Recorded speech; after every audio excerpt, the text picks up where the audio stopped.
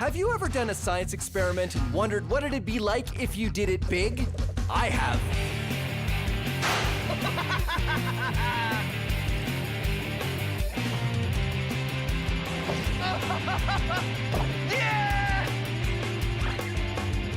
My name is Phil, and I take your everyday science experiments and do them big.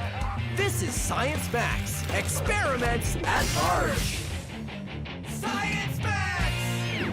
Newton's third law is the science behind balloon-powered rocket cars. It's also the science behind a maxed-out rocket car that I can ride. Plus bowling balls and an interrupting sign. Today on Science Max, Experiments at Large. Greetings, Science Maximites. I am Phil McCordick, and this is Science Max Experiments at Large. Today, we're going to be experimenting with the balloon-powered car. Here's how it works. Woohoo! It all has to do with Newton's third law. Newton's third law. For every action, there is an equal and opposite reaction. We don't have to do this now. This is all for later. We can build the cars first, and then we can, let's go over here. So how do you build a balloon-powered car? Well, I suggest you be Science Maximites, because there's any number of ways you can build a balloon-powered car. You do not have to follow my design. You should come up with one of your own. It may even be better than the one I built. But I will give you some tips, though, that make it a lot easier. First of all, you need something to stick your balloon on that has an opening on it. I used a turkey baster for this car. I just pop the top off, and remember to tell an adult that you're using the turkey baster. And then you stick the balloon on there, and it allows you to attach something to the car, and it also makes it easier to blow up the balloon. You can use any number of things, even just any kind of tube that you find lying around. It helps you attach the balloon to the car, and it helps you blow up the balloon way easier. The other thing you should think about when you make your balloon-powered car is how you're going to make the wheels roll. Once you've decided on the base of the car, you could use anything, even just a piece of cardboard like this. You can do your wheels in two ways. The first way is to attach the wheels to the axle. This is how I made the axle of this car. I used a shish kebab skewer, and I stuck it inside a straw, just like that. And then I attached the lids to the shish kebab skewer. So the lids and the shish kebab skewer are attached, and they rotate in the straw. That's one way to make the wheels turn. The other way is to tape down the axle, or whatever you're going to use, and have the wheels spin around on the axle. Two great ways to make your wheels turn, and it really kind of depends on the wheels you're using. You can make your own design and keep refining it and making it better and faster, or do what I like to do and make a whole bunch of different cars. So we've got this one. This one I made out of paper plates, and this is a snorkel. Awesome. This one is the rock car, because there's a rock on it. I've got the dragster model. It's a long broom handle, and it might not work that well, but who knows? And this is my favorite design. It's made out of waffles and an ice cube tray. This is why I make a whole bunch of different cars, because I can race them. Sunday, Sunday, Sunday at the Science Maxidrome. It's the balloon-powered car winner-take-all drag race of awesome. First up, the Eliminator.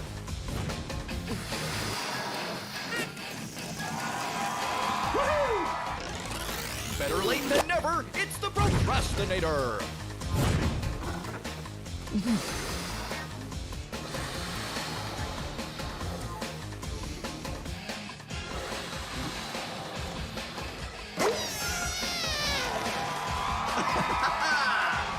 Crushing the competition, it's the Terminator.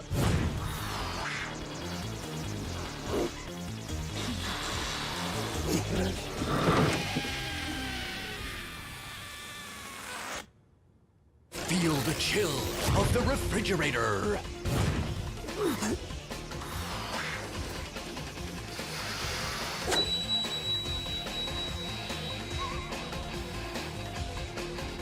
All right!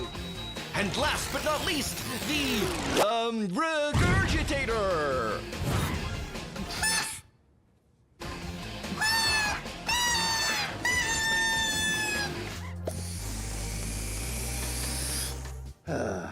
Well, when you build your balloon-powered cars, you can figure out what worked or what didn't work and try modifying your designs to make them work even better.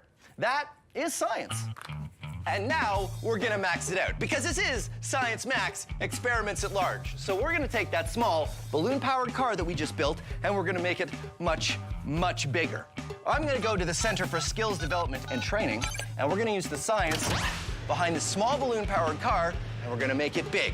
That science is Newton's third law. But there's plenty of there's plenty of time for this later. We're not doing this bit now. We're doing that bit in a minute. So we can. No, I said we're doing it later. We're doing it later.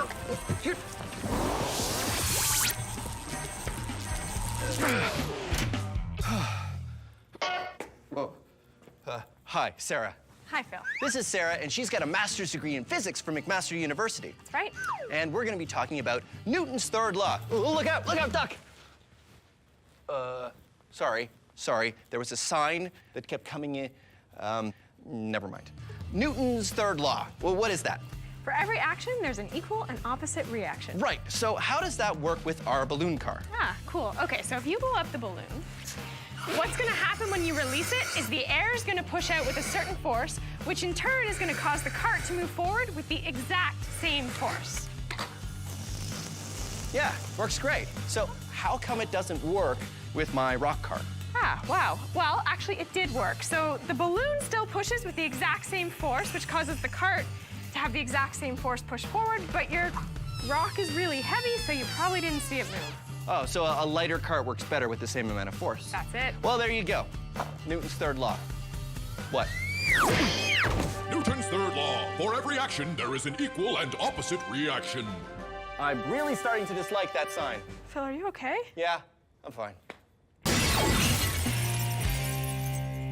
Our small balloon-powered car works because of Newton's third law. For every action, there's an equal and opposite reaction. The air pushing out the balloon this way pushes the car with the same amount of force this way. So, in order to max it out, the plan is just to get a bigger wheeled cart and a much bigger balloon. So, everything should work out the same. Okay, so I thought what we would do is in order to max out the balloon-powered car, what we need is a cart to start with, and then I ride it. And we have a giant balloon, and then I go. Do you have a giant balloon? Ha ha ha ha! Giant balloon! So, step one, Sarah blows up the balloon. Okay.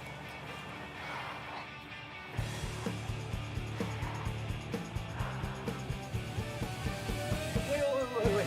Use this air compressor, it'll probably be a lot faster.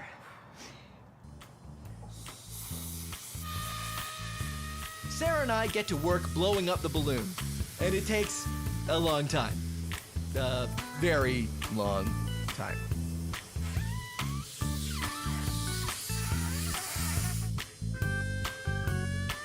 Okay, human-sized balloon-powered car test.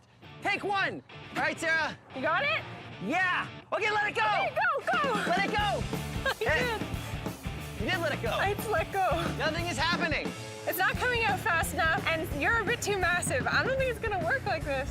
Really? Yeah. Okay, balloon-powered car test 2. No fill. I'll just take it and... What happened? I don't think it worked.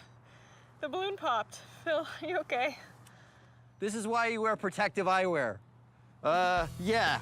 So, that didn't work. No. No. Should we get another balloon? I think we need something else. Okay, well, the air coming out of the balloon just didn't have enough force, so... We need the air to come out with more force. Yeah, do we get, what, a bigger balloon? I don't think that's gonna work. I don't think it's that. I think we need something with compressed air. Oh, like a scuba tank or a... Fire extinguisher, something like that. Yeah, that's what we need. Okay, sure. Well, we can... All right, so I don't know if that's safe to do that, so we'd have to build like a cage or Yeah, something? I don't know if it's gonna work on this. All right, well, back to the drawing board. So Okay. what we should do is we should get We need to find these tanks. get the tanks, and then we make like a frame out of aluminum or something. Okay, that could work. Yeah, That's they a can good hold the idea. tanks, so Yeah. they're safe. And then what we should do is...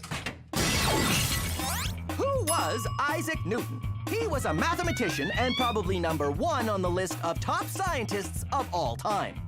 Albert Einstein said, Isaac Newton was the smartest person that ever lived. You've got to be special if Einstein is calling you smart. Newton's 3 laws of motion was a huge idea, but did you know Newton also came up with the idea of gravity? The famous story is that in 1666, Isaac Newton was sitting under an apple tree when he watched an apple fall and wondered why.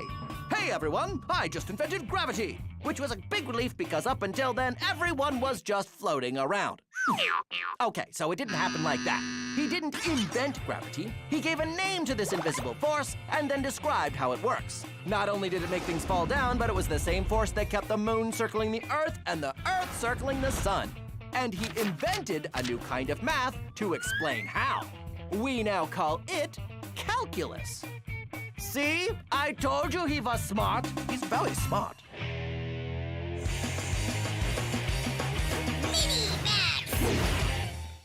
This is hydrophobic coating. Hydrophobic literally means afraid of water, but it's not actually afraid of water. The chemistry of a hydrophobic coating prevents water molecules from penetrating anything you spray it on. You can get this stuff at the hardware store, and if you want, be Science Maximites and get an adult and think of the coolest thing you could spray with hydrophobic coating. I like to use things that do not go well when you put them in water, like tissue. Yeah, doesn't look great when it gets wet. Here's a tissue coated in hydrophobic coating. Huh? Weird. Or it works the same with a paper towel. Paper towel in water, paper towel covered in hydrophobic coating, stays dry. Or how about a dinner roll? Dinner rolls really don't like water. See? Gross. But a dinner roll coated in hydrophobic coating? Weird. Just don't eat it. Now, it's time to max it out. I have coated half of my lab coat in hydrophobic coating, and the other half I have not. Hydrophobic coating, regular lab coat. Half of me is wet, and half of me is dry. What's more, half of my outfit ended up being wet and half dry because the lab coat was protecting my outfit from getting wet. Now it's time to max it out even more. We have coated my entire outfit in hydrophobic spray. My shirt, my pants, and my lab coat. The pants have been taped to rubber boots, so no water's getting in there. And my shirt has been taped to my pants, so no water's getting in there. So here's the question. Can I get into the pool and out of the pool and stay dry? Let's find out. In the pool, out of the pool, and I'm still mostly dry. Now here's what really happened. I got into the pool, and I realized I should have duct taped the pocket, because all the water went in there, down into the rubber boots, started filling up the rubber boots, and now my entire leg is full of water because the hydrophobic coating isn't letting it come out. So the hydrophobic coating isn't keeping the water out. Now it's keeping the water in.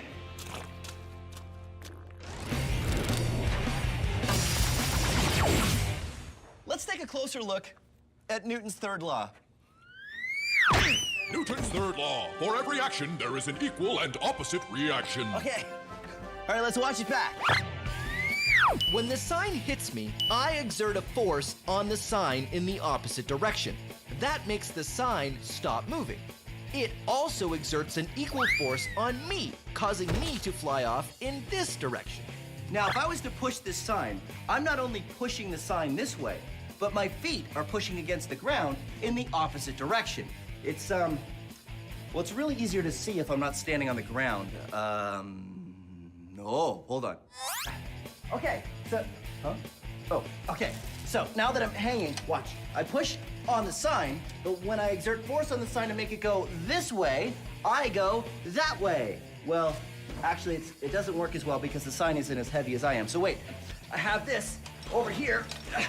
This is a barrel, and it has stuff in it, and it weighs as much as I do. Okay, so watch. If I push on the barrel like that, I go away from it as much as it goes away from me.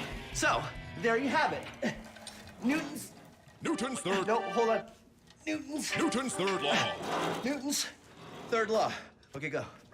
Newton's third law. For every action, there is an equal and opposite reaction.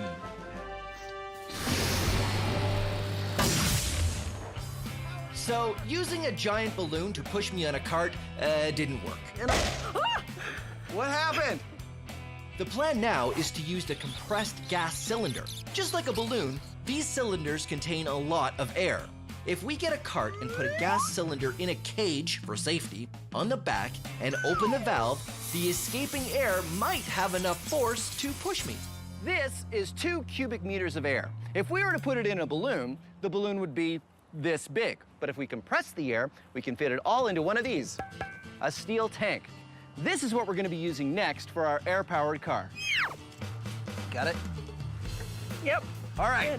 So Sarah and I have been hard at work, and we've built the air-powered cart. We can't call it a balloon-powered cart anymore because now we've got a compressed air tank, so it's not a balloon that powers it. Exactly. Okay, so I'm gonna sit on here, Sarah's gonna turn on the tank, and I'm gonna go. And before we do this, we should say, do not, under any circumstances, try this at home. We are trained professionals. You ready? I'm ready. Okay, high five first. Okay, now we do it. Okay, so before I turn the tank on, make sure your feet are down and the brakes are on. Gotcha. Don't take them off till I say go. You have got it. All right. Ready? Okay.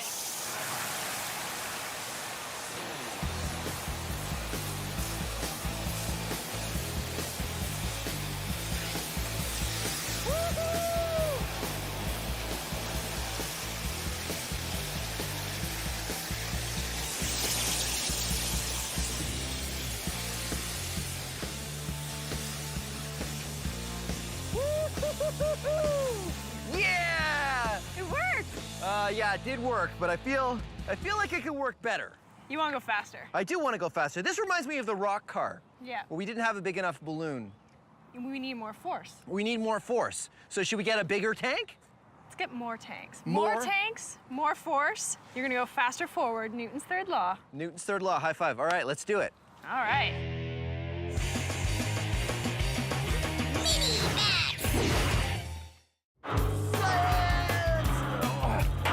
Whoa.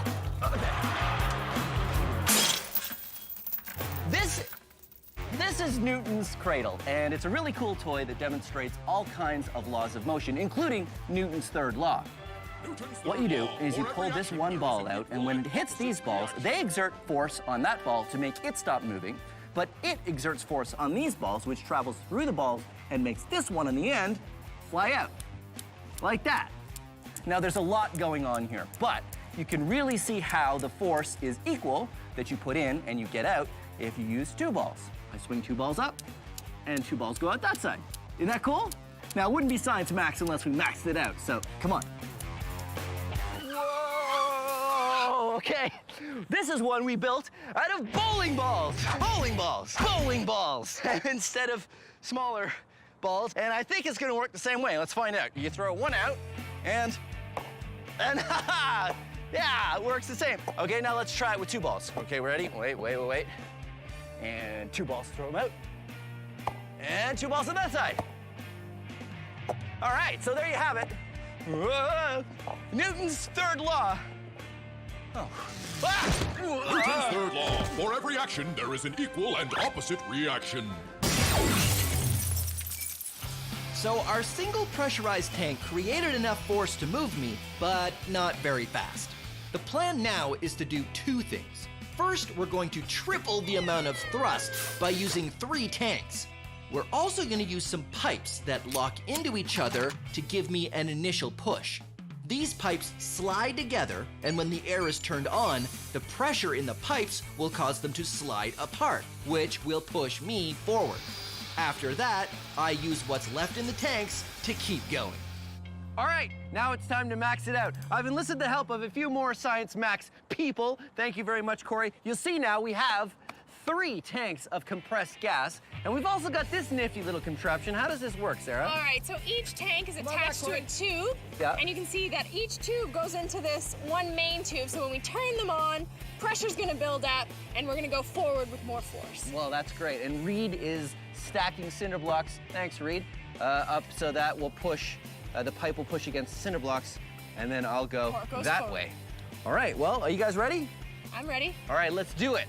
Now, again, I have to say, thank you, Corey, I've got it.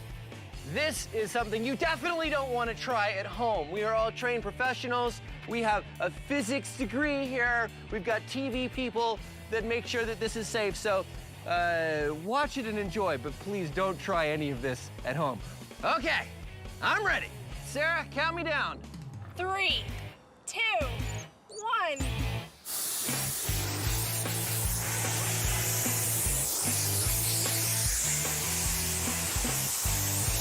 Yeah! Woo! Uh-oh. Woo-hoo-hoo. That was awesome! That was really awesome. All right, high fives, high fives. Yeah. And it's raining now, so it looks like we're gonna have to stop. So thank you very much for joining us on Science Max Experiments at Large in our episode on Newton's third law. Science Max is a show where we take small experiments and do them big. If you want to try these experiments yourself, go to our website for instructions. But not all the experiments on Science Max are the kind you should try at home. This one, yes. This, no. Try this, don't try this. A big yes, a big no. I don't know how you could possibly do this one at home. And remember, if you're ever not sure, ask an adult. Thanks for watching Science Max Experiments at Large. Wait, I can play Mary Had a Little Lamb. It's working! It's working! Newton's cradle out of bowling balls. Come on! You know this one, sing along. Whee! Come on! I mean, come on! Science! Ooh. Yay!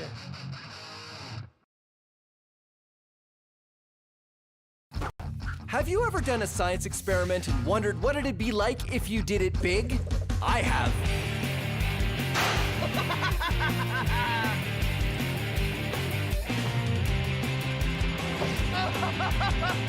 Yeah! My name is Phil, and I take your everyday science experiments and do them big. This is Science Max, Experiments at Large. Science Max! This episode of Science Max is a messy one. We're looking at solids, liquids, and gases, and things in between, like cornstarch mud.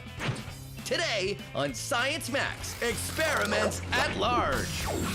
Behold the power of states of matter! Greetings, Science Maximites! I'm Phil McCordick. I think I overdid it with the fog machine.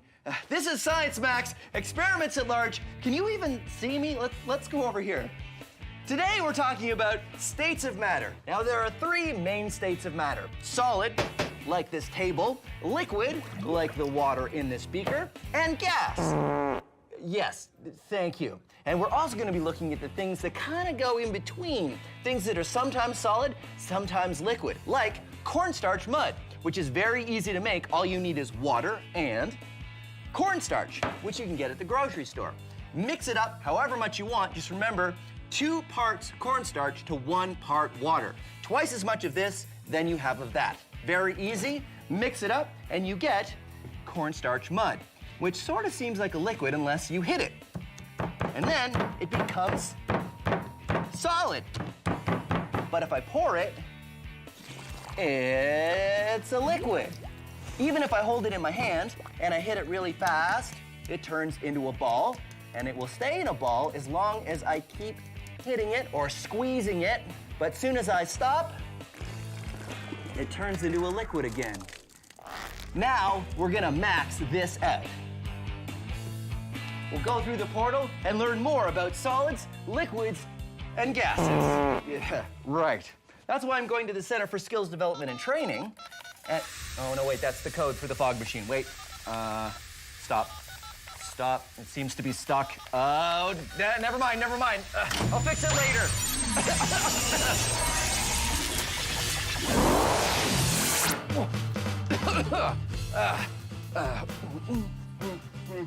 Right. Hey, Judy, how are you? Hi, Phil. How are you? Good. Judy is going for her PhD in chemistry, right? Yes. Fantastic, because that means you can explain cornstarch mud to me. Now, is this a solid or is it a liquid? Well, it kind of has properties of both. It's called a non-Newtonian fluid, so that makes it a liquid. A liquid? Well, I mean, it pours like a liquid, but when you hit it, it's a solid. So why does it turn solid when you hit it? So when you're pouring it, the particles are still far apart, so they can't interact with each other, and so they stay a liquid. But when you're hitting it, you're jamming the particles together, and they line up to become a solid. Now, does it still work the same way if we have a lot more of it?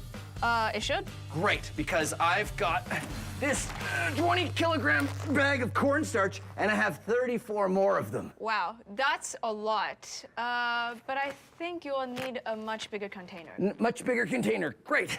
I got some wood over there. Why don't you go, and I'll follow you. All right. I'll follow you.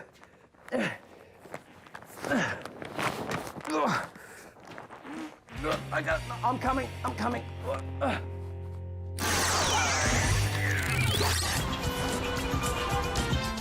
Yeah, thanks, Ramona. And give me one of them fizzy drinks. Not too fizzy, just sort of medium fizzy. Thanks a lot. Hello, do you have trouble knowing what is a solid, liquid, or gas? Are you confused by Jell-O? I mean, which is it? Is it a solid or is it a liquid? Water is a liquid, but what about when it's ice?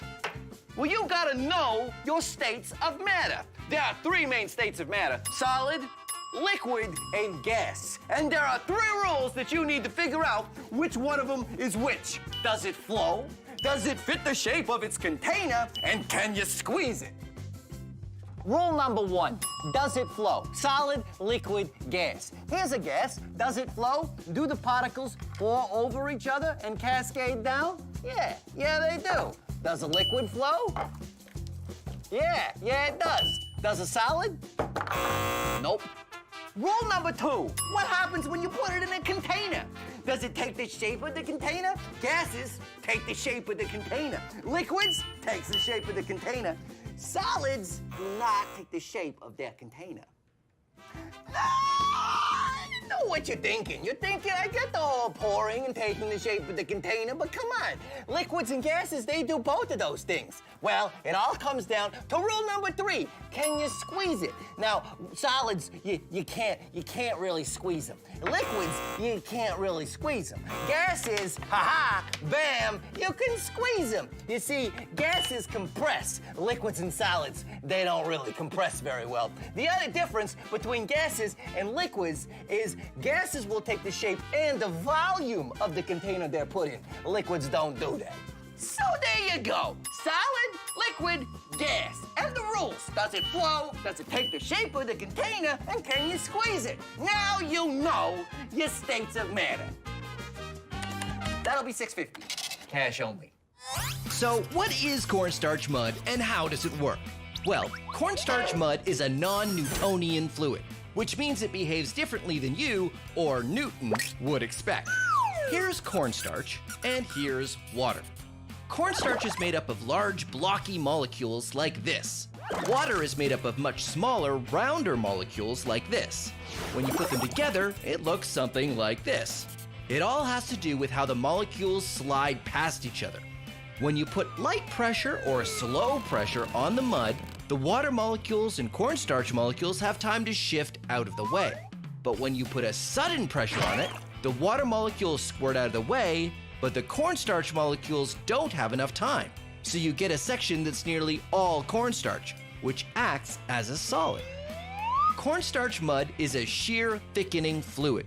Shear is talking about the force of things sliding around, in this case, the molecules.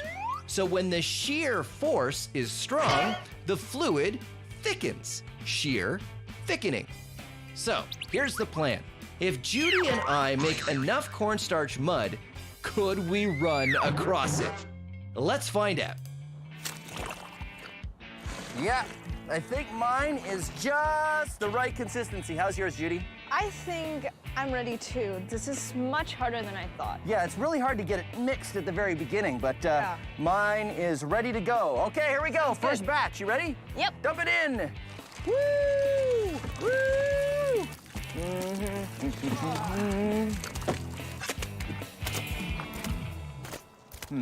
I thought that would be more. I thought so too. It's really not filling this up very much, is it? No. Huh, that's a lot of cornstarch. This is This is great, but I think we're gonna have to go a little faster than this. I think we need some sort of mixing device. Yeah, I mean, we don't have to do this by hand. We can get some sort of machine to help us. Yeah. Right on, high five. Oh, We shouldn't high five when we have this stuff on our hands. Nope. Yeah, good call.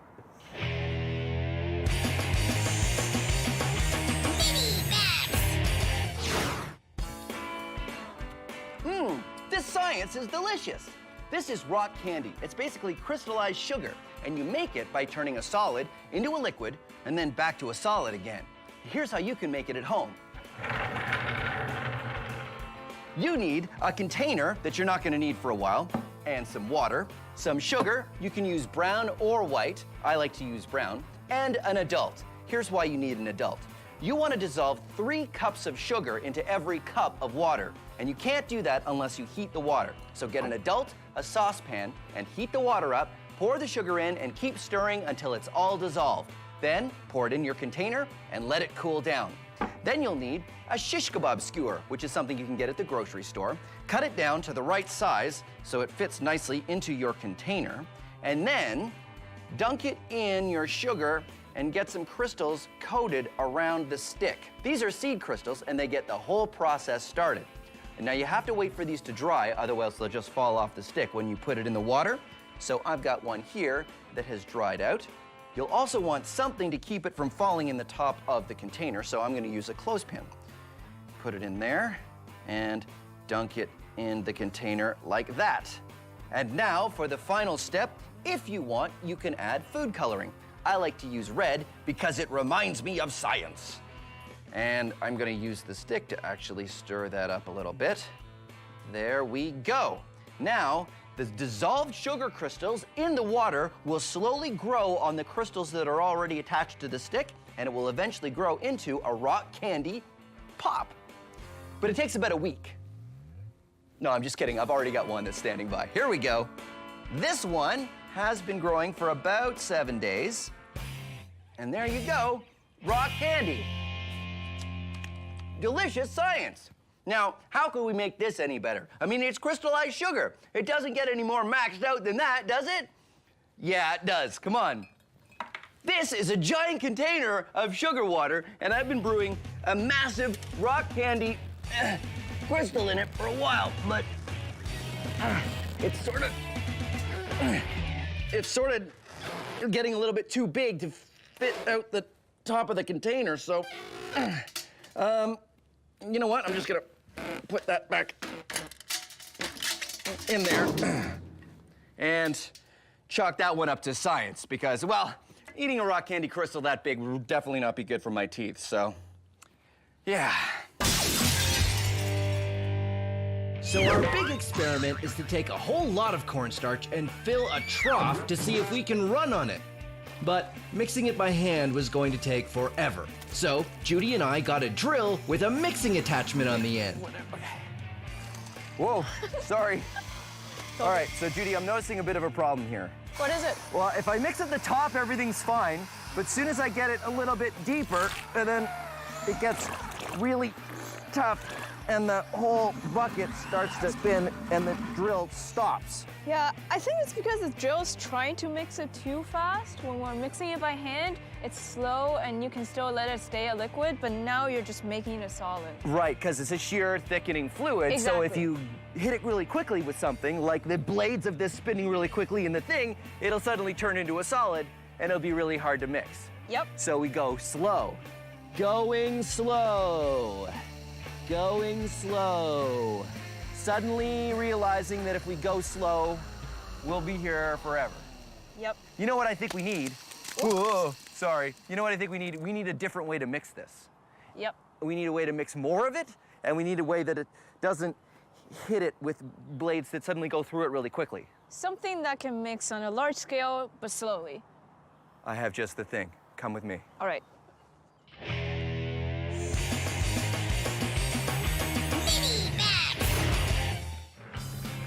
The interesting thing about bubbles is they're a gas surrounded by a liquid. So get some dish soap and some water, and then be science maximites and find things around the house that you can make bubbles out of. Just about anything that has holes will do. Or,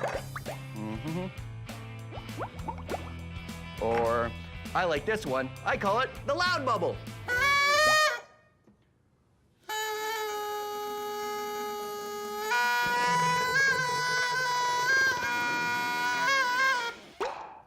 Or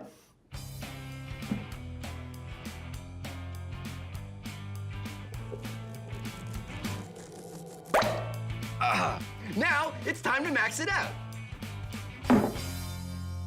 I'm here at the Ontario Science Center, and this is Anthony. Hey, Anthony. Hey, how's it going? Good. So you are amazing at bubbles. I am. I've been practicing for a while. Let's get started. Okay. You're gonna make an okie dokie sign like this. Uh-huh. You're gonna dip it right into our bubble solution. Come on, get right in Okay, there, right right in in. there. Make sure you get it all. Oh, that's a little too much. Well, That's then I good. can make two. And then you're gonna keep that okie dokie sign. You're gonna blow very gently.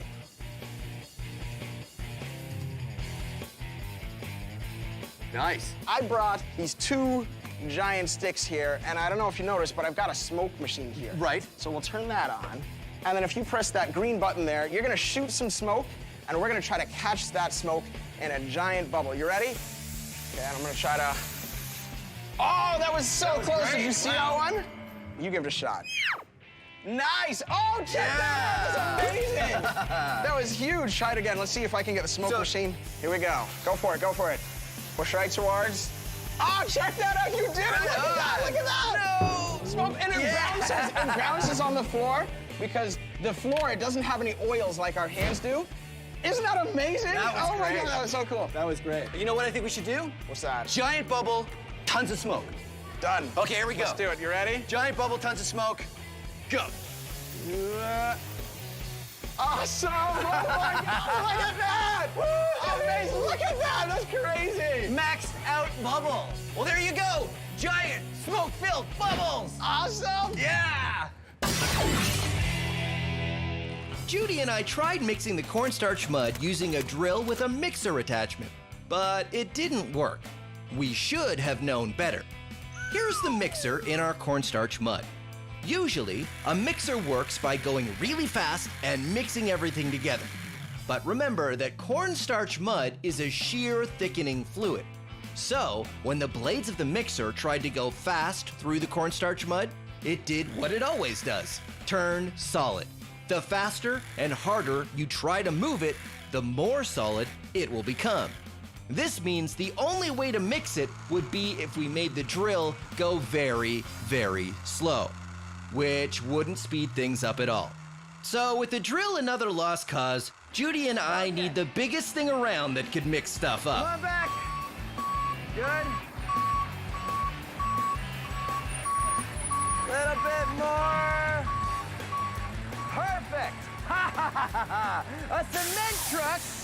A cement truck is the perfect thing to mix because all we have to do is get all the cornstarch up in here and it'll mix it and it doesn't move it too fast. It goes nice and slow, so hopefully a shear thickening fluid will be fine. I'm gonna get Judy. She's driving the truck. Hey, Judy, that's perfect.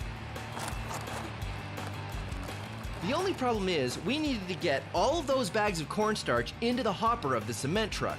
I didn't think it'd be this messy.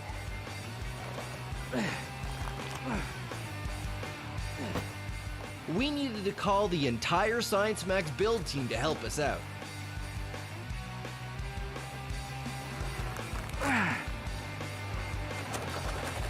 This is possibly the messiest thing I've ever done.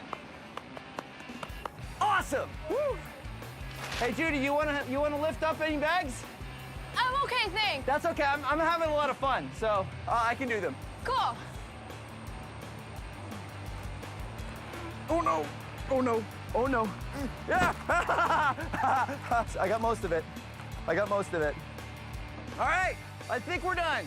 I think that's enough bags. Let's start the mixing! So, what do you think, Judy? Do you think it's gonna work? I think so, because you're mixing at a very large volume, but at a very low speed. Yep. So throughout the process, it'll stay a liquid until we're ready to run across it. That sounds exactly like the kind of science I like to see. You know what I really like is that every time I move, more cornstarch comes off.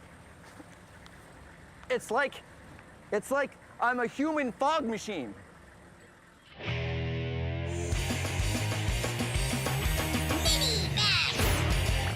This is liquid nitrogen. Nitrogen makes up most of the air we breathe, but if you get it really, really cold, it turns into a liquid. The fun thing is you can use it to make other things really, really cold too, like this banana.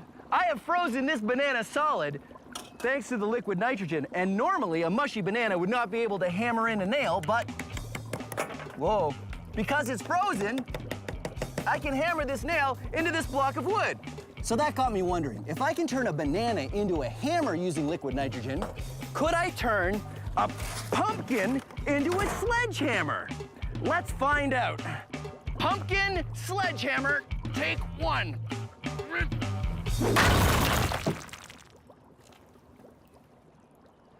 No, I think the answer is no. You cannot turn a pumpkin into a sledgehammer with liquid nitrogen. All you can do is make a really, really big mess. I'm gonna have to clean this up, aren't I? Now we have a cement truck to help us do the mixing for our cornstarch mud. After making a giant mess getting the cornstarch into the cement truck, it's time to see if it worked. Hey, Phil, how's it going? Yeah, it looks like it's mixing pretty well. I'm really glad we're not doing this by hand, because it'd take a really long time. We've almost got it at the right consistency, but it's taken some time. But it's getting a little dark out, Judy. I don't know, do you want to quit and go home? No. Of course not. That's not what we do in science. Oh, here we go. Yeah! Awesome. All right, let's see it. Let's see if it's... I like how it comes down in little steps. And look, it's working just like it should. I hit it, and it's solid, but you can see it's pouring like a liquid.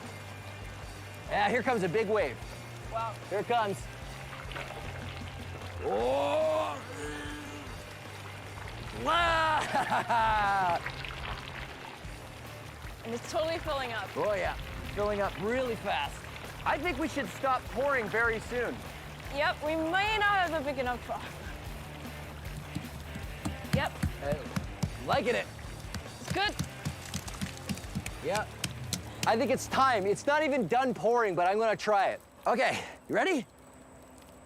Whoa.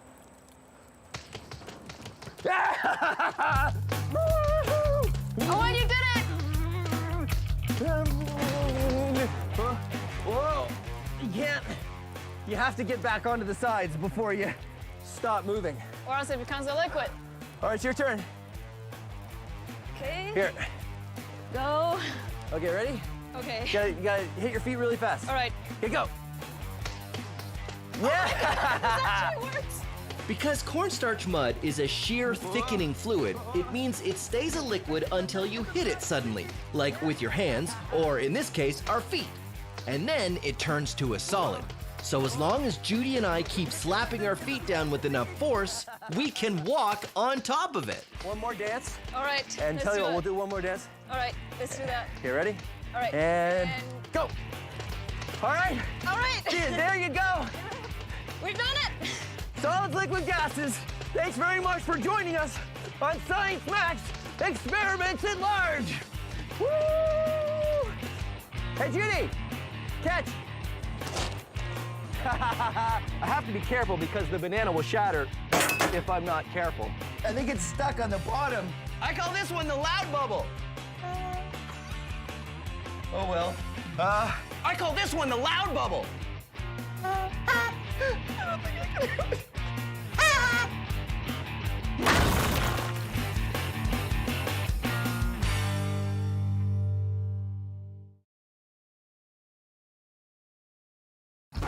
Have you ever done a science experiment and wondered what it'd be like if you did it big? I have.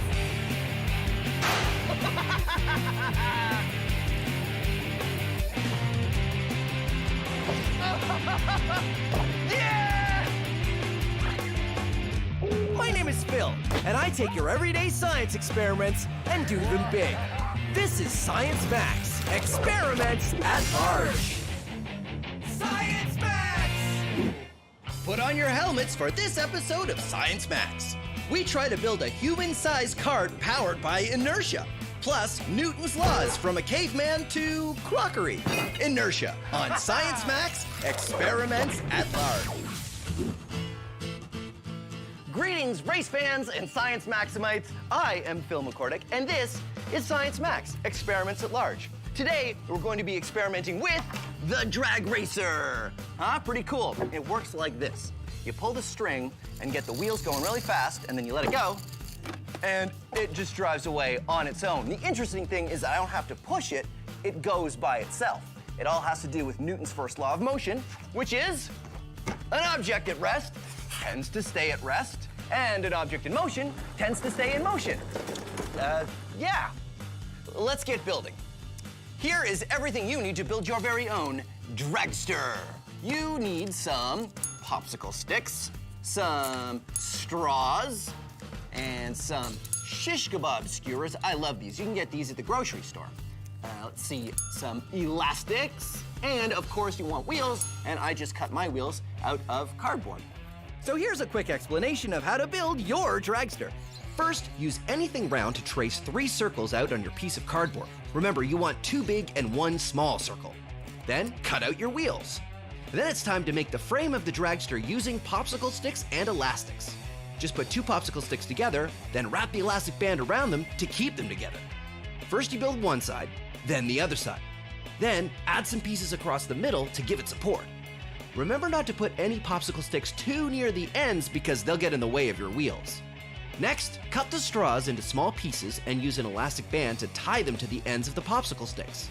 Then it's just a matter of sticking the shish kebab skewer in a wheel, passing it through the straws, and sticking on the other wheel. Don't forget that the small wheel goes in the middle at the front. You can trim the skewers afterward by just breaking it off short.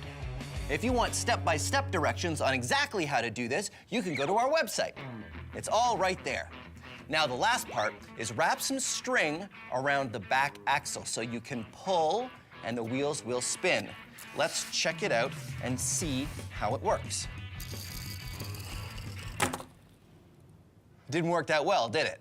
That's because we haven't added the secret ingredient. Plasticine, the perfect secret ingredient for all of your dragster needs. And also sculpting, because that's what it's for. Remember how I said an object at rest tends to stay at rest and an object in motion tends to stay in motion? Well, the heavier something is, the more force you need to change its direction, either get it moving or make it stop. That is called inertia. It's the tendency for an object to resist a change in motion, either getting it going or making it stop. So, the heavier we make the wheels of our dragster, the more they will resist a change in motion. So what I've done is I've stretched out my plasticine, and then you roll the wheels of the dragster around in the plasticine, and this will make each wheel way heavier than just the cardboard by itself. And it will make it much better in terms of keeping the dragster going, because if the wheel has more weight, it will have more inertia. Now, I have to wrap the string around the back axle, just like that, and there we go. All right, let's try it out. All right, let's give it a shot and see how it works. Pull on the string, get the wheels going real fast, and there it goes. Now, of course, this is Science Max Experiments at Large, and we are going to do it again, and we're going to do it much, much bigger. That's why I'm going to the Center for Skills Development and Training.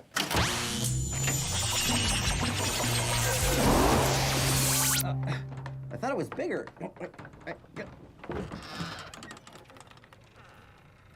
Oh, right. Hey, Chris. Hey, Phil. How you doing? Chris is from Logix Academy, and he is going to help me max out our dragster. Now, you guys at Logix Academy go into schools and build all kinds of cool stuff with the students, right? That's absolutely right. This is our dragster over here, actually. And this one has an electric motor, which is kind of fun. And these gears touch. Ooh. Wheels get going. I like that. And... Oh, all right. See, our dragster works on good old human power. You pull the string, and there it goes. Now, you have a physics degree, right? I do. Which means you know Newton's first law of motion. Of course, an object at rest tends to stay at rest. And an object in motion tends to stay in motion. I thought it was gonna come from over there. Yeah, come on. All right, Chris, I want to make a dragster big enough that we can ride.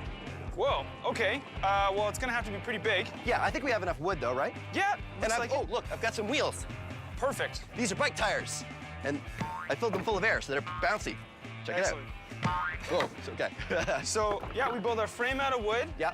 attach the tires on, and then find a way to get them spinning. And if the tires are spinning, Yeah. we don't actually have to push the cart because it'll just go on its own? That's the idea. The inertia should carry, in the wheels, should carry us down the track. So in this case, the object in motion is the wheels. That's right. And it wants to stay in motion, which means that when it hits the ground, it'll push the cart. And hopefully us too. And hopefully us too. All right, let's get building. Let's do it. So Chris and I get to work building the dragster.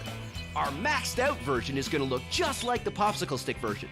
A triangular frame with 2 large wheels at the back and a small one at the front. What's more, we're gonna do the same thing to get the wheels spinning. We're gonna attach a rope and give it a pull. When we drop it down, the inertia of the wheels should make the dragster take off. All right, here we have our dragster. This is nice, Chris. Yeah, it looks good. So the only thing I don't understand is what are these for? Right, so these are gonna help us lift the wheels off the ground, like this. Oh, okay. Pull it back, and what's gonna happen is we're gonna run real fast with that string, and we're gonna give it a little kick, and hopefully it'll take off. Ah, all right, I like it. So I just run backwards as fast as I can. Fast as you can. All right, here we go. Ready? Yep, ready? Okay, safety glasses on. And, oh, wait, did you want to sit on it, or? Oh, right. Let's wait until we see it working, and then we can... Okay, dry run. Okay, try one. Ready? Go!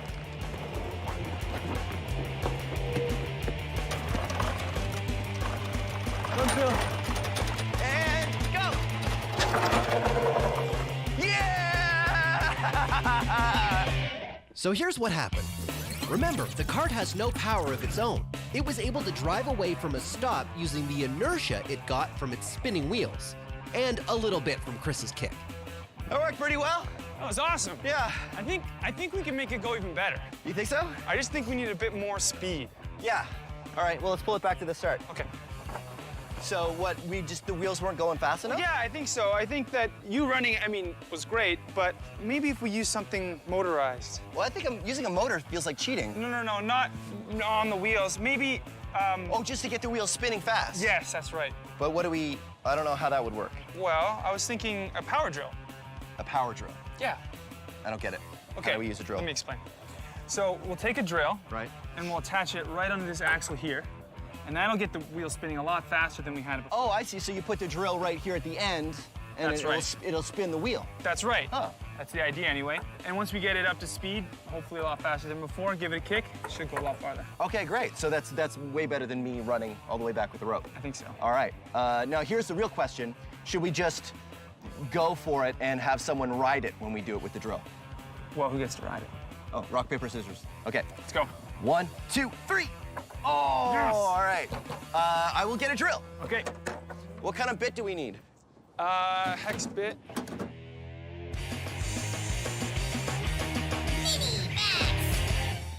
Here's a fun experiment you can try. If you have something heavy, like this glass of water, and you put it on a piece of paper, you can experiment with inertia. If you move the paper slowly, the glass moves with the paper, because the friction between the paper and the glass is enough to overcome the inertia of the glass. But if you move the paper quickly, the friction is not enough to overcome the inertia, and the glass stays put. And now, let's max it out.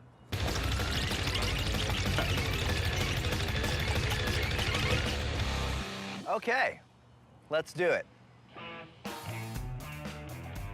All right, now you might be tempted to try this at home, and you can, but please, for me, promise that you'll let an adult know you're about to do this. And don't use breakable plates. Use plastic plates, because this will take a couple times of practicing before you get it right. Put something on the plastic plates, because the heavier they are, the better it will work. All right.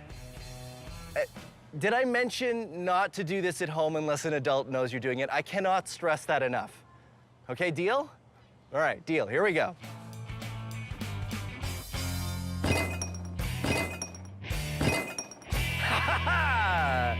And there you go. Newton's first law. Thank you. Our dragster worked pretty well. But now we're gonna try sitting on it and seeing if the inertia of the wheels is enough to accelerate the dragster and the human rider. Because we're gonna need a lot more inertia, we're gonna make the wheels spin even faster using a drill. All right, power tools! Yeah! Power tools! Woo! Yeah! Sorry.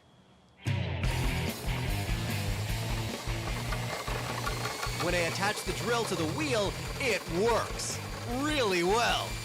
Yeah, that is really gonna work. All right, let's do it for real. So, what do you want? Helmet or blast shield? Blast shield. Blast shield. All right, there you go. You ready? Go. There you go. Whoa, man. Okay. Remember, the faster the wheels are spinning, the more inertia they will have. Ready? Ready. And...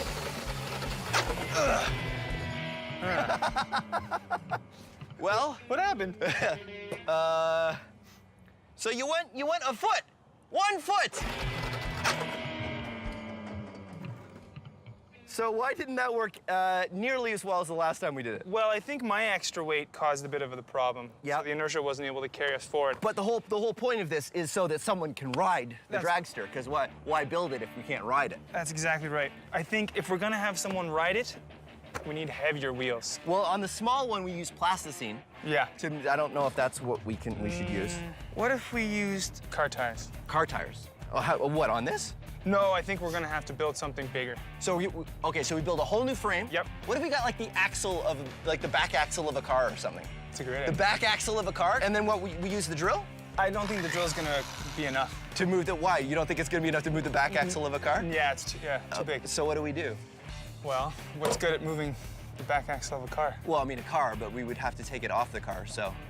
We could use another car. We could use another, we could use another car. You could use another car.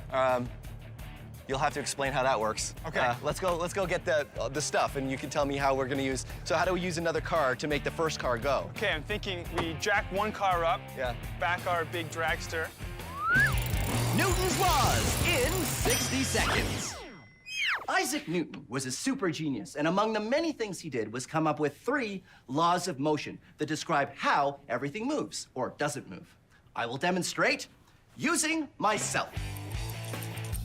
Newton's first law: an object at rest tends to stay at rest. An object in motion tends to stay in motion.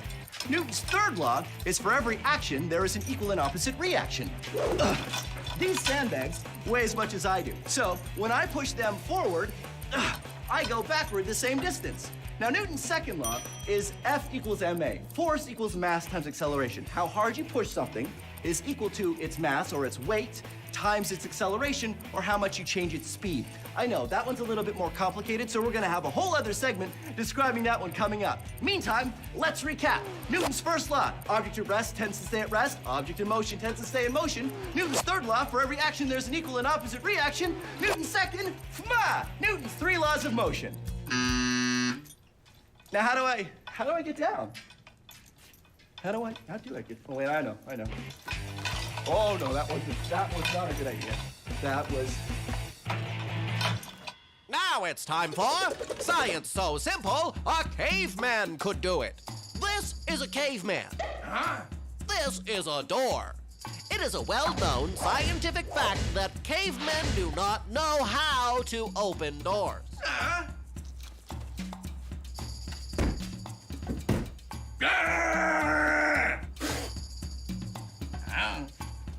This is Newton's second law. Force equals mass times acceleration. Our caveman thinks he can open the door if he uses force. Well, what if he was to walk briskly into the door? Then the force that he will hit the door with will be equal to his mass, or how much he weighs, times his acceleration, which will be walking speed to 0. It didn't work, did it? No. Looks like we need more force. If we want to increase the force, we need to increase the mass, increase the acceleration, or both. A rock! That's perfect. If the caveman holds the rock, he has a greater mass. Now we just need to increase the acceleration, which means going faster. Let's try running. Go on. A little further. That's good. Now the caveman is going to run at the door. To get more force, we've increased the mass to a caveman plus a rock. And we've increased the acceleration to go from running speed to 0.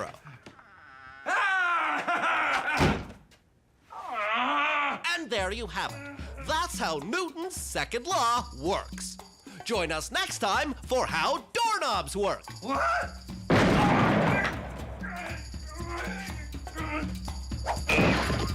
Our inertia-powered dragster just wasn't maxed out enough. So Chris and I built a second dragster, the Dragster Mark II. This one is a welded metal frame, and instead of bike tires, we're using car tires because they're much heavier than bike tires. And to get the tires spinning fast enough, we're going to use a car. That's right. We jack up an actual car and have the tires touch each other. Then we can get those heavy tires spinning fast enough to get enough inertia to get me going from nothing. The Science Max build team pulled out all the stops on this one. Just like the smaller version, the dragster has to be up on jacks so the wheels don't touch the ground as they get spun up. The wheels of the dragster touch the wheels of this working car, which is also jacked up. That's how we're gonna get them spinning fast enough. Chris is over there. He's got a rope, just like I'm gonna have a rope. And when we're ready, we're going to run forward and pull it off the jacks, and our dragster will go. We hope, right? That's the plan, right? Yep. All right. I think it's gonna work. I think we should do it. Ready, Chris? Ready. You ready, Paul? Ready. Fire it up. Go, go, go. Faster, faster, faster. Keep Faster, going. faster. Keep going. All right, Chris. After 3, right? 1, 2, 3, go. Nice. It's pretty good. Yeah, that worked. All right, are we ready for me to be in it? I think so. All right, we're gonna do it. The helmet's in the Max van. Do you have the keys for the Max van? Keys for the Max van.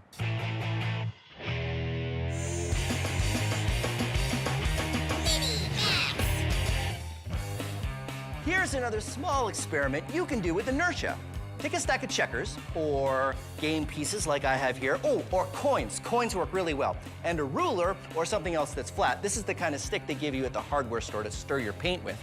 Now, you can knock checkers out of the middle of the stack without the stack falling over, if you're very careful. You see, the friction of the checkers leaving the middle of the stack won't be enough to overcome the inertia of the rest of the checkers. Ready?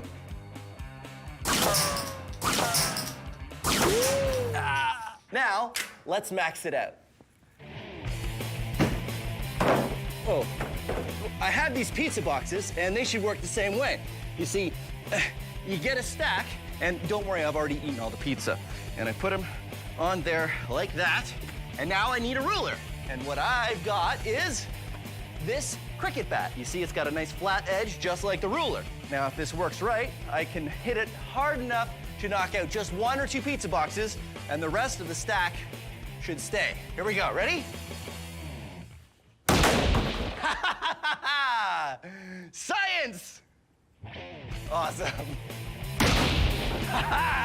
And there you have it, Newton's first law. An object at rest tends to stay at rest, and an object in motion tends to stay in motion. An object in motion tends to stay in motion. Usually there's a sign that kind of... Well, our inertia-powered dragster worked really well. And now it's time for the final step. Me, riding it to glory! Now, I know it probably doesn't need saying, but don't try this at home. Not that I think you really can try this at home because this is kind of involved, but I figured I should probably tell you guys just in case you were tempted to try it at home. We know what we're doing. We know what we're doing, right, Chris? Yes. Yes, we know what we're doing. All right. Fire it up. Keep it going. Keep it going. All the way. Whoa. All the way. 3, 2, 1, go! Woo! Yeah! Yeah! Woo! How's that for inertia? Wow, look at that. That's amazing. Cool. High fives! Yeah! Let's recap. The weight of the tires, as well as how fast they were going, provided enough inertia to accelerate me and the weight of the dragster. The objects in motion, the wheels, wanted to stay in motion so much they moved the dragster all by themselves. Inertia, and Newton's first law of motion. Thank you for joining us on Science Max. Let's go again. Your turn? Yeah, my turn. Okay. Woo. Inertia! Whoa. Science! Whoa!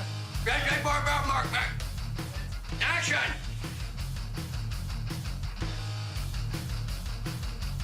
I can't do it. Whoa.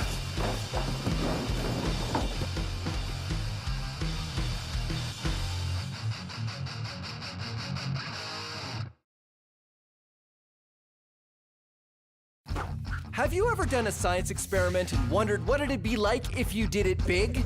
I have.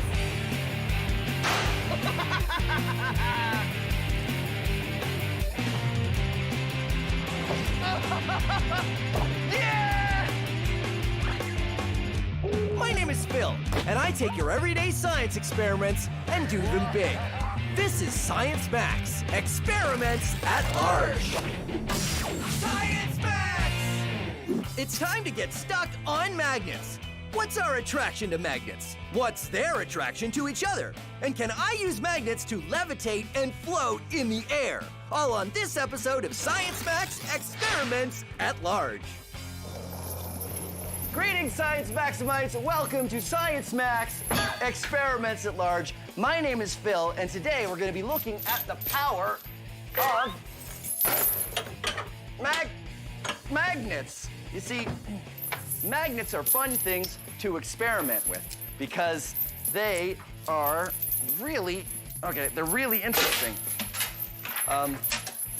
This magnet that I've got here is a neodymium magnet, or a rare earth magnet. It's one of the strongest magnets you can get. A magnet is an object that is attracted to anything that is ferromagnetic, which is iron, nickel, or cobalt. And magnets are interesting because they have two sides. There are two poles. I'd show you, but I can't get the chain off. Hold on one second. Ha-ha! There are two... Oh, no.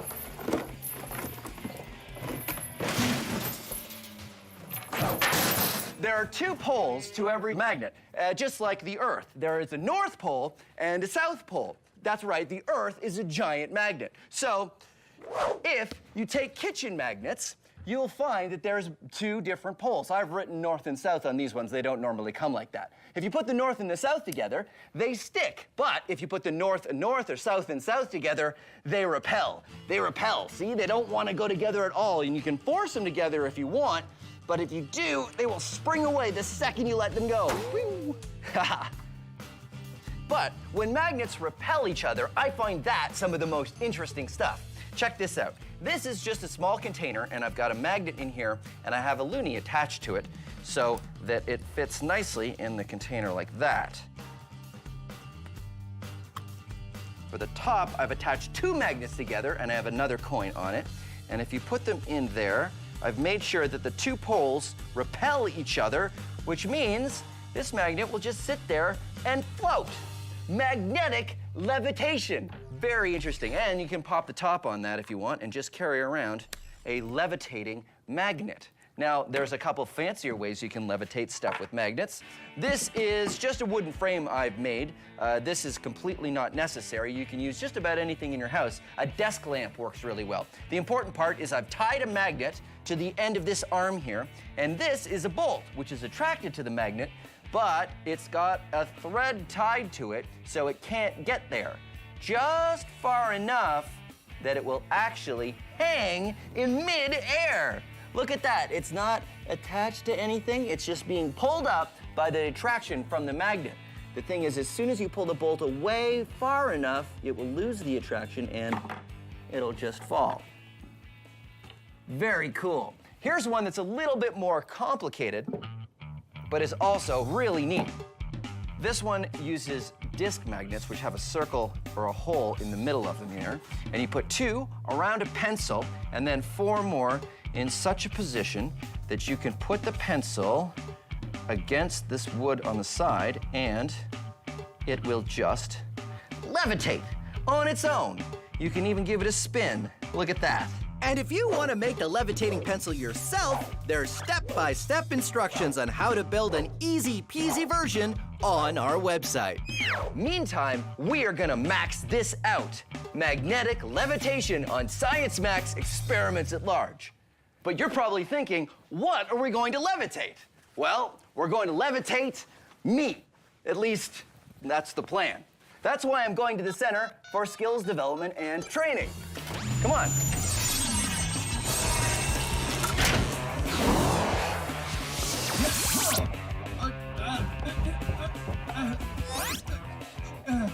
Okay, who turned out the lights? Ow, what was that? Why is this room so small? And only going down to waist level. This is the weirdest room I've ever been in. Where am I? What's going on?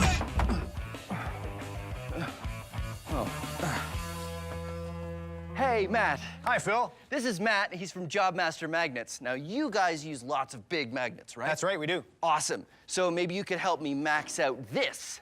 Wow. You did a great job of building the levitating pencil experiment. Yeah, so what's going on here exactly? Well, all magnets have at least a north and a south pole. Right. And when you put like poles together, they want to repel. Oh, okay. So have you ever levitated a person? Not yet. Well, let's do it. All right. Do you think we can use these? We can try. Okay, well, put that one on the ground. And, okay, so north, and I'll put the north one on my foot here. And then if I just step, oh, wait a minute. If I step, stop moving. If I step on the, okay, well, first of all, this magnet keeps sort of moving away from me when I try to push down on it. What do we do? How do we fix this? Well, we need to keep the magnets in position so that they don't move around when you try to bring them together. Yeah, because I have to come straight down on it, don't I? That's right. So why don't we attach this one to the floor? Good idea. And then we'll put a board on this one, and we'll see how it goes. Perfect. Okay, let's do it. All right.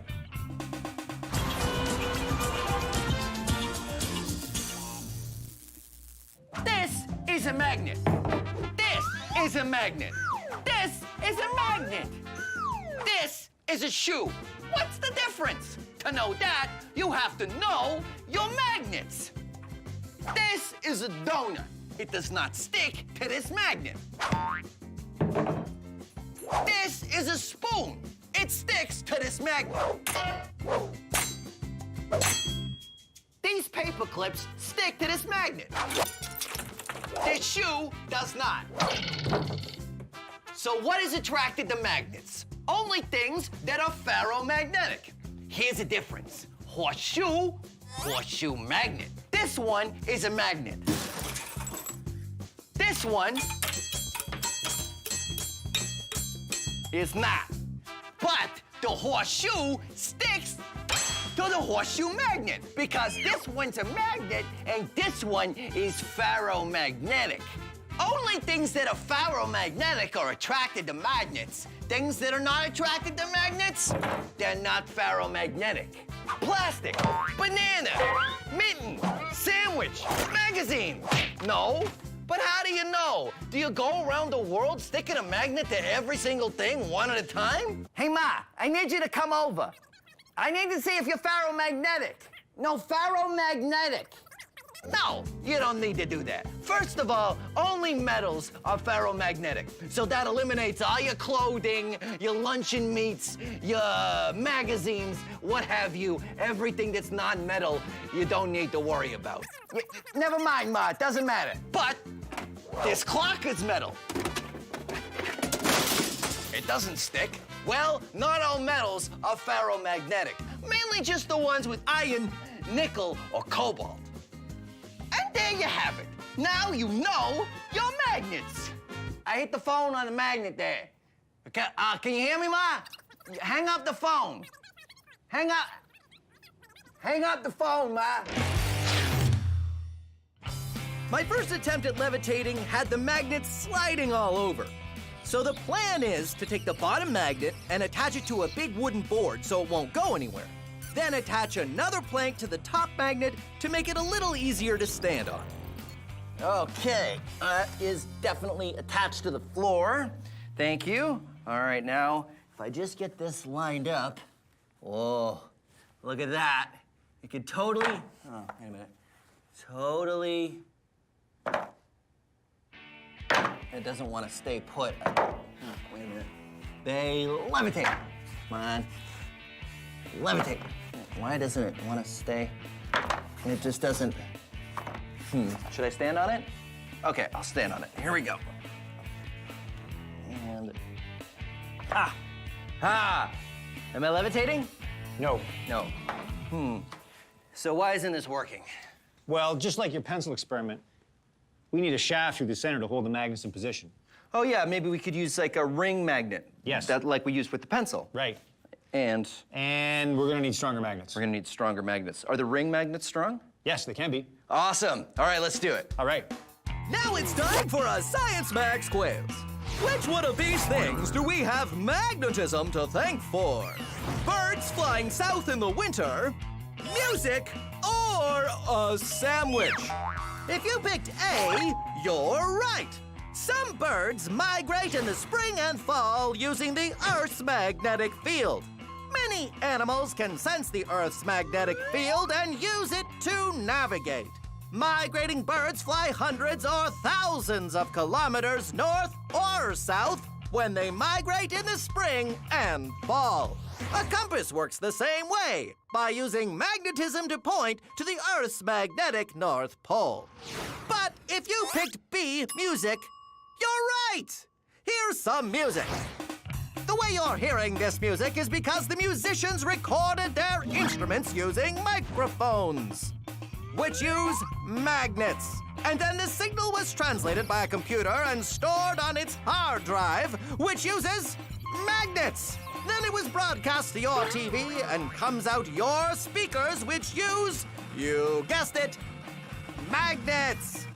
And for those of you who said you have magnetism to thank for your sandwich, haha, well, you're right. You see, you'd probably go to the kitchen to make that sandwich, right? Well, I'm guessing you got all of the tasty ingredients from your refrigerator? Well, it works on electricity, which is produced by magnets. And then there's an electric motor in the fridge that circulates the air and keeps it cool. And guess what? Magnets. And finally, the door on your fridge stays closed because the door has magnets. So there you go. You can thank magnetism for birds flying south, music, and your sandwich. It just goes to show, when you're talking about magnets, everybody wins because magnets are everywhere. This has been a Science Max quiz.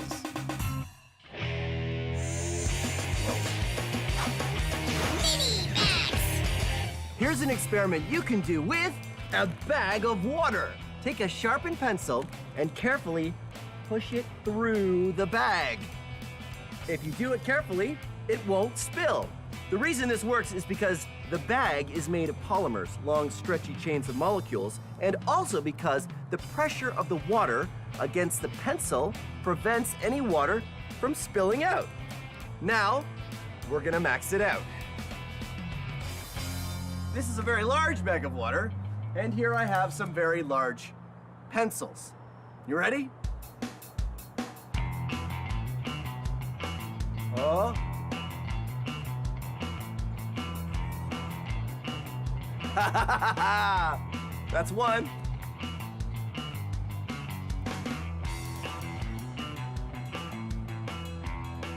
That's two. Here we go. Should I go from the bottom?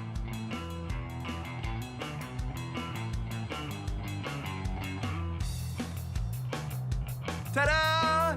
Science! Okay. I know what you want.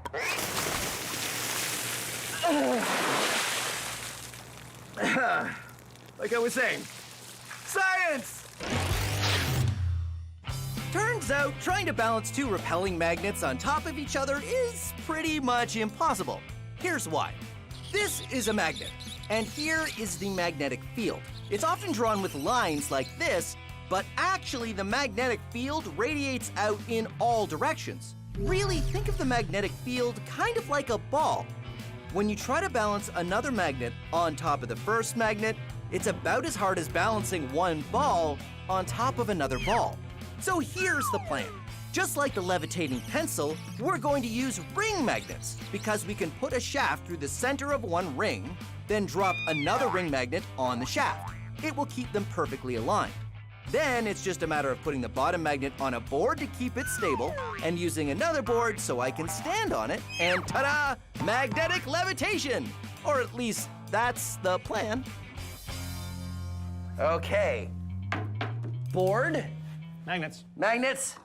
Ooh, look at that. Awesome. And now I'm gonna put the platform on. Nice. I got some weights here. Let's see how this works. Yeah. This is gonna work amazing. All right, think I should try it? Give it a try. Okay. Here we go. Yeah! I'm doing it! I'm levitating! What? Just a little bit. Oh, really? Yeah. So, yeah, what do we do? We need more power. More power? I like that idea. How do we give it more power? More shafts, more magnets. Okay, sure. Well, why don't we do 1, 2, 3, 4 shafts, and then we'll have magnets on all the shafts. Great idea. All right. Let's do it.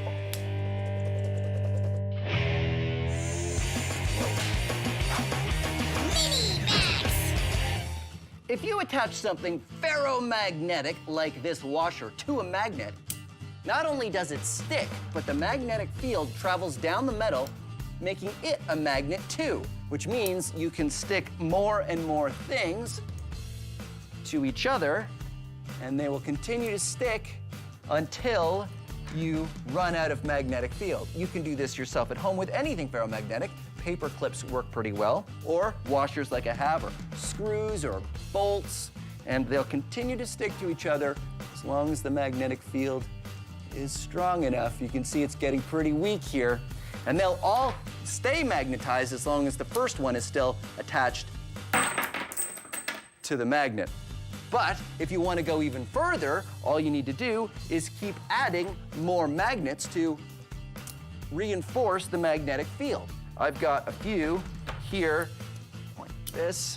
Get the chain started, like that. And then I've got a magnet attached to this washer, so it will keep the magnetic field strong. And I continue to add one magnet, one washer, and we'll just see how far I can go.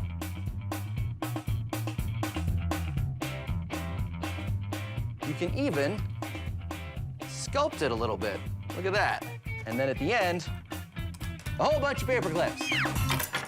Eventually, the weight will make it fall off, but it's a lot of fun to play with magnets and make art. Speaking of art you can make with magnets, you can also make sculptures. When everything sticks to everything else, you can make some pretty fancy designs. This is a rare earth magnet, a very strong one, and a bunch of nuts that I've gotten. And this one here is an electromagnet, but electromagnets are a little different because they need an electric current to work. Check this out. This is sort of a magnet dude with crazy hair. There's an earth magnet here, and this is a giant screw, and these are some metal bits, and then I've got 2 more magnets at the top here to hold on his crazy wire hair. He's got crazy wire hair because he's crazy magnet dude. Now, of course, we couldn't just talk about magnetic sculptures without maxing it out, so let's max it out. This is a bunch of scrap metal from leftover experiments, and I've got a bunch of rare earth magnets, and now I'm gonna max out a magnet sculpture. Let's see.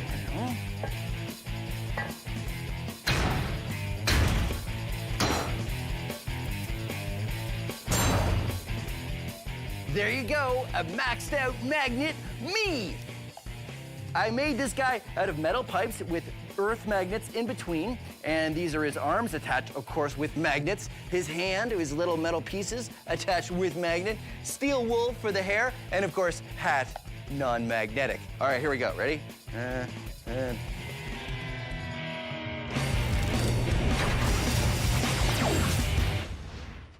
Want to see a magic trick? Simple copper tube. Drop things through it. Nothing unusual happens, but watch when I drop a magnet through. What? It's not magic, it's science. Because the magnet creates a magnetic field, when it goes through the tube, the magnetic field repels the magnet upwards. Now, the field isn't perfect, so the magnet doesn't come to a stop, but still, it slows down from a fall to a nice, graceful drop. Take a look from above. Pretty amazing, right? Magnets, not magic, science.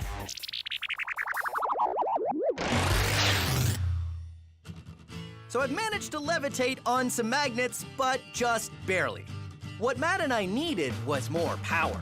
So instead of having one shaft and one pair of ring magnets, we're going to use a larger board and put a shaft on each corner. Then we'll have 4 times the power because we're using 4 times the magnets. Hopefully this will be strong enough to get me floating on a cushion of magnetic energy. And magnets? Magnets. Okay, here we go. This is gonna work great. And top board. Ooh, what do you think? Looks great. Yeah. Okay, here we go. Matt? You're levitating. I'm levitating! Woohoo! All right. It feels cool. It sort of feels like surfing a little bit. All right, thank you so much, Matt. That was amazing. And there you have it. Science Max, experiments at large, magnetic levitation. You know, I'm surprised we could do an entire episode on magnets, and we never actually got them so close to the camera that the camera went all weird, because cameras and magnets, they don't, oh dear, no, that's okay. I can fix this. If I just maybe, no. Maybe if I put the magnet to the camera again, that would, okay, that's not, that didn't help.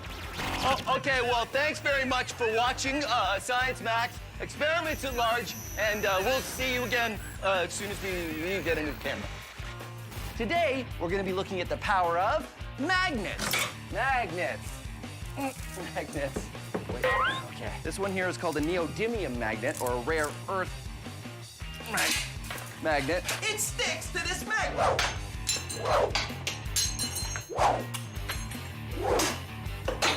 Magnet. Ramona, the fish fell.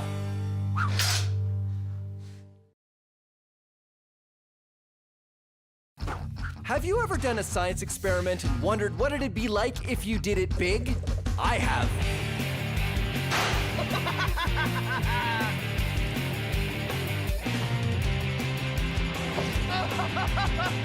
Yeah! My name is Phil, and I take your everyday science experiments and do them big. This is Science Max, experiments at large. Science Max!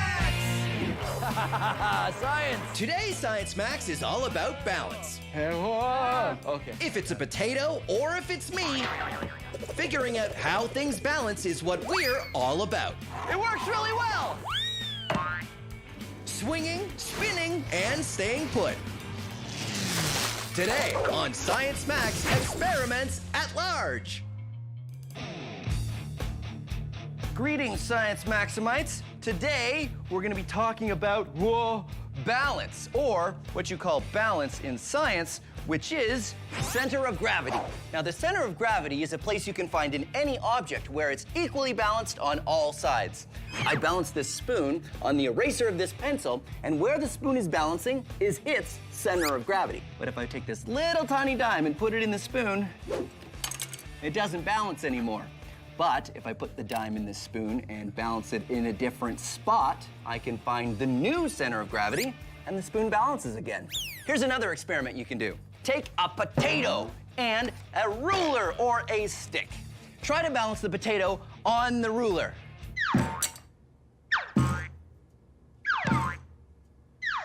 I'm gonna save us both a lot of time. It's really hard to do. The potato does have a center of gravity, but because of its shape, it's going to be really hard to find and really hard to balance. But if you take some forks and you stick them into the potato, you're no longer just trying to balance the potato, you have to balance the forks and the potato. And it gives it a very different center of gravity, which makes it a little bit easier to find and a little bit easier to balance. Ha ha! Let's take a closer look at how the center of gravity works. Using our potato. No, that's too close. Back off a little bit. Okay, good. If you want to find where the center of gravity is, you can hang an object and draw a line straight down. Then hang it from a different spot and draw another line. Do this 1 or 2 more times and you can see where the lines meet is the center of gravity. If our potato was balanced on a stick, the center of gravity is a long way from the stick, so it's going to be pretty hard to balance. Now, let's stick some forks in the potato and try again. One line there, a line there, and a line there, and you can see that the lines all come together down here.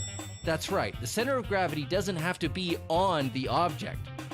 With the center of gravity way down there, when we try to balance the potato and the forks on the stick, you can see the center of gravity is much closer to the stick. That makes it way easier to balance. Now, because you're science maximites, I'm sure you know that a potato and forks is just the beginning. Everything you have in your house has a center of gravity, which means theoretically you can balance anything. Try it yourself. Find things around the house and see if you can get them to balance. And if you can't, try adding things to increase the center of gravity and make it a little bit easier. Now we're gonna max it out. That's why I'm gonna go to the Center for Skills Development and Training, and we're gonna explore center of gravity even more. See if we can get something to balance. And what better thing to balance than me?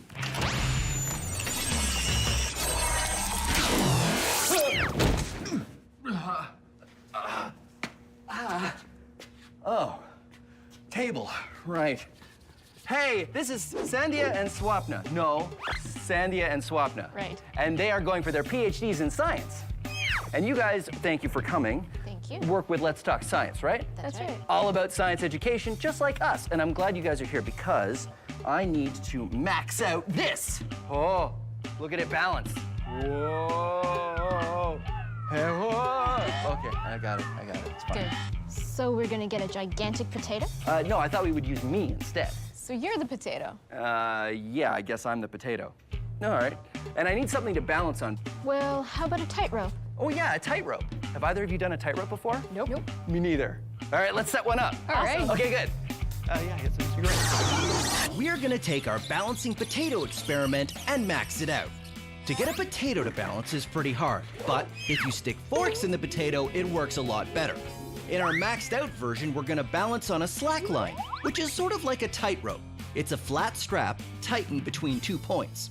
And in this version, I'm the potato. And instead of sticking giant forks in me, which is not something I want to try, Sandhya, Swapna, and I are going to experiment to see what I can do to improve my balance.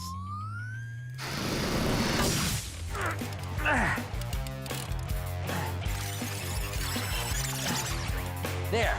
We're using this ratchet strap above a crash mat because we only have it about 3 feet off the ground, but it's still gonna be really hard to balance on, right? Right. Okay, so who gets to go first? Okay, here we go. Ready? Okay. Got it? No. No, no, no, no. Okay. I think what you need to do is spread your mass out more to be able to find that center of gravity easier. So I should balance on one leg? Start by trying to put your arms out. Let's Good try call. this again. Trying it again. All right. All right, arms out. Okay. Let's see if this works. Okay, so when I say, you're gonna let go. Ready? All right. 1, 2, 3, go. No. It's a little bit better. It was a little bit better. A little longer. That I went from 1 second to 3 seconds. Yeah. Yes. I would like to actually take one step. Okay. That would be nice. Well, What else can we do? maybe we can try weights. Try and hold them out. If I have weights in my hands, that would increase the center of gravity in terms of putting Putting it the out. weight on the outside. You guys have something we can use? Sure, yeah. actually. Okay, good. Wow, these are heavy. Okay. These are weights. Yes, they are. Well, that's what they're for. They're supposed to be heavy. Good call. When I hold this one, and I'll borrow your shoulder swab, and then when I say, Sandy, pass me the other weight. Here we go. Ready? And pass me the weight. Oh, no, no, no. Okay, that didn't work. Okay, good. Whoa, whoa. Okay, let go. Okay, let go. Oh, oh, oh no. Oh, it's really hard. I feel I would work better if I could lift the Yeah. weights up, but they're too heavy for that. All right. So, what else can we do? Well, tightrope walkers use a long pole so that they can balance on a tightrope. That's right, I've seen that. Do we have a pole? We I can think go we find can. one. Okay, great. I'll put the weights away.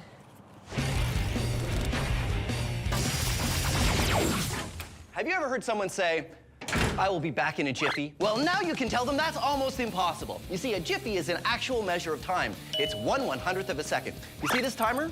The first number is seconds. The second number is tenths of a second. And that third number that you can't even read, it's going so fast, that's hundredths of a second. Each one of those is a jiffy.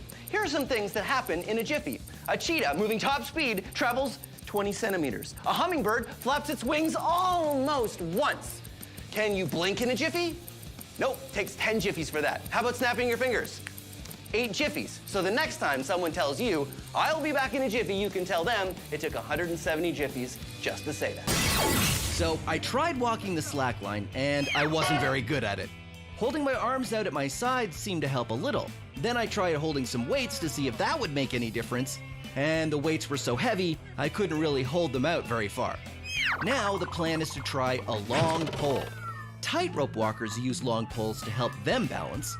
The longer the pole is, the more it affects your center of gravity, especially because you can move it up and down to help you stay balanced. Ta-da! Nice.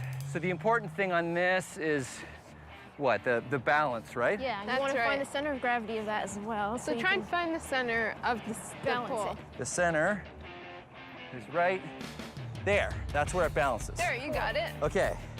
How do I hold this and get up on the strap? I'll help You're you. gonna help me? Okay. Oh, okay. Uh-huh. Whoa. Whoa. You good? Okay. I think I got it. Okay. Yeah. Whoa. You're balancing. Check it out. Hey, this isn't so bad. Hey, look at that. You can really use it to help correct when you start to fall. You just move the pole, and that's whoa. Totally helping my center of gravity stay right in the center above the strap. Whoa. Whoa. You can do it. A long pole can help tightrope walkers and me balance in 2 ways. First, it lowers my center of gravity. Normally, a person's center of gravity is about here. But with a pole, it changes to way down here, much lower to the thing I'm walking on. But a long pole also helps in another way, because in order to fall off the rope, I have to rotate. It's easier to rotate something that has mass in the middle than it is when the mass is spread out. That's why you put your arms out when you want to balance. A pole works just like your arms. The mass gets spread out way more, and it makes it much harder to rotate around the rope and fall off. There you go. Center of gravity. We're done. Usually we don't have it figured out this quickly. Usually we struggle a little bit more. All right, high fives. Way we did to it. go. Way Awesome. to go. So we did it. Yeah. We achieved what we set out to do, balanced with a pole. So how else can we use science to make my balance better? Well, tops are great because when they're spinning, they balance. That's right. So the forces used when something spins is something I can use. Yeah. All right, this calls for another small experiment. Are you guys good here? Yeah, sure. We'll keep practicing. Awesome. All right, back to the lab. Bye, Phil.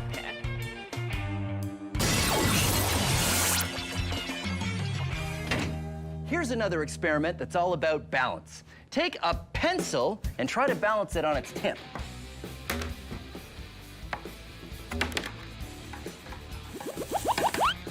Doesn't work that well, does it? But if you take a pencil and stick it through a circle of cardboard and try it again, it works. The reason is because this circle is spinning, it creates a force that keeps the pencil standing up.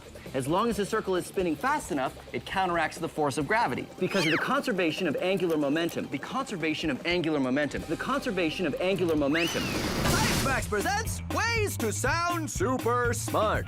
A top will balance when it's spinning. It works because it spins. But why say it that way when you can impress your friends and all the adults you know by saying conservation of angular momentum? Why does a top spin? Because of the conservation of angular momentum.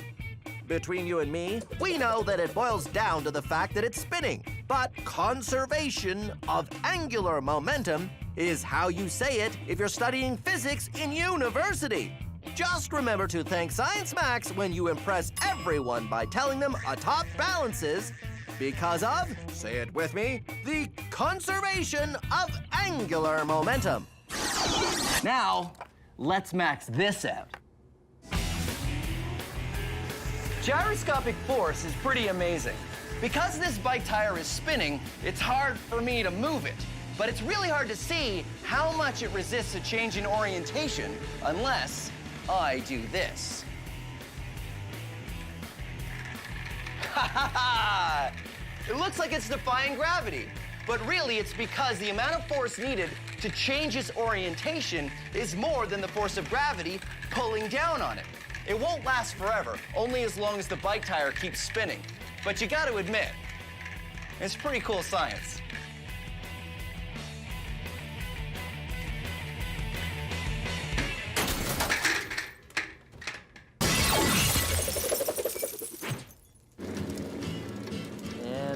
Whoa.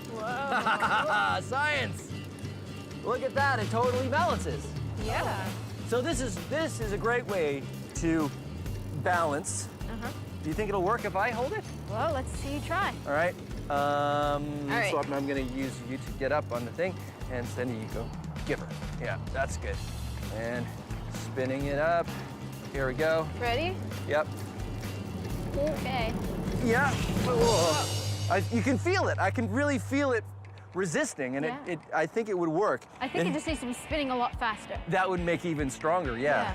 It kind of hit my chest, so. You know what? Maybe you should keep it out to one side. Well, it's still spinning, yeah. Well, won't that? I think you need two. Oh yeah, you're right, one on either side. It'd be great if we could actually have some way to, I can keep my arms free though. Yeah. Oh, I know.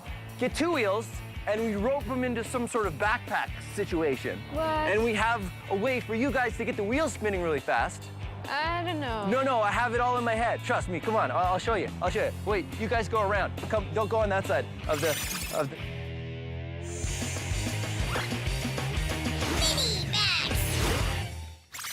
Time for a mini-max. Here's how you can use the forces of things spinning around to defy gravity! Well, sort of. Take a ping pong ball and put it in a plastic container like a cup, or this is the top of a CD spindle. Put it in and start spinning it around. If you do it right, you can get the ball spinning only on the sides of your container and not touching the bottom. That's centripetal force at work. Oh. It works a lot better and is much more impressive if you have something that doesn't have a bottom. Fortunately, I do. This bucket doesn't have a bottom. put the ping pong ball in the bucket and spin it around, and if I'm very careful, I can lift the bucket into the air and ta-da! I'm defying the force of gravity. Science! Now I know what you're thinking. You're thinking, Phil, is that it? Is that all you're gonna do? No, of course not. This is Science Max Experiments at Large. This is a garbage can with no bottom in it. And this is a bag of golf balls. Let's see what happens when we put them together.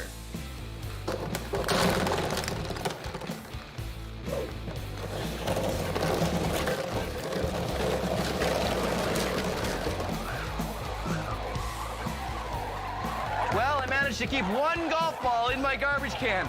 But as you can see, it works really well. And there you go, sort of maxed out. This is a garbage can with the bottom cut out, and this is a soccer ball. I'm gonna see if I can keep the soccer ball inside the garbage can using centripetal force. Okay. It's working!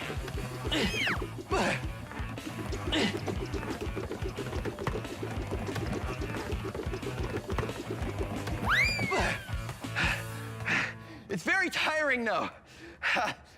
How do you throw out a garbage can that's been used? Science! Here's a fun experiment you can do that plays with the forces created when you spin something. Get a flat platform or a tray and tie rope to every corner. Get an adult to help you with this. Then you get a cup of water. Use a plastic cup, definitely, just in case. You put it on the tray and you start spinning. Now the force is created when you spin something. Centripetal force pulls the water to the outside of the circle. And because the centripetal force is stronger than the force of gravity, no water spills out of the cup, even when it's upside down.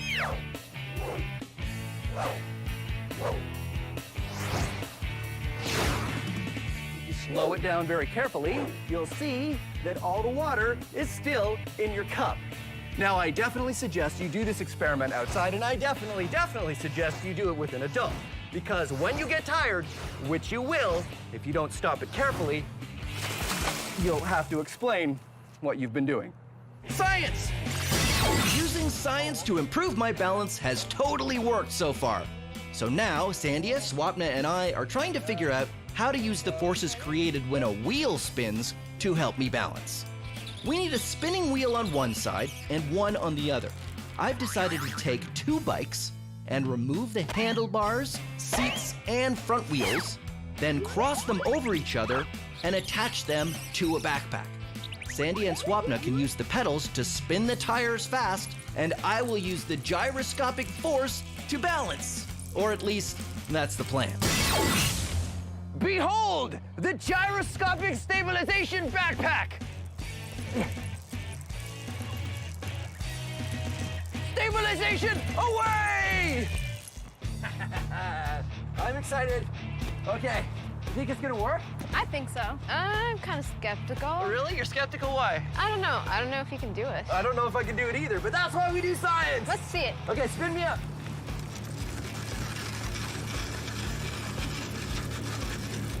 Okay. Oh, Ready? yeah. All right. And, oh, ready? Go. Yep. Oh, yeah. It's working. Cool. It's working. It's actually working. It's good. Oh, what's getting harder? It's getting harder. Uh-oh. Oh. That worked really well until the wheels stopped spinning. Yeah. And then what happened? Well, when the wheel was spinning, it was resisting motion in all directions so that you wouldn't fall. Yeah, but when they stopped spinning, You didn't have that anymore. that doesn't do anything. It's just a 50-pound weight on my back. Yeah. Exactly. Right. So I guess that's why tightrope walkers don't use spinning wheels. They use a pole instead. Right. But we've proven that they can. Exactly. Yeah. Max out, high five.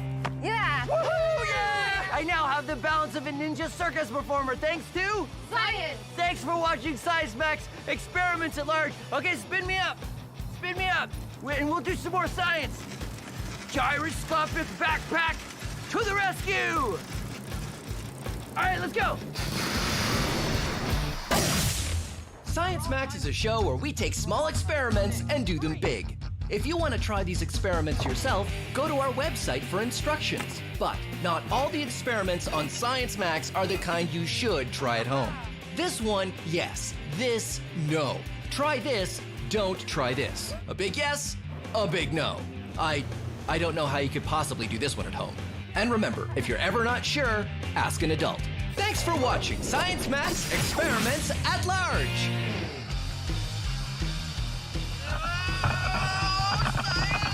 We should put fans on them and I can fly. Now, I know what you're thinking. You're thinking, why didn't that work? And the reason is because I didn't do it right. I got 2 turntables and no microphone. I am defying. Come back here, spin it around, and spin it around, spin it around, and spin it.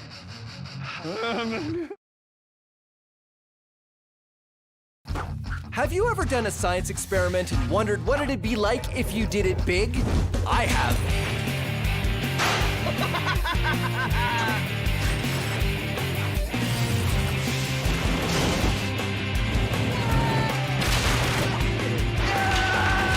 My name is Phil, and I take your everyday science experiments and do them big.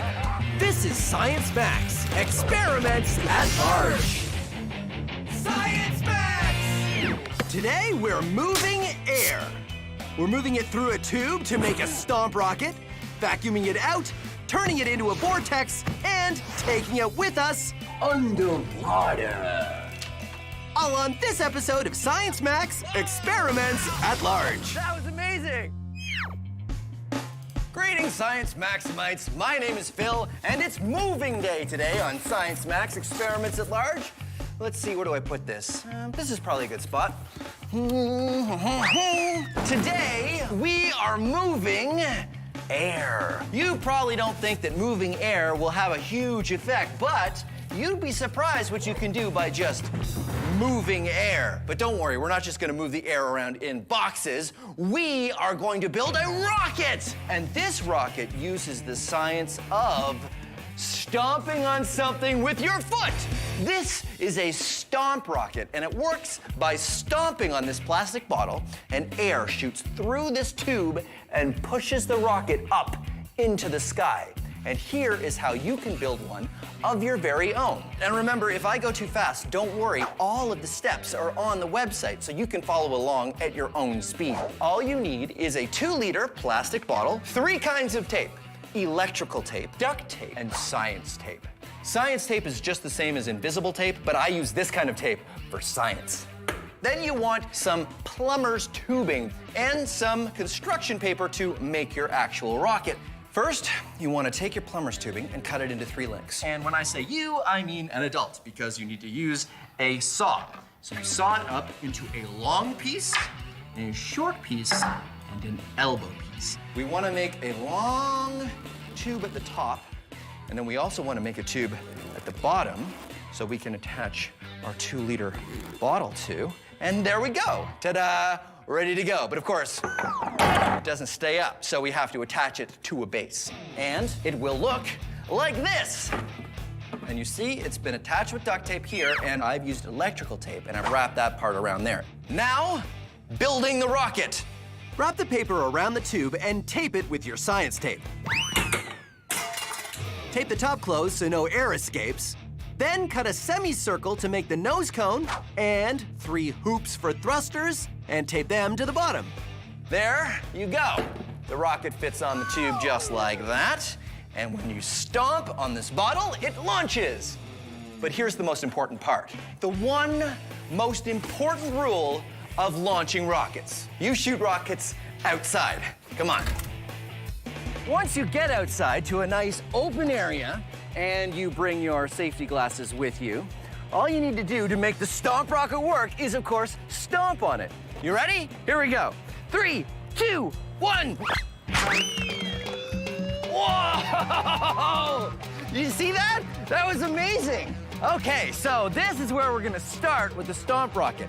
I'm gonna meet Chris from Logic's Academy, and he's gonna help me max it out. In fact, He's probably at Science Max headquarters already. I should get over there. Okay, where's the... Oh, there it is.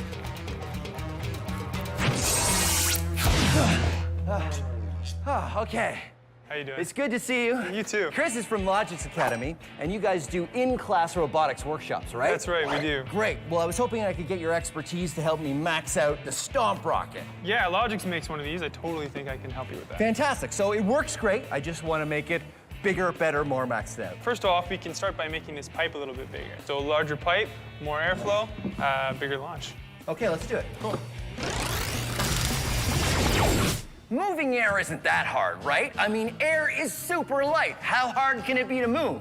Well, here's an experiment you can do that lets you measure how hard it is to move air. So what I'm gonna do is I'm gonna hit the ruler with the broom. It's gonna go over there. I hit it, and it moved, no problem. So we're gonna do it again, except I'm gonna add just a couple pieces of newspaper. All right, ready?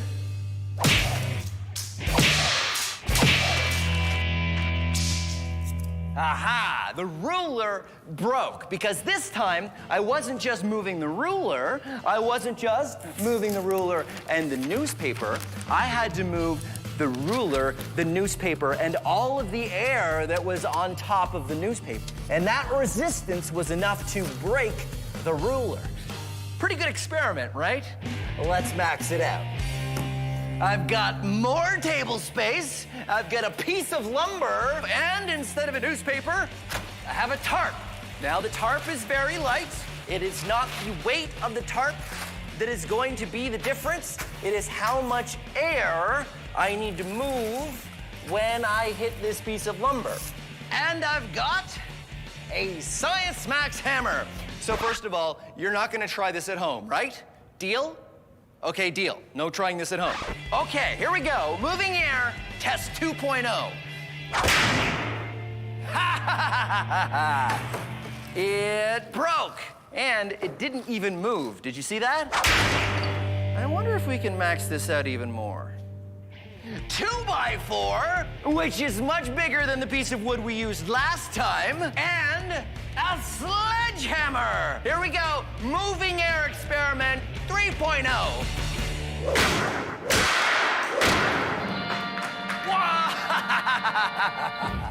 Yeah, science. Whoa. So I've joined Chris from Logix Academy, and we are maxing out our Stomp rocket. To do that, we're gonna use Larger pipe, more airflow, bigger launch. The theory is that moving a larger volume of air through wider pipes will make our rocket work even better. So we get to work. This version is built exactly the same. We cut and attach the pipes, a long piece, an elbow, and a short piece, then secure them all down. We attach the plastic water bottle and tape it so it's airtight. And then the only thing to do is make a new rocket that fits over the larger pipe. Ready to try it? I'm ready to try it. All right, let's do it. Let's go. 1, 2, 3, go!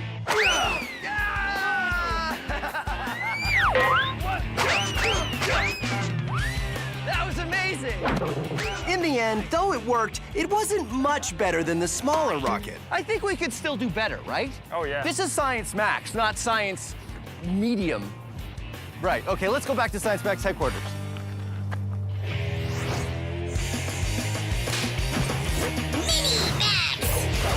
Vacuum sealing.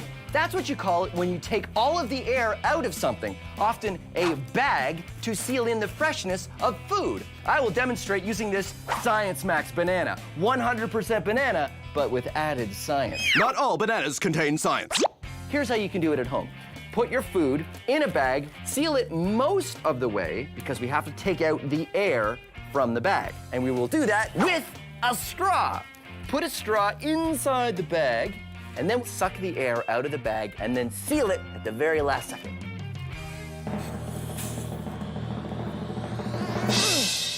There, a vacuum sealed banana. Now I know it's kind of hard to see that it's been vacuum sealed because bananas don't really crush much when you take the air out. So I like to use stuff that has a lot of air in it to begin with. In fact, there are special bags that are specifically for vacuum sealing that are supposed to store big and bulky items that have a lot of air in them, like this pillow. See this nozzle right here? It's designed to be used with a vacuum. So, what you do is you put the vacuum on this nozzle, open it up, and then you turn the vacuum on. Oh. The vacuum is sucking all the air out of the bag, just like we did with the banana. But because the pillow is full of air as well, it starts to shrink and shrink. Then you pull off the vacuum and you tie the seal off, and, all right, and ta-da, a vacuum sealed pillow. Okay, let's max it out. What could possibly be more maxed out than a vacuum sealed pillow? Vacuum sealed fill. Okay, I put plastic bags against the door and then sealed the edges with duct tape. And of course, I didn't put any plastic over my head because you never put your head in a plastic bag, right? Well, let's see if vacuum sealed fill, it works.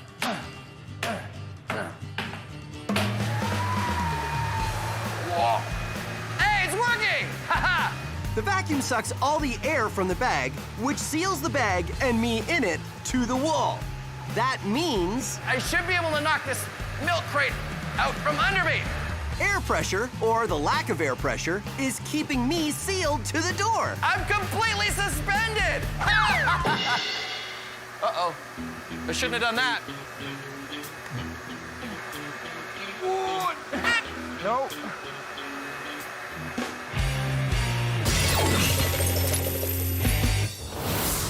So our larger version of the Stomp Rocket worked, but it didn't go as high as the first version. Chris and I see how we can improve the design. The larger pipe and the larger rocket works really well. It does work really well. I am afraid, though, that the larger pipe means that the same amount of air is flowing slower out the nozzle than it did before. Oh, so because we're moving only this much air, it's not gonna go as fast because this is a bigger tube. We need a bigger volume over here to match our larger So a nozzle. bigger bottle. That's right. I got a bigger bottle right here. Ha-ha! Bigger bottle! So hold that, and then all we have to do is tape the bigger bottle I'm not sure on. if that's gonna... Yeah, like this. Still, though, I'm afraid... Yeah, so then all I need to do is tape it on. Chris and I attach a larger bottle to our tube. We just need some risers to adjust the height, then we tape it on and we're good to go. Everything else, including the rocket, stays the same. I still don't understand how you're gonna step on this one. It's just too stiff. I have a plan. Ha ha ha ha! Sledgehammer! You ready? Yeah, I'm ready. Okay. 1, 2, 3! It blew the top off the rocket. Right off It the also top. blew the bottom. Looks like it's a bit rigid to change its volume so quickly. So it's kind of a one-time use thing, huh? I think so. So why don't we try increasing the volume? Even bigger tube, Yeah. even bigger container. What's bigger than a... That's the biggest bottle they make. What else holds air? What about an air mattress? Do you think we could use an air mattress? I think we could, yeah. A really big air mattress. Oh, totally. High five. I love that idea.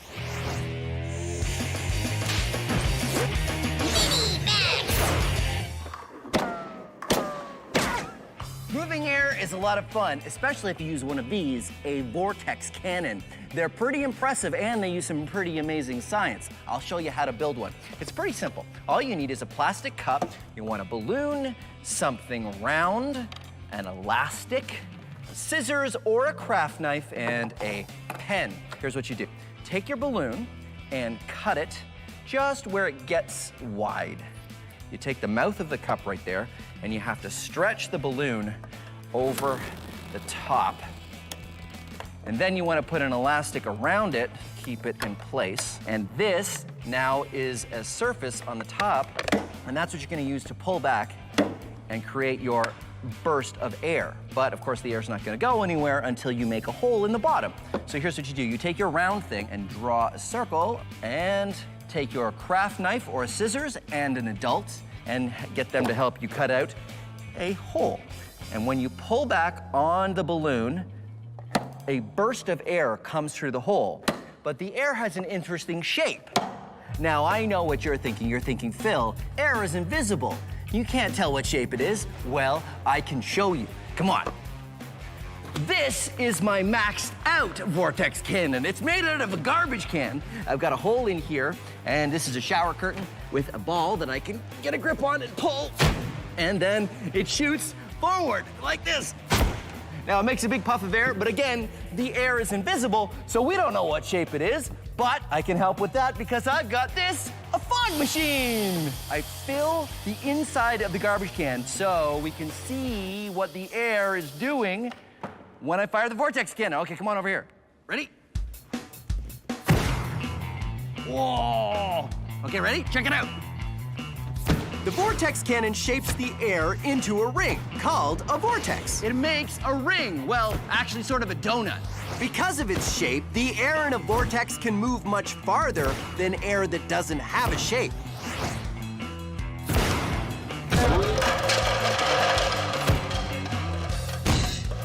Vortex cannon. Air that has a shape goes a lot further than air that doesn't have a shape. And it's also way more fun. Woohoo!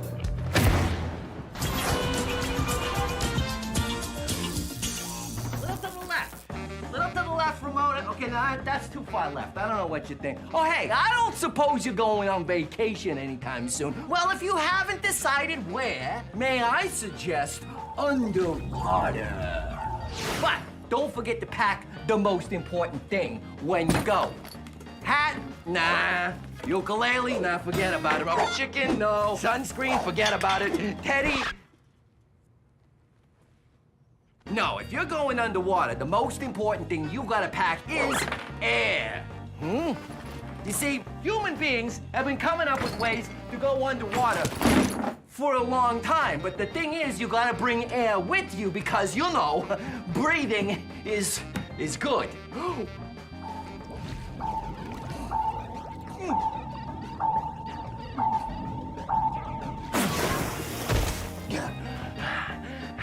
Check this out. It's a diving bell. One of the first ways humans used to be able to take air with them when they went underwater. You see, it's a big, heavy bell, and it's lowered from a ship above on a rope. And when it gets lowered into the water, it traps a bubble of air underneath. So you can swim around underwater, but then when you need to breathe again, you don't have to go all the way back up. You just pop under the bell and take another breath. Bells like this were actually much bigger when they used to use them for diving to hold more air. Huh? Ring-a-ding-ding. What do you think? You want this? No? It's okay. I got something else. Hold on. Check this out. It's an old-timey diving suit. Air is pumped in through these hoses here, which means the diver has a constant supply of air, which means he can stay underwater longer. What do you think? No? Okay, hold on. I got something else. Yeah. This is it. The ultimate in bringing air with you. The scuba suit. This tank holds compressed air, which means it can carry a lot of air with you, which means you can stay underwater for longer. So I'll tell you what, I'll wrap up all three things. What do you say? Yeah? You'll take them? Okay, great. Let me just wrap them up for you. Come on, Teddy, let's go find the bag. So our large stomp rocket hasn't worked perfectly. A small bottle didn't move enough air, but our larger bottle was too rigid to stomp. And when I used a sledgehammer, it was so sudden the bottle broke and also blew apart the rocket. Chris and I need a large container of air that is soft enough to change its shape easily. So here's the current plan. An even larger pipe, an even larger rocket, and we use an air mattress. We make 2 holes in the air mattress, one to fill it up with a leaf blower, and the other hole to go out the tube to the rocket. Since an air mattress holds lots of air and is very easy to change the shape by jumping on it, we figure it'll be a great way to get lots of air through the tube to launch our rocket. Okay, let's do it. Let's do it. All right, we're gonna go 1, 2, 3, jump, right? Okay, yeah. 1, 2, 3. Being a chef is my absolute passion.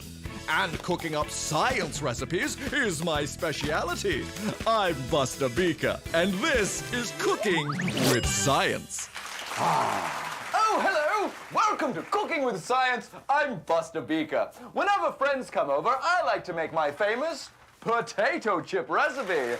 And look at this bag of potato chips. Quite large, there must be a lot of potato chips in here, right? Well, let's open it. What? This potato chip bag is mostly air. Why do potato chip bags have so much air?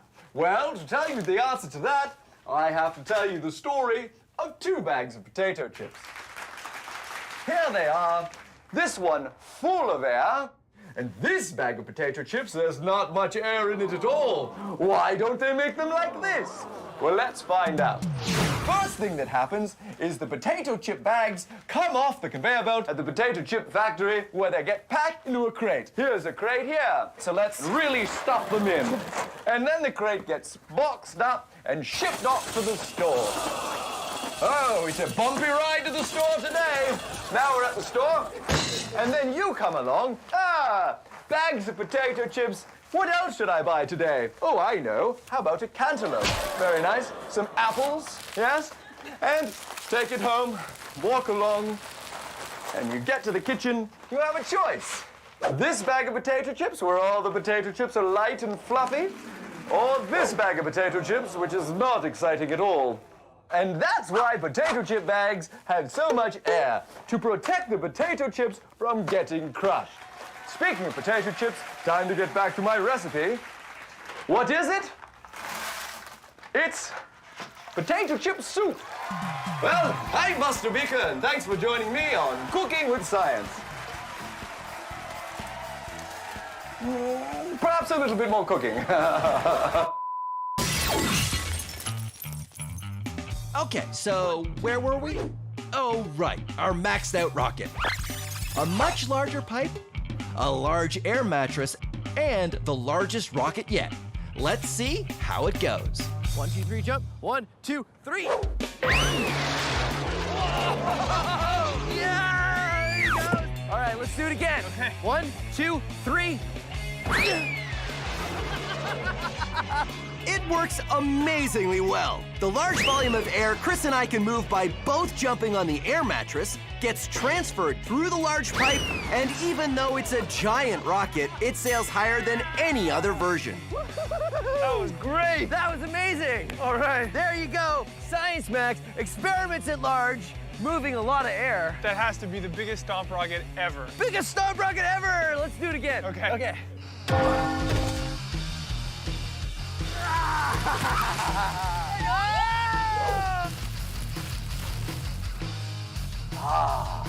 Oh, it smells so horrible. It's a diving bell. And that didn't work at all. That's acting, my friends. Oh, Brent, that is so bad.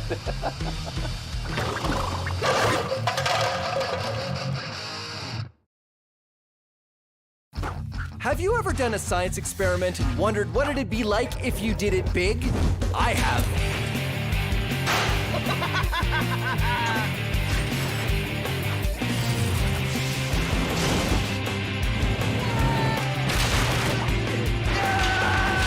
My name is Phil, and I take your everyday science experiments and do them big. This is Science Max, experiments at large. Science Max! Today, I'm maxing out the power of water. Water is very heavy. Pressurizing water to make a water-powered car, water pressure pumpkin carving, water flying, and more. All on this episode of Science Max, Experiments at Large. Greetings, Science Maximites. Welcome to Science Max Experiments at Large. My name is Phil, and today we're gonna be looking at water.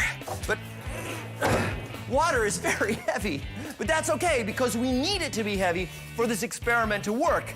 I don't know if I need that much of it though. Maybe I can get, oh, here we go. Yeah, that's probably all I need. Today, we're going to be building a water-powered car.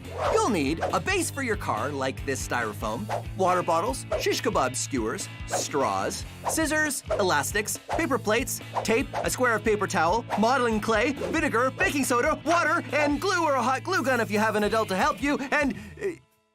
yeah, I know, this one is pretty involved. That's why you should go to the website for step-by-step instructions. Take your paper plates and glue 2 together to make a wheel. Then make 3 more. Wrap elastics around your base and then tape straws on the bottom. Trim them down, maybe about that much. Then take your shish kebab skewers and push it through a water bottle cap to make a hole. Then stick one wheel on, put the skewer through the straw, and do the same thing on the other 3 sides. Then take the water bottle cap and get an adult to help you make a perfect hole in it so that it fits your straw. Then use some modeling clay and hot glue to seal the straw and the cap so it's airtight. Attach the water bottle to the base of your car, then fill it with some water and vinegar. Next, you'll want to wrap up a spoonful of baking soda in the square of paper towel so you can make a little package. Finally, stick something underneath the underside of the bottle to raise the end up off the base. Bring your cap and then go outside. Here we are outside. Yeah, I know, we're not really outside, but I have a science lab and you probably don't, so I highly recommend you do this outside. And don't forget your safety glasses. Now, this is why we make a little packet of baking soda, because we want to delay this reaction as long as we can. So I like to hold it there. We'll hold it there with one finger so I can get the cap ready, because we don't want it to react until we can get the cap on and then kink the straw to keep the pressure inside till we're ready to let it go. Then at the last second, you want to drop that packet in and quickly cap it and kink the straw and woohoo! Woohoo! There you go, a water-powered car. Now, I know what you're thinking. You're thinking, Phil, wait a minute, that's a vinegar and baking soda-powered car. Well, kind of. The vinegar and baking soda create a gas, and that gas creates pressure in the bottle, and that pressure forces the water out of the bottle. But it's the water leaving the bottle that creates the thrust. The water going that way pushes the car that way. Newton's third law, every action has an equal and opposite reaction. So what we're gonna do is max out the water-powered car. Figure out how to get water going that way so we can go that way. But we means me and someone else. Who can help me? Oh, I know, Anthony from the Ontario Science Centre. He'd be great at this. Hopefully he's not busy.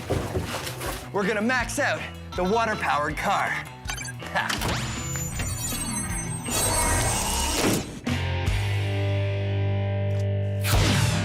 Anthony! Phil, sorry about that. Did I scare you? Don't worry about it. How you doing? Awesome, thanks. Great. I was wondering if I could get your help on an experiment. Yeah, okay. Which one? I'm building a water-powered car. It's gonna be great. It's Science and Max headquarters. I'll show you. Phil? Anthony, I'm here. Whoa. Phil, where are we? Oh, this is the parking lot for Science Max headquarters. So, Okay. today, I want to max out the water car. This thing is awesome. Yeah, so what you do is you use vinegar and baking soda, and you pressurize this container, and the water shoots out that way. So the car goes this way. Ah, Newton's third law, every action has an equal and opposite reaction. Yeah, you know your stuff. This is why you're here. This is because I could really use your help and advice on how to make this bigger. Okay, so we're gonna need a bigger tank to pressurize. So this, what about something like this? So we need something that can hold pressure. Do you think this would work? I don't know if we'd wanna... And we'd have to put like pressure fittings on the barrel, like cut a hole and weld them on. I don't know if that's... Something tells me this wouldn't work, so okay, we need, sure. I got some other stuff over there maybe that we could use. Check this out. Yeah, I think this would work. This would work a lot better. Well, this is my stand-up wash tub base. Your what? So we'll reuse it. Yeah? Okay, you know what I'm thinking now, though? I know this... The problem is, I think this is like an oil drum, right? It is. It's an oil tank from a house. And these things are not built for pressure. You can get water tanks that you pressurize. Like hot water heaters, yeah, you can pressurize. They're built for that stuff. You pressurize them in your basement, and then the water travels up to like the top your floor. shower That or makes, something like that. So all we need to do is get a pressurized water tank. Okay. Put water in it, put pressure in it, and put it on wheels. And then we open the valve and it goes, right? That sounds amazing. All yeah, right. let's get to it, man. Okay. I got some water tanks over here in this corner of the parking lot. Seriously? Being a chef is my absolute passion. And cooking up science recipes is my speciality. I'm Buster Beaker, and this is Cooking with Science. Oh, hello. When you're a professional chef like me, you spend lots of time perfecting the perfect recipes. I know my way around a kitchen, and today I'd like to show you one... That's not the fridge. Oh. Today I'd like to show you one of my favorites. Quail truffle gazpacho cakes on a plate of ice. Beautiful. And here's how to make it. Take some quail, some truffle, and some gazpacho and put it into a cake. Delicious. And here's the interesting part. How to make the plate of ice. Ooh, how did I do it? Well, I tried many different methods, and none were very successful.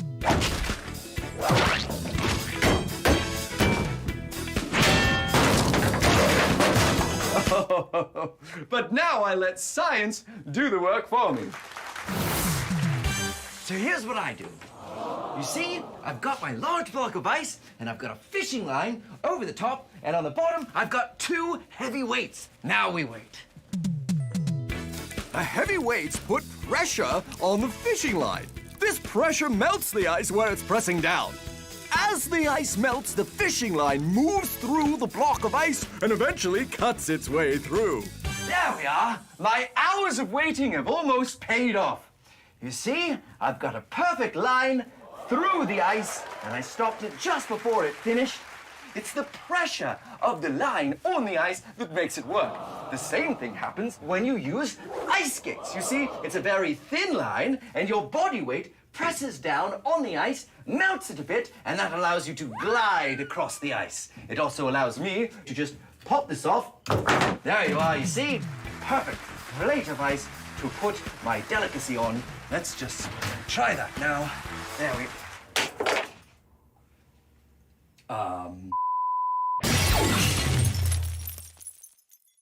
So I've joined Anthony, and we're going to max out our water-powered car. Our small design works by creating gas, which creates pressure, which forces the water out of the bottle, creating thrust. Our new plan is to get a water tank, put it on wheels, and put water in it. Then we use an air compressor to pressurize the air inside. When we open the valve, the water is forced out this way, which causes our water car to go that way. Okay. Ha-ha! So, water car, maxed out version. Huge. Water tank. And filled with lots of water and lots of air. Too. Yeah. Pretty good, right? Whoa. It's a lot of it. So, Did it mess up my hair? no, you look fine. You look great. Okay, good. Now, the only thing left is we just gotta open this valve here, right? Yeah. You want to do the honors? Yeah, let's do it. Okay. Okay, here we go. 3, 2, 1, go! We open the valve and our pressurized tank moves forward. The air pressure in the tank forces the water out with enough force to move the tank. Awesome! That was awesome! That was a great run, yeah. That was amazing. So pressurized water tank on wheels. Totally worked. Totally works. Total success, yeah. So, because this is Science Max, the only thing we can do now is make it bigger. Bigger, right? exactly, Okay. yeah. So, problem is, I don't think we're gonna find a tank bigger than this one. Yeah. So. because then it would be too heavy, right? Exactly, A much way too bigger. heavy. Maybe what we can do is just get a lot more water, Okay. and then we find a way to pressurize the water. Oh, so don't pressurize the whole tank, just the stream of water that's going out As of it the tank. comes out, exactly. Something kind of like a fire hose. A fire hose, right. So we take a big container of water, right? and I guess we would need a pump. Yeah, like a pump would be perfect. So then we suck the water out of the container, put it through the pump to pressurize it, shoot it out of a fire hose. And then our car goes flying. Goes flying. Okay. Yeah, let's do it. Yeah. All right. Amazing.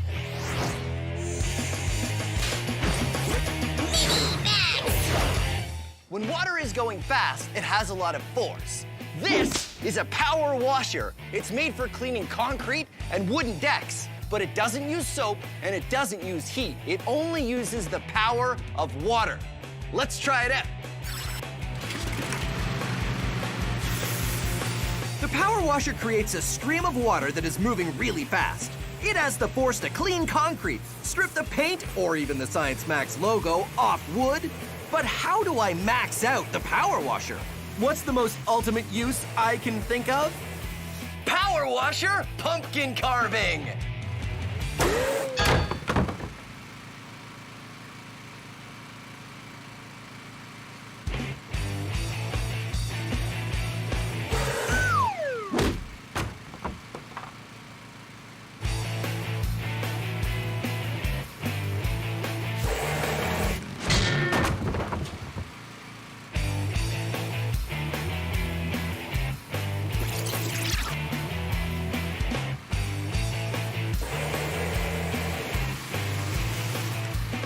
The power of the pressure washer creates a stream of water strong enough to make short work of my pumpkin. Power washers may only shoot water, but they can be dangerous, so don't try this at home.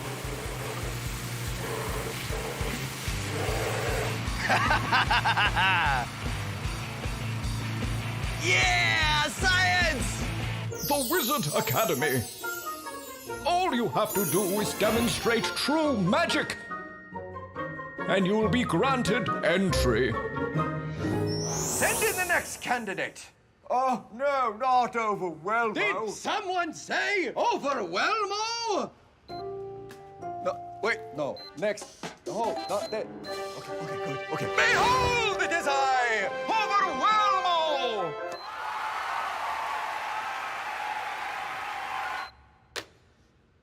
Welcome back, Overwhelmo. If you can truly demonstrate magic, you may join the Wizard Academy. A glass of water! No, wait, that is not the whole trick. Okay, hold on. Okay, and this, a waterproof playing card. I put the card on the glass and flip it upside down, and then I say the magic word. The magic word. And behold, magic!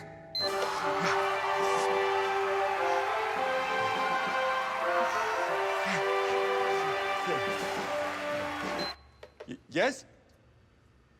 Is that it? Yes? Well, it's not magic. It is defying gravity. Nope. The water would fall and the card would fall to the floor. It's not magic. This is magic. No, it's science. Horse feathers. Look, the reason the water doesn't come out is the air at the top of the glass keeps it held in by suction. More air would have to get into this glass to decrease the suction, and because the playing card is keeping a seal on the glass, the suction of the air is holding the weight of the water up. Balderdash! All right, look, let's do a little experiment then, shall we? Let's move the playing card just a little bit from the edge of the glass. You see those bubbles? Yes. That's bad news. Science, not magic. Well, I will return, and then you will see your mind will be melted by the... No, that's not my music. Hold. You will rue the day when... That's not my... Hold. Overwhelmo shall return. Our maxed out water car worked pretty well. Now it's time for something even more maxed out. We start with a giant tank on wheels, we add a pump to pressurize the water, and a fire hose to shoot it out the back. What's more, this version is big enough for me and Anthony to ride. Water car! So Amazing! This is the more super improved water car. This tank holds 1,000 liters. And right now it has 720 liters of water. We have a pump. That's right, our water pump. So the idea is we take the water from this container out through your hose, really pressurized, going really fast that way. Our car goes really fast this way. All we gotta do is just turn on the pump and we're ready to go. So we fire up the pump and the water stream comes out really strong. So strong I can barely hold on to it. Here we go! But even so, there's a problem. What's going on back there? I got it!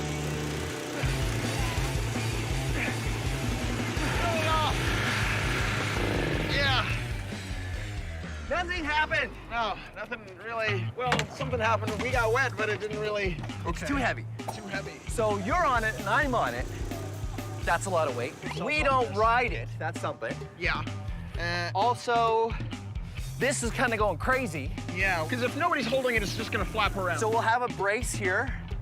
Yeah. Shoots it that way, that's good. And then we'll need, I feel like we'll need something to kind of propel it. Maybe a better propulsion system. Kind of like one of those steamboats. So we put a big paddle wheel here. Exactly. And we aim it, I guess we aim it down at the, yeah, exactly. like that. And then at the paddle wheel, and then the paddle wheel spins, and that propels the car. Exactly. Right? Right. Okay. Okay, well, We can do that. Let's do it. sounds good, Put it yeah. together. You know what? I have a paddle wheel because I had a failed hydroelectric.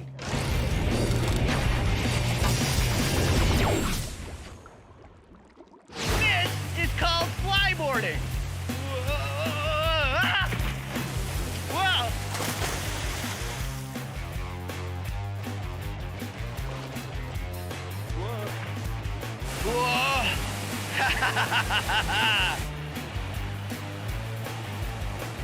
Powerful jets of water are being shot out from this board at my feet. Whoa. The engine on the watercraft behind me creates the water pressure, which travels up the hose and through the jets. The force of the water is strong enough that I can use it to fly around.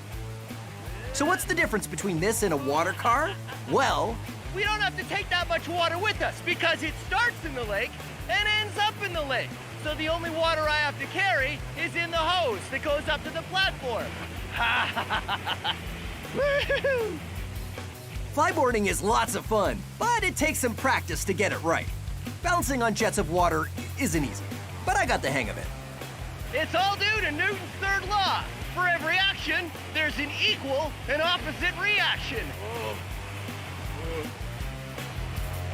Physics! Woohoo! Our maxed out water car didn't work so well. The main reason is that much water is heavy, 720 kilograms. Yeah. So Anthony and I have a plan. Rather than rely on the force of the water going straight out the hose, we're gonna put a water wheel on the back of the water car. A water wheel works by catching water in the segments of the wheel. The weight of the water on one side of the wheel causes it to start turning. But we're gonna use the weight of the water and the pressure of the water. Hopefully, both combined will be enough force to turn the wheel, which will drive our water car forward. A little construction, and we have it ready to go. Okay, so here's the latest version of the water car, water wheel. Yeah. All right. Yeah, there we go. We try it out, but there's a problem. The trick with the water car is the water itself weighs a lot. Every liter is 1 kilogram, so our 720 liters we start with is way too heavy to get the car moving in the beginning. But as the water gets pumped out, there's a sweet spot where the weight is low enough the water car might move. But then there's only a little water left, so it's a balancing act. We fill it again and see if we can come up with a plan. Okay, new and improved version, only half full. So the idea this time is because we're starting with it only half full, right? Yeah. Then it'll begin to go a little easier because it won't have as much weight as it had the last time we did it. And Phil, yeah? I can't even move this thing. What? I think there's too much fuel. There's too much. Yeah, there's no way we can move this. There's no way this is gonna be able to. Even half full, you Even can't half full, move I it. think we need less fuel than we gotta get down to like maybe like a quarter or something like that. The thing is, we ran it from the full tank last time, and it never never moved at all. What if we gave it like a push to kind of help it get over that little bump of energy? Ah, so give it the first push when it's still got a bunch of water in it. We give it a bit of a push, and then maybe it'll go in its own. Exactly. Okay. Wanna get it Yeah. down? Absolutely. Let's do it. We start the pump and wait for the amount of water to get to just the right spot. Then we give it a push while it's still kind of heavy to start it moving. Sure enough, that push makes all the difference. Yeah, The water car is light enough to roll, has some momentum to keep it going, and the force of the water coming out the pump is enough to keep it moving forward on its own. Still going. All right. Amazing. Yeah. Look at it, man. This thing ripped like a beauty. It worked all, it went all the way. That way. Yeah. Way to go. The water car, finally, a success. It was the push. It was the push. That's all we needed to get it going. A bit of a push to get it going and a lot less water, and there you go. It totally works. All right, you want to do it again? Absolutely. All right, here we go. Okay. See you next time on Science Max Experiments at Large. So much easier to push it without any water inside it. Ah! Let it go and There we go. Oh, careful. I can't really see with my goggles. Behold the power of physics. Yeah.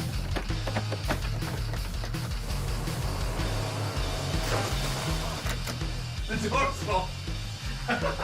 This is called foot. Whoa! All we have to do is wait.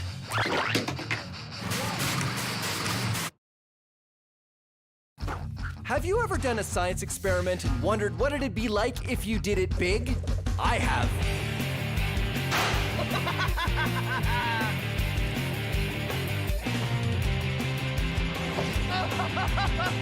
Yeah! My name is Phil, and I take your everyday science experiments and do them big. This is Science Max, Experiments at Large. Science Max! Try yours. Here we go. What makes airplanes, or basketballs, or people fly? It's air. As well as a bunch of other things that we learn when we try to make a giant paper airplane. So that didn't work.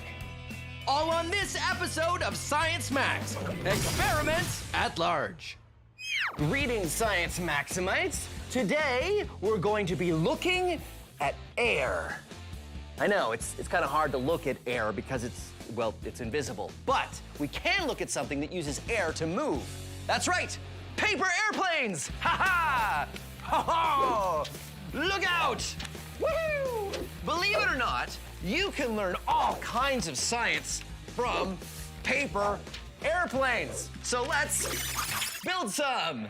We are going to do a paper airplane which actually holds the Guinness World Record for the longest paper airplane flight. Pretty cool, huh? First, you fold the paper in half like this, but then you open it back up again, and then you fold in the corners like this. Now, don't worry if this is really, really fast, because you have all the instructions on our website. Then you can fold the paper down like this, make sure it's about 2 centimeters from the bottom, where the point is there, and then you fold the corners in just like you did before. But these ones are just guide folds. We use guide folds to help us fold other folds, basically. Now, we fold again using the guide fold lines you just made. And I like to call this fold the shirt collar fold because it sort of looks like a shirt collar when you fold it. Now, we fold again on the fold that you made before. Folds in like that and in like that. And now we fold the point down to touch the edges right like that. And this is a guide fold, so do it very strong. Unfold it. Now you fold it in half like this. And see that guide fold line that we made there? What you're gonna do is you're gonna take the tip and you're gonna fold it in to touch the guide fold line like that. And this is also a guide, and open it up. And here's the trickiest part. See how it's bent like that? You push it open like this, and this is called a pocket fold because you wanna make a little pocket and push it up against there. Fold it flat like this. Fold this tip down over there like that. Then fold it around the back side. Then fold the wings down like this and like this. And here's the extra special bit. We're gonna use some stabilizers on this plane.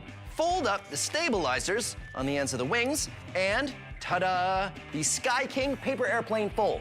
Now, as Science Maximites, you know that there's lots of ways you can learn how to fold paper airplanes. Get an adult and look up paper airplane designs on the internet, or take a book out of the library on how to fold paper airplanes. And of course, this isn't Science Max, Experiments at Large, if we don't max it out. So that's right, we're gonna make a giant paper airplane.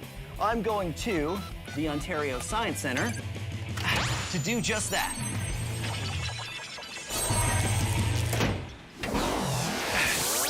Uh-oh, that's never good. Whoa, Phil, I'm so sorry. You okay? Yeah, I'm okay, Justin. I never know where the portal's gonna spit me out. This is the Science Center, right? Well, that's right. In fact, you've landed in our paper airplane laboratory. This is what happens to me, Justin. I make a paper airplane, I fold it perfectly, but then it flies like that, or it does that, and I don't know how to fix it. Okay, well, that will happen. But you know what? There are really only 3 ways your paper airplane can fly, and I can teach you how to control each and every one of them. Great, let's do it. Let's do it. All right. Science Max presents How to Fly Your Paper Airplane. Is your paper airplane spinning around and around? Well, that's what you call roll, chum. Roll is what you call it when any plane moves like this or like this. Here's how to fix it. Bend up the back of one wing to create more lift on one side, and it'll balance out. Happy days. Okay, so let me try mine. What's that? Your airplane goes straight up or straight down? Sounds like you have a problem with pitch. Sorry, pitch. Pitch is when your airplane moves like this or like this. To fix it, bend the ends of both wings up if you pitch down, or down if you pitch up. Adding a weight to the nose also helps if you've got a problem with high pitch. High pitch. Great, your turn. All right, here we go. Is your plane turning this way or that way? Yeah. Yeah? No. Yeah. Yeah is when your plane moves like this or like this. To fix it, bend the back of the plane like the rudder of a boat. Okay, great. Let me try mine. Not bad. You try yours. Here we go. Oh, yeah. That was pretty cool. That's what we want. Yeah. You know what? Are you ready to build a giant paper airplane? I think I am. Fantastic. I just need to get one more expert. I will be right back. Cool. Hey, David, how you doing? Hey, good.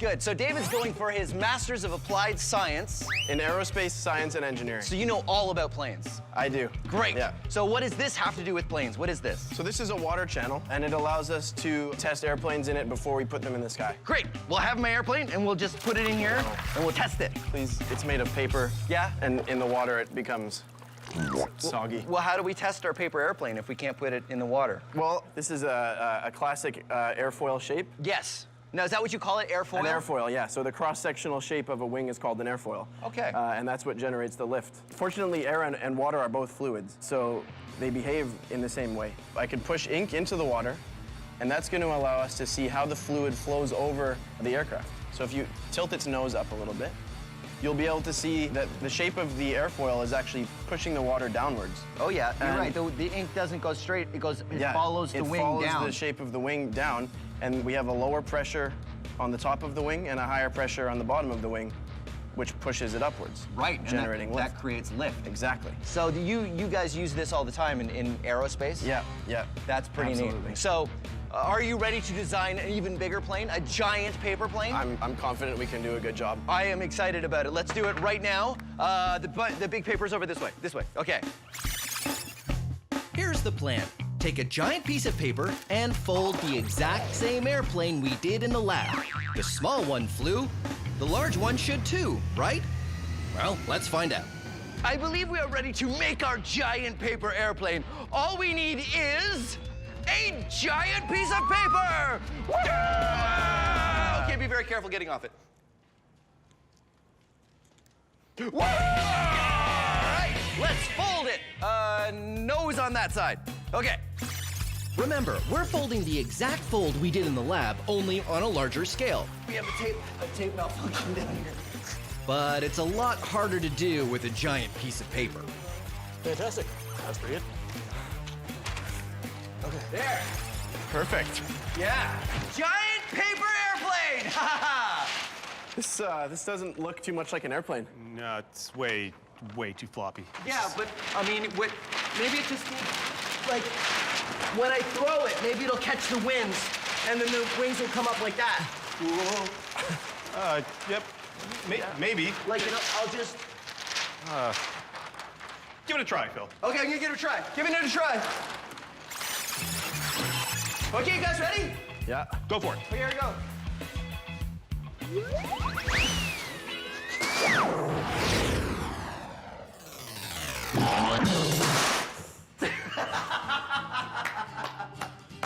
Wow.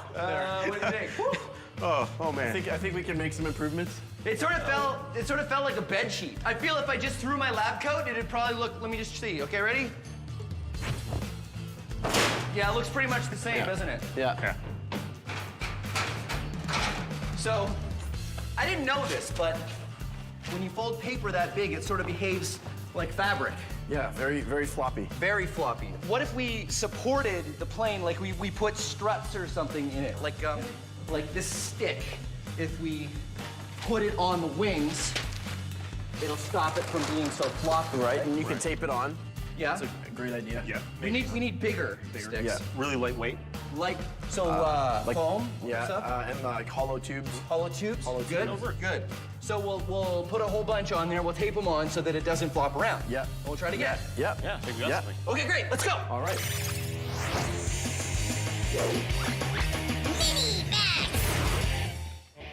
Bernoulli's theorem states that faster moving air has lower pressure than slower moving air. You can demonstrate this yourself with a ping pong ball and a hairdryer.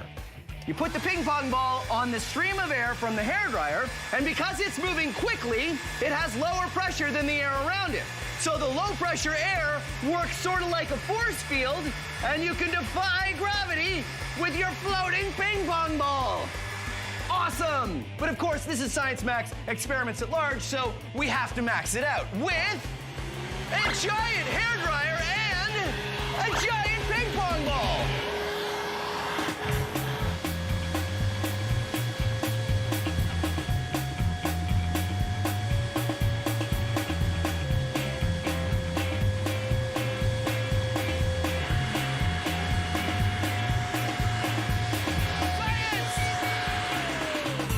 Sorry, I said science! You probably couldn't hear me because of the... So, our giant paper airplane turned out to be really floppy. When paper is that large, it doesn't hold together very well. What we're going to do is take foam and long sticks and tape it to the large paper airplane wherever we need to give it support.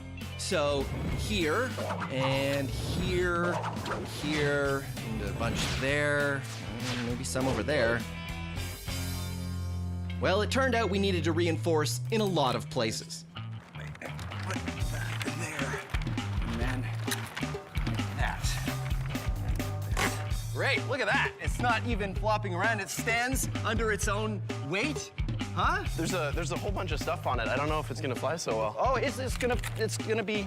Well, I mean, I have to put the stuff on it so it doesn't flop around. But there's like really a lot of stuff. Well, I needed this foam to reinforce this foam, and then I needed the cardboard to reinforce both of those. Phil, there's a giant hole in the wing. Well, I can fix that. Just move your head, and then I'll just. Phil, there's a lot of stuff on here. There. But like it's really a lot. Problem solved. Guys, let's just fly it. Oh, okay, sure, yeah, let's do it. All right. Okay. All right, here we go. Maiden voyage of the Mark II giant paper airplane. Okay, here we go. 1, 2, 3.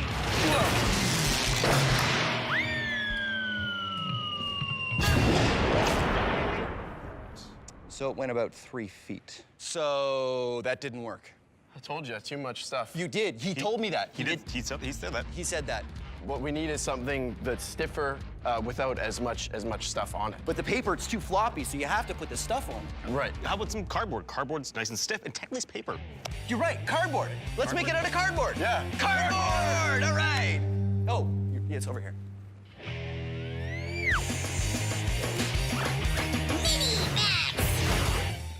Tornadoes are giant weather systems that cause the air to go around and around.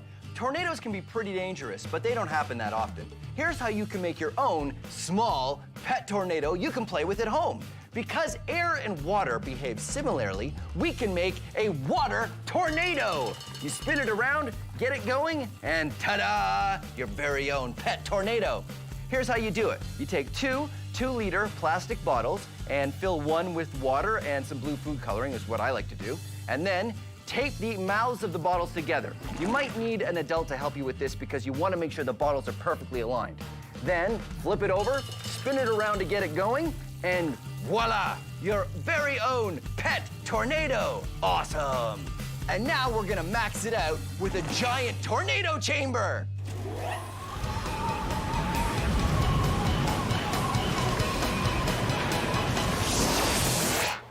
Michaela. Hey, Phil. So this is your giant tornado. It's amazing. Yeah. So I made one with plastic bottles and water, Cool. but this one uses air, just like real tornadoes do in the wild. That's right. So how does this work?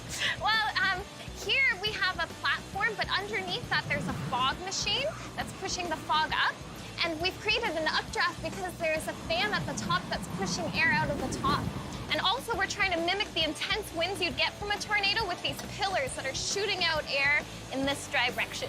So it goes around in a circle. Yeah, in real life, tornadoes are pretty rare. You need a perfect set of conditions to see them. You need warm, humid air and cold, dry air, and as well some intense winds that you usually get from thunderstorms. Science!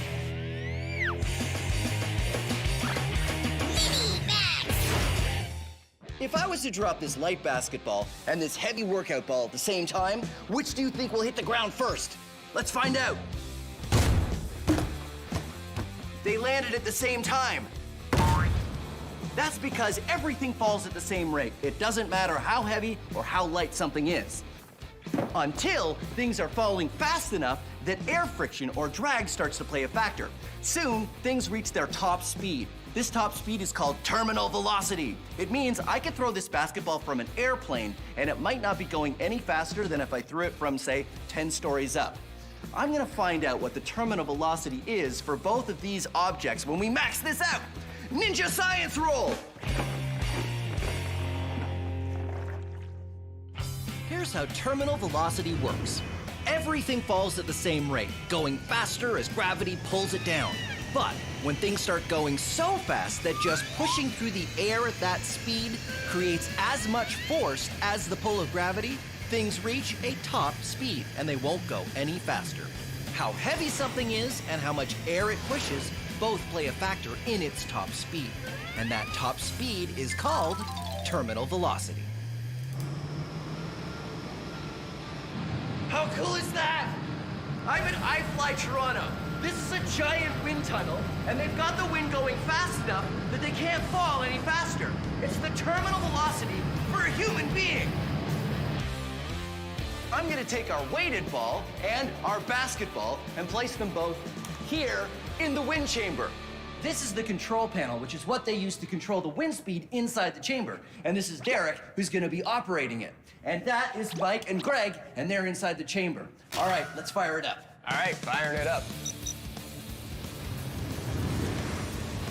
35, 58, nothing happening yet. This number here is the one we're looking at to see how fast the air is moving.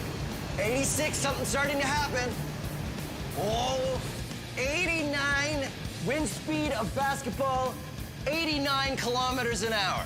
At 89 kilometers per hour, the wind is going fast enough that the friction of the wind and the pull of gravity balance out, making the basketball float.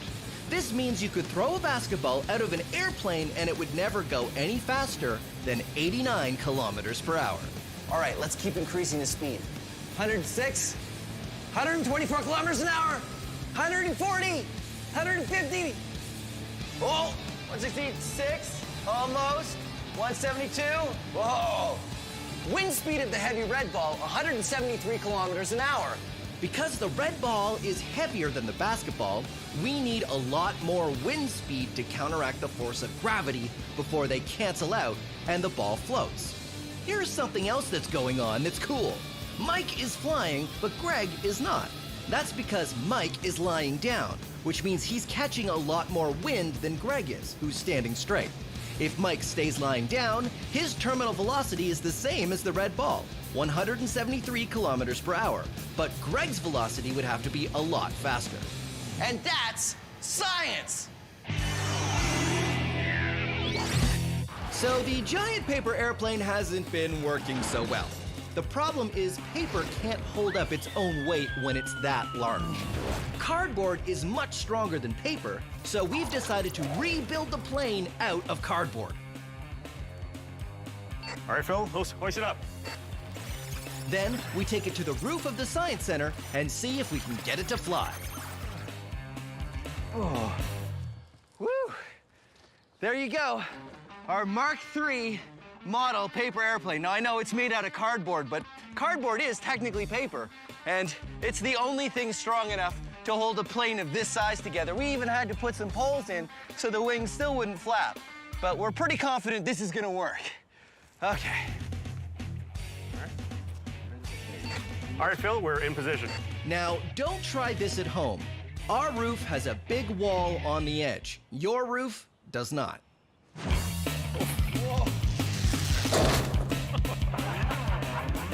Our first attempt didn't go so well. Looks like we have a bit too much pitch.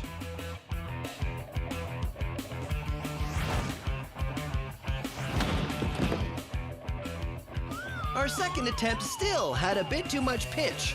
Time to add some weight to the nose. We added some clips to the front to give it a little bit more weight on the nose, which is important. Although at this point, I kind of wish there was less weight. Whoa, okay, all right.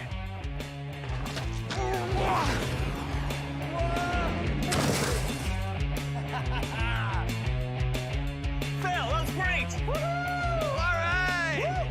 This throw worked best, but I know what you're thinking. Why didn't it sail through the air like a normal paper airplane does? Well, that's because the other thing heavy planes need to fly is thrust. So we could put an engine on our plane, but then we'd have to use something stronger than cardboard, and well, pretty soon we'd have an actual plane. But this isn't about making a full-size plane. This is Largest paper airplane I've ever thrown! Woohoo! Hey, you guys are great! The plane is great! Thank you very much for watching Science Max Experiments at Large. Where were the stairs? Yeah. Oh, never mind, I found them.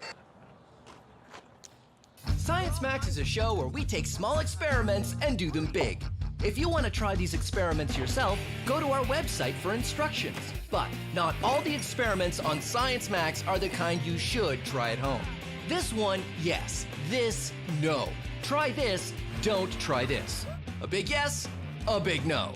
I don't know how you could possibly do this one at home. And remember, if you're ever not sure, ask an adult. Thanks for watching Science Max Experiments at Large.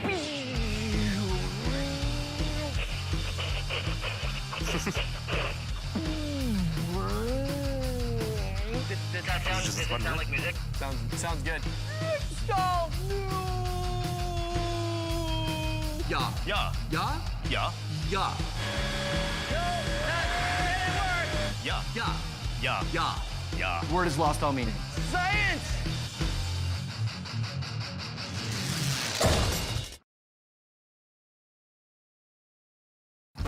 Have you ever done a science experiment and wondered what it'd be like if you did it big?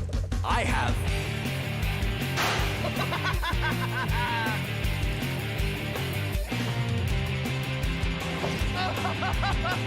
Yeah!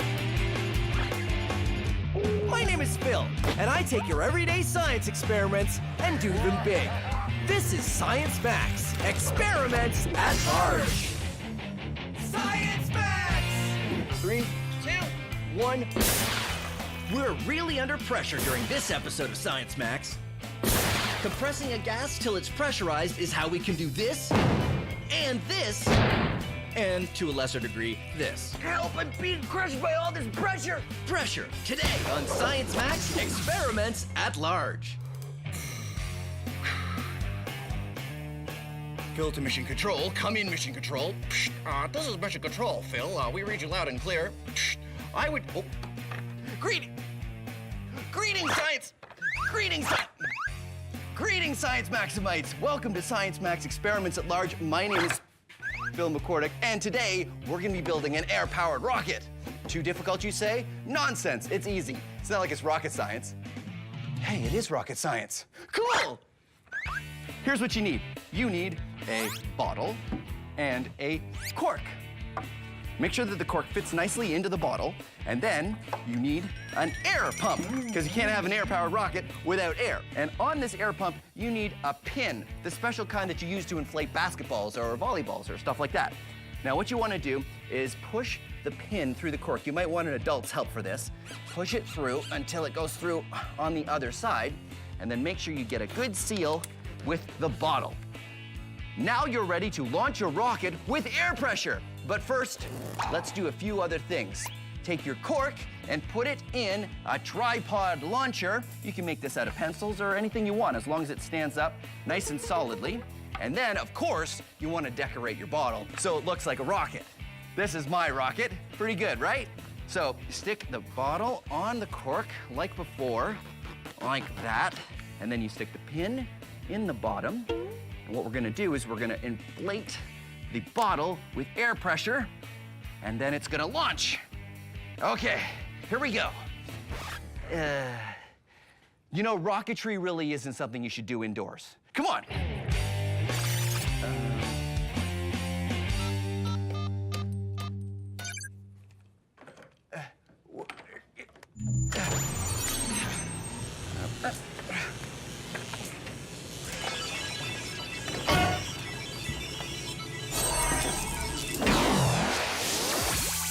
Hey, this was supposed to be a field. What's going? Why are there? Oh, it's in my shoe. Oh, this will do nicely. Now, don't forget to do this with an adult, and don't forget your safety glasses. Now set up the rocket in a nice big open area and make sure it's pointed away from you. And then what you do is you pump the air pump.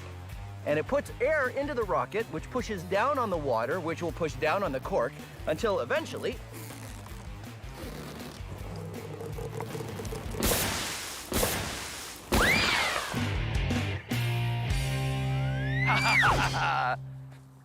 So be Science Maximites and come up with your own rocket design. Try different amounts of water, different fins, even a different sized bottle. Try it for yourself and see if you can get one that goes higher than mine just did.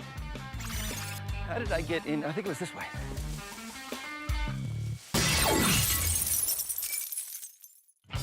Do you want step-by-step directions on how to build your own air-powered rocket? Well, don't worry. Everything you need is on our website.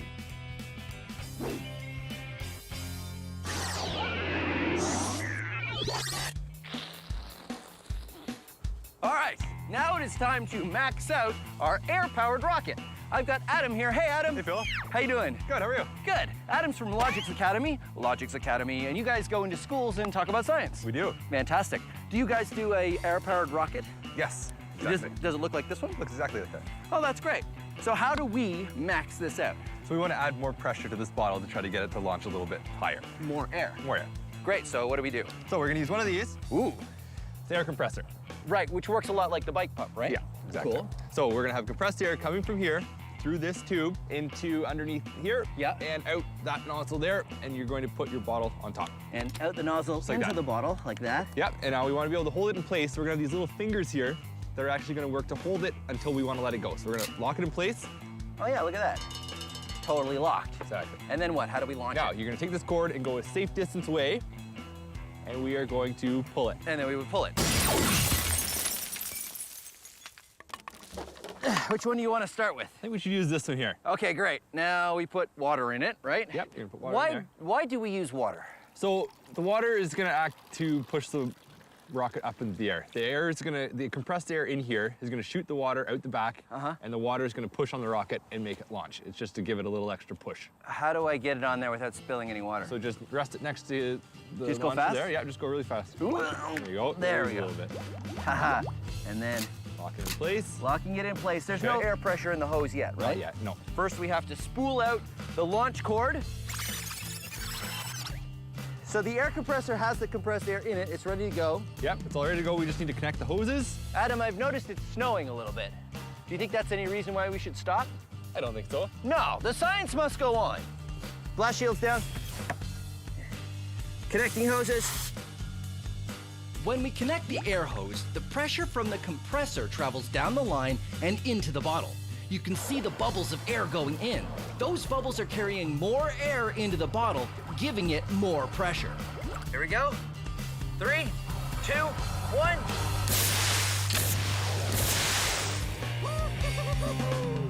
All right, there's the rocket. Let's do it again. Launching in 3, 2, 1. Woo! Nice. Success. Success. Nice. So, small bottle worked really well. How do we make it bigger? I know. Bigger nose cone? I think a bigger bottle. Oh, bigger bottle. Yeah, of course. That's easy. How about this empty water bottle that we have now? That might work, except that the top here is too big. I don't think it'll fit on our launcher. Oh, yeah. So what should we use? A 2-liter pop bottle might work a bit better because it'll be about the same size. Oh, that's right. 2-liter pop bottles have the same opening as these small water bottles. Exactly. That's great. All right, let's make a couple rockets out of 2-liter pop bottles. Awesome.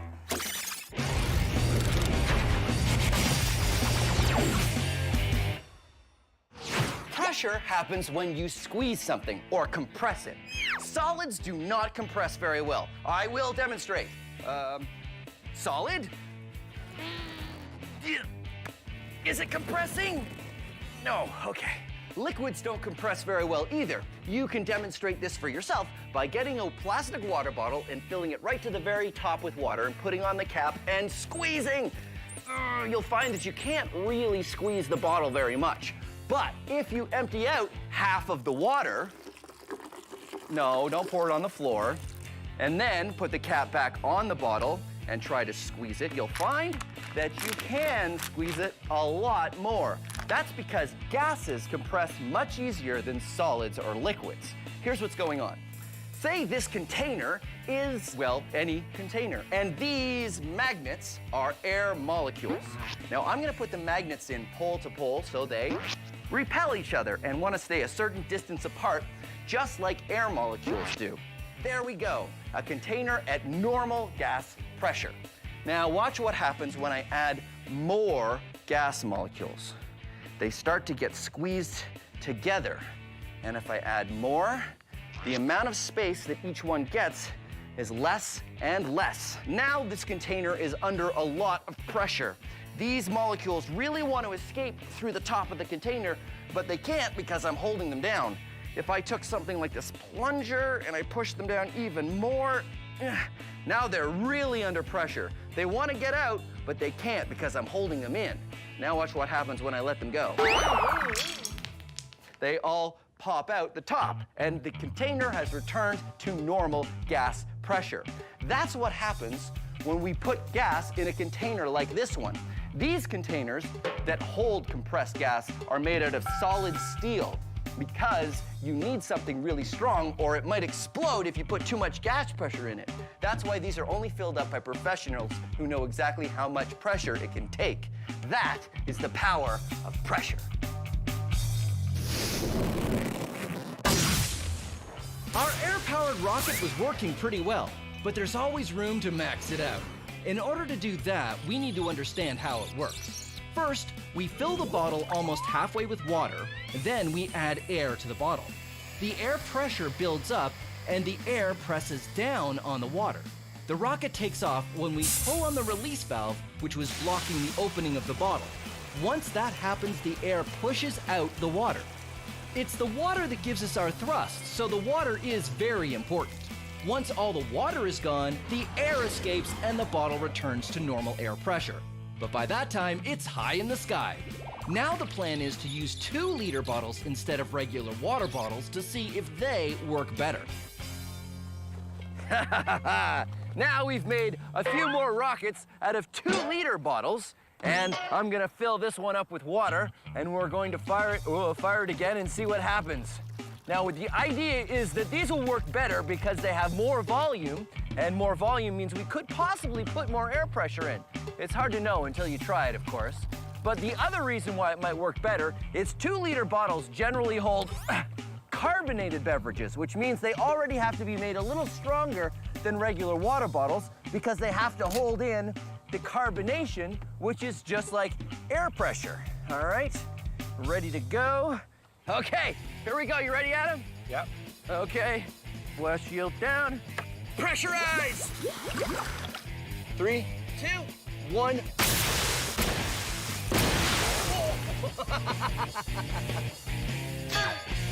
Let's do another one. And 3, 2, 1. Whoa! Wow!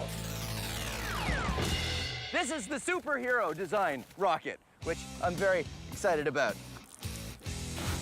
All right, Adam, it's going really well, but before we fire this next one, how can we make it bigger, better, and more awesome? You gotta have more pressure. more pressure. How do we do that? Well, we're firing at about 90 PSI right now. PSI, pounds per square inch of pressure, right? Yeah. So we could increase it. We could increase it. So how, we're at 90 now, how high does the tank go? Go to about 120. 120 PSI. Let's see what happens. All right, let's do Okay, it. here we go. 90, 110, 120. Should we fire it? Let's fire it. Let's fire it. Here we go. 3, 2, 1.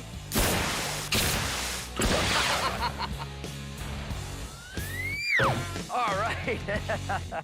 Hey, actually it worked okay. There's just a piece missing here, but I think the bottle is still okay. Yeah. So, 2-liter bottle, full pressure. I think we can still make something even better, even more maxed out. What if we used an even bigger bottle? You know the 5-liter ones that you see on a water cooler? Yeah. You think we can use one of those? Definitely. I think we could use that. We need to change the mouthpiece size Oh, right. Yes. to fit our launchers. Well, let's do it. Do it.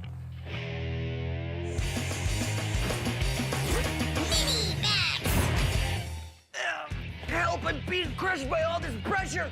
A whole kilogram is being pushed down on every square centimeter of my body. 103 kilopascals. Actually, 1 kilogram for every square centimeter on your body is the exact kind of pressure that you and I are under at all times every day. We don't notice it because we're used to it, but it sounds like a lot, doesn't it? Well, it is. Here's an experiment you can do with a plastic bottle. Say at room temperature, there are 10 million air molecules in here. Doesn't really matter how many, but we'll say there's 10 million at normal room temperature.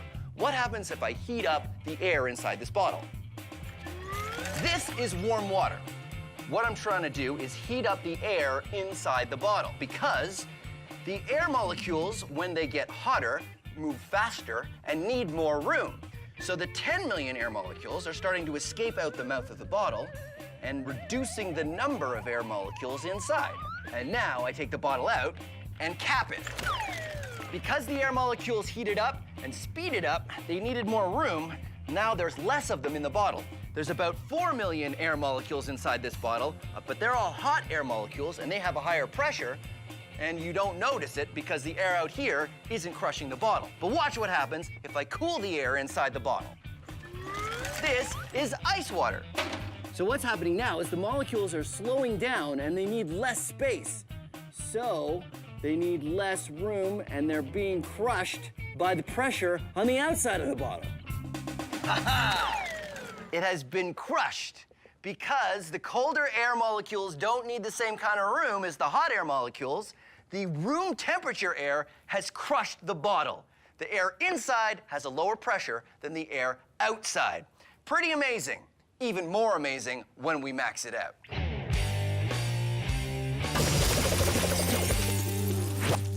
This is a steel drum. What we've done is we put some water in it and we're heating it up to boiling so there's nothing but hot air inside the drum. This is an airtight cap, which we use to seal the drum. And now we cool the drum off. Hey, Trevor, give me a hand. Ready? 1, 2, 3, you lift!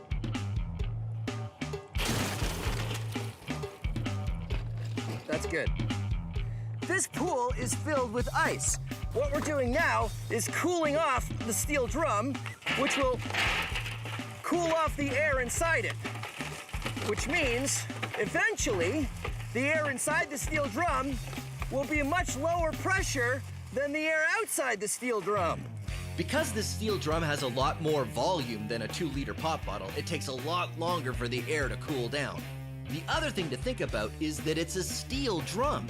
I could stand on it and it wouldn't even dent. But sure enough, after a few minutes... Whoa! Check it out! The barrel has totally crushed. The low pressure air inside the barrel wasn't enough to withstand the force of the regular air pressure that you and I walk through every day. The air pressure all around us is enough to crush a steel drum. How cool is that? Our air-powered rockets have been working really well, but we still want to go further. Since the 2-liter bottle worked better than the water bottle, we think increasing the size again might make it more awesome. So now the plan is to switch our 2-liter bottle with a 20-liter water cooler jug and make a rocket out of that. Because the launcher nozzle, which holds the bottle in place till we're ready to launch it, isn't going to fit the opening of this bigger jug, we've decided to use the cap that came with the jug. If we screw the cap on, it'll work sort of like the cork. The air pressure will press down on the water and keep pushing against the cap until the cap has a catastrophic failure, which is a very cool way of saying that eventually the cap will break and the bottle will shoot into the sky. 20-liter water cooler jug filled with some water. This is the cap that'll work sort of like the cork. We put the air pressure in there, the cap can't take it anymore, pops off, and the thing flies, hopefully. Let's find out. Okay, that looks good. There. Let's do this. Go for pressure! Uh-oh. Uh-oh. Whoa! Hilarious! That worked pretty well. It sort of does that. I wonder if it's aerodynamic. No. No. So, what else can we do to make it even more maxed out? I think we've used the 2-liter bottles to work really well. The 2-liter bottles are the best, right? I think so. So, what do? We probably stack them. We stack them on top of each other. Yeah. That work. I like that. So we put a whole bunch of them together. Yeah. Tell you what, I'll do you one better. Why don't we use 3 stacks? Awesome. We'll use 3 stacks, 3 launchers, 3 times the thrust, and we'll make a giant rocket out of 2-liter bottle. Yeah, great idea. High fives. Here we go. Gas molecules get further apart when you warm them up and closer together when you cool them down. So what happens if you keep cooling them down? Well, they turn into this. This is liquid nitrogen. Nitrogen makes up 78% of the air we breathe, but when you cool it down to minus 196 degrees Celsius, it turns into a liquid. It's boiling right now because at room temperature, nitrogen wants to be a gas. So the liquid nitrogen is turning into gaseous nitrogen, and all of the extra molecules are escaping through the top of the bottle. So what happens if I put a cap on the bottle?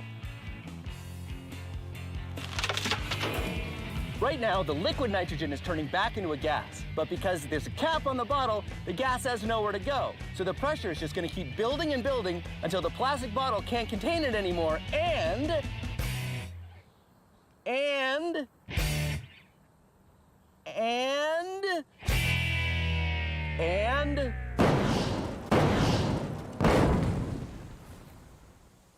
it pops like a balloon. Science! Our rockets have gone from small to bigger to even bigger. Now the plan is to use 3 2-liter bottles and create columns of them into a giant rocket. We pressurize them just like we did before, but with more thrust, it might work even better. Even if it doesn't work better, I'm pretty excited about this new plan. Giant rocket!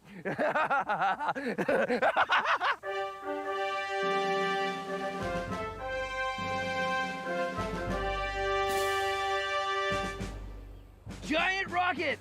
You ready? I'm ready. Okay, blast shields down. Connecting hose. Dialing up pressure. Pressure is rising. It's bubbling. Bubbling. 100 PSI. Okay, stand by to fire. 3, 2, 1. Whoa! Woo!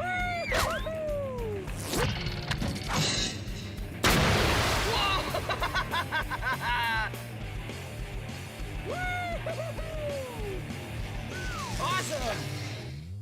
Yeah, let's go check it out. Well, there you have it. Rocket Science Max. Experiments at large. Well done. Nicely, nicely done. Do you think we could fire it again? Yeah, it looks like it needs some repairs, though. One.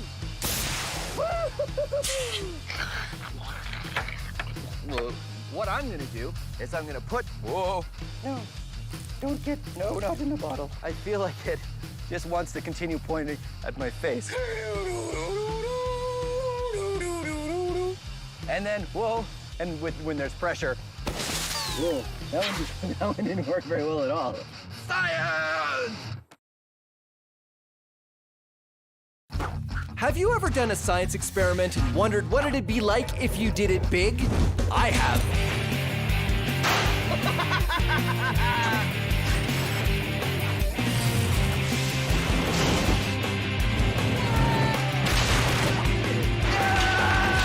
My name is Phil, and I take your everyday science experiments and do them big.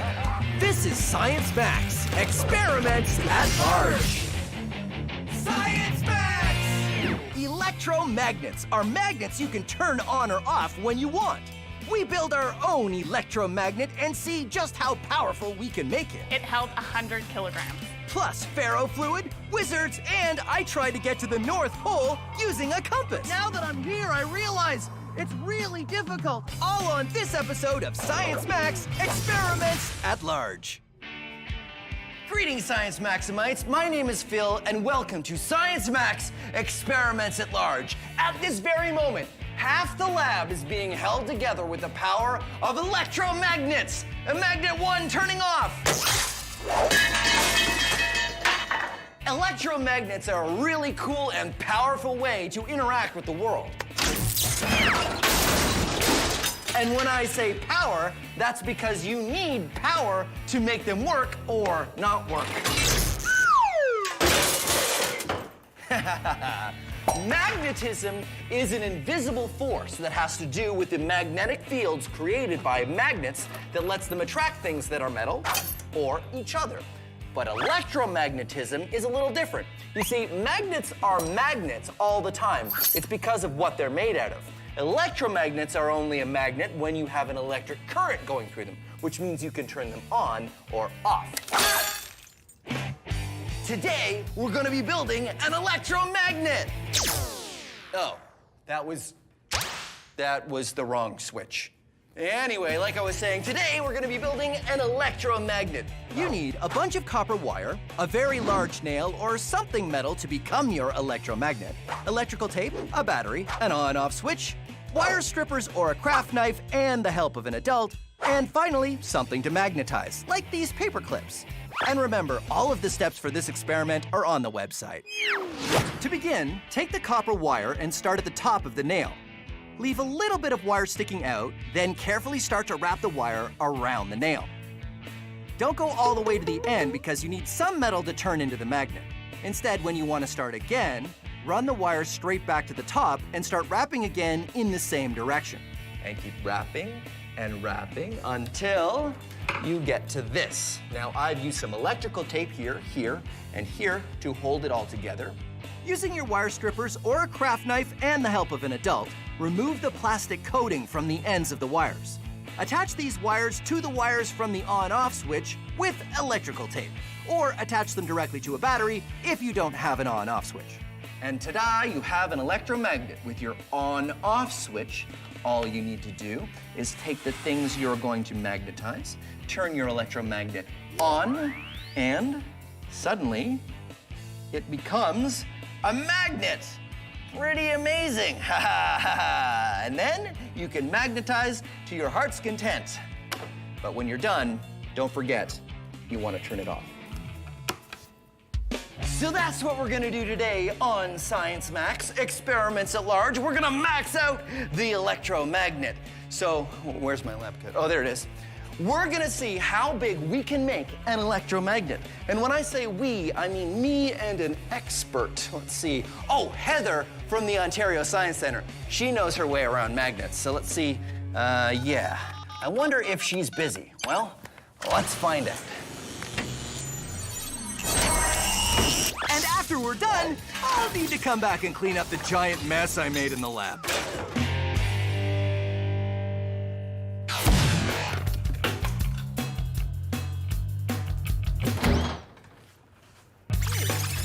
Hi, Heather, how you doing? Good, good to see you, Phil. I was just wondering if you could help me with something. Are you busy? No, I got time, I got time. Okay, great, because I'm gonna make a giant electromagnet experiment and I need your help. That sounds like a lot of fun. Okay, great. Let's go back to Science Max headquarters. Oh, we'll via the portal? Yeah, by the portal. Oh, okay. You sure? I know you're hesitant, so I want to reassure you, nothing will go wrong. Great, okay. Okay. Oh, hey, we're here. We're outside. It's okay, it's no, okay. Don't worry about it. No, No, I no, think it's fine, it's fine, definitely. it's fine, it's fine.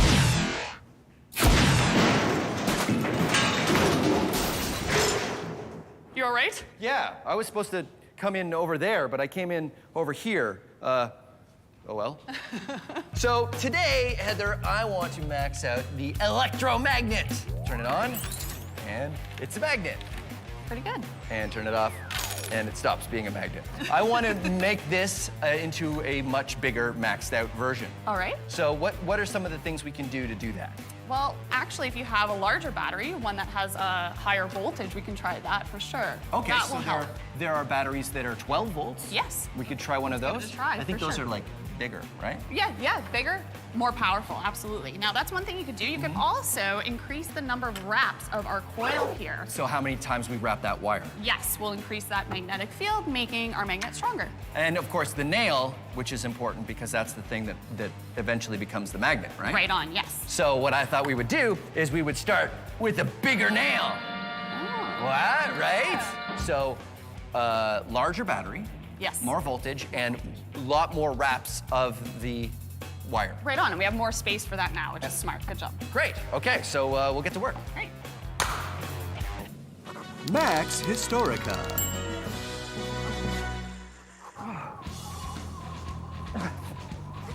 If you've ever seen a compass, you know that the needle points north. That's because a compass needle is a magnet and it points towards the Earth's magnetic North Pole. And I'm using this compass to try to get to the North Pole. But it isn't easy. In fact, scientists knew there was such a thing as the North Pole as far back as the 16th century, but no one was able to actually get there on foot until 1927. You'd think it wouldn't be that hard, right? I mean, the needle points you straight there. Just follow the needle, right? But now that I'm here, I realize it's really difficult. I mean, the wind is incredible and the snow is intense and it's so cold. My hands,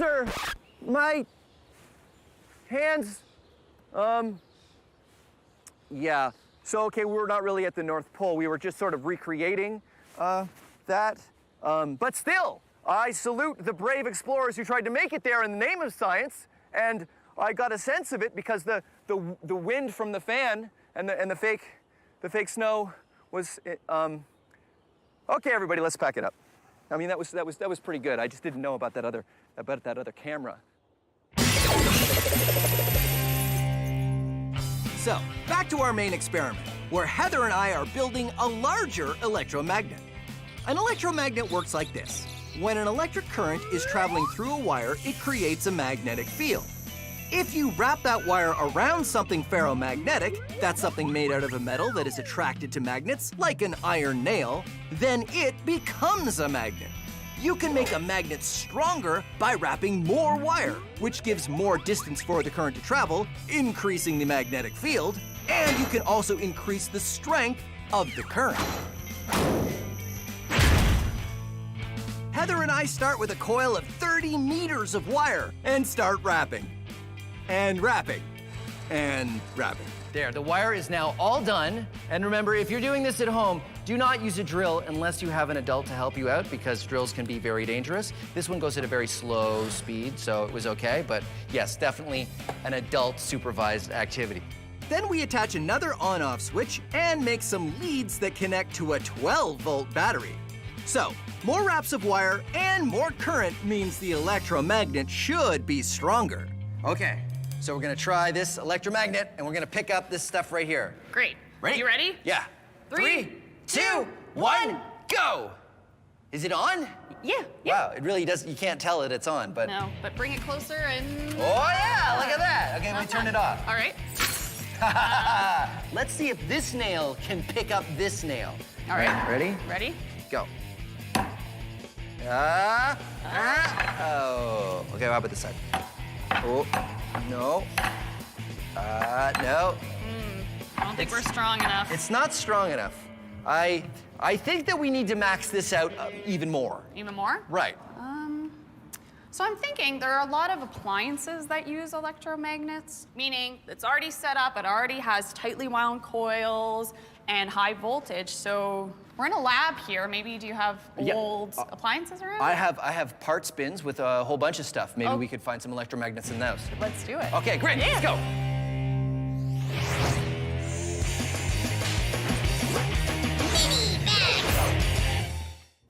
All right, pliers, battery, copper wire. Now, if you've already done the electromagnet experiment, here's another experiment that uses all the same materials plus these. Ha! Neodymium magnets, some of the strongest magnets you can get.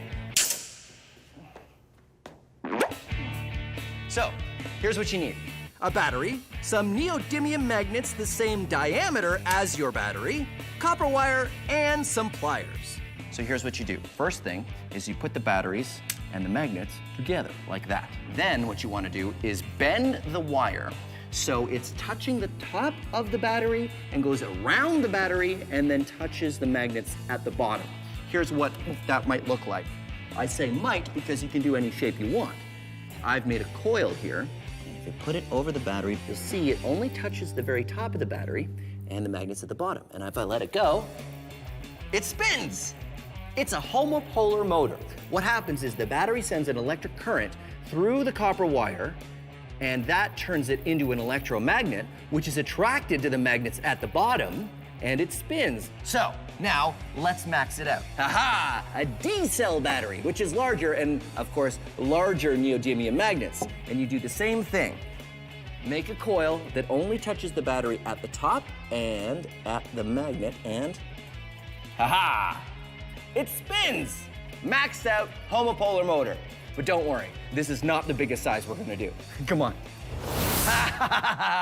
Maxed out homopolar motor. I have 27 D-cell batteries, a giant copper tube, and a neodymium magnet. So I'm just gonna, and then we get rid of that. Put this down. Okay, so the first thing I do is attach the neodymium magnet to the batteries. And I've got all the batteries taped together here so they'll sort of stand up like this. Huh? Giant stack of D-cell batteries. Okay, now what I do is I take the copper coil. I take the copper coil. I need to get. Okay, hold on. I got this. I just need to get the copper coil there. I did it. Okay, so I take the copper and I put it on top of the D-cell batteries like this, and then I let it go. Let it go. Nope, whoa. Homopolar motor. Okay, so that didn't work. But that's okay. I like it when it doesn't work, because that's science. It's not science if it works perfectly every time. I mean, you gotta have some room for improvement. Heather and I built a larger electromagnet, but it still wasn't as powerful as we hoped. So now we're searching for parts that came out of an appliance that are pre-built electromagnets. What about this? I think that'll do the trick. Do you think that does look like an electromagnet, huh? It does, yeah. And there's a whole big bunch of copper wires coiled on that. Around. So you think we can use this? Yeah, let's try it. Okay, great. We built the next version of the electromagnet. This one already has the copper coils, so it's just a matter of attaching wires and an on-off switch, and attaching all of it to a 12-volt battery. Do you think 12 volts will be enough? Let's find out. I think so. Try that. Once we do, it works much better. Oh, no problem at all. Ready? Yep, turn it on. On. Whoa, pretty good. Okay, off. Off. Neat. In case it was really strong, I have the next step. Horseshoe. Okay, ready? Oh, whoa, that's... Here. I can't pull that off. Okay, wait, grab this. Okay. Work together. Yep. Wow. So that's passed all of our tests. Yeah. This is really strong. Is there a way to test it further? In order to test how strong our magnet is, it's as easy as seeing how much weight it'll lift. Heather and I find a metal table. All right, Phil, so I brought the electromagnet. Okay. Just put it right here. Yep. We add some sandbags for more weight and then attach a scale so we can measure how much weight we're lifting. We use a chain hoist, a simple machine made for lifting heavy things. This one can hold up to 454 kilograms. Want to turn it on? We're ready? Yep. Here we go.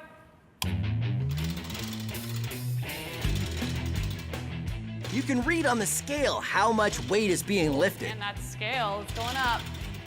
Pounds on this side, kilograms on this side. We keep lifting until...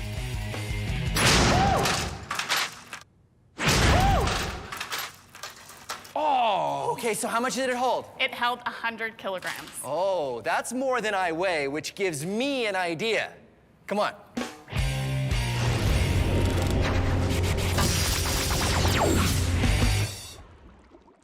This is ferrofluid. It is ferromagnetic, which means it's attracted to magnets. And I know what you're thinking. You're thinking, it's not that interesting. Well, watch as I put it next to this magnet.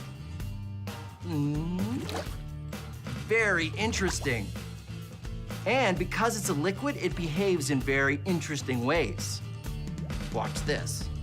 Unlike most things ferromagnetic, like paper clips or iron filings, ferrofluid is a liquid, which means it behaves in a unique way.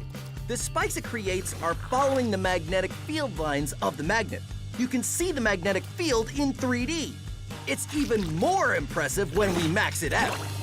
This is ferrofluid outside of a glass jar. Now, it's sitting in a pool around this electromagnet. And this is a dial which I can use to change the voltage of the electromagnet, making the magnet stronger. Watch this. Changing the current going to the spiral in the middle turns it into a magnet. The more current I put in, the stronger that magnet becomes, allowing the ferrofluid to climb the spiral to the top. And remember, even though it looks all spiky, it's still a liquid. I will demonstrate with my plastic spoon.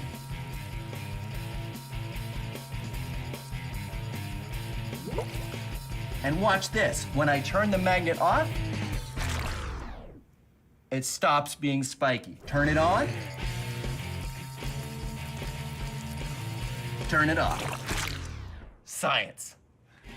The Wizard Academy. All you have to do is demonstrate true magic. And you will be granted entry. Well, Fuzzix, who is the next applicant for the Wizard Academy? Overwhelmo. Indeed, it is I, Overwhelmo. And prepare to be overwhelmed. Would you be flabbergastified if I balanced this coin on its end? Not really, no. But would you be impressed if I was to balance this coin on top of this coin? Possibly. Prepare to be flustered and stupefied. Stupeflustered as I balance 3 coins on their ends on top of this glass. Well, that certainly would seem like magic. Let us see. Okay. No pressure, Overwhelmo. You can do this. And now, I say, a magic word. A magic word! Ha ha ha ha! And now you must let me into your academy. Wait. What's under the cloth? What cloth? This cloth? Nothing. Oh! Is that a magnet? This? No! The pull of the magnet is what's keeping those coins up. The magnet is just strong enough to keep the coins from falling. No, this is set dressing. It's just... It was a good trick, but it's science, not magic. Well, yes. And you will see! You will see! I will be back! I, Overwhelmo, will return! And I will do such magic that you will need extra socks. Because I will knock them off! With my magic, you will need at least 2 pairs of socks. Maybe 3 pairs of socks. We can still see you! No, you can't!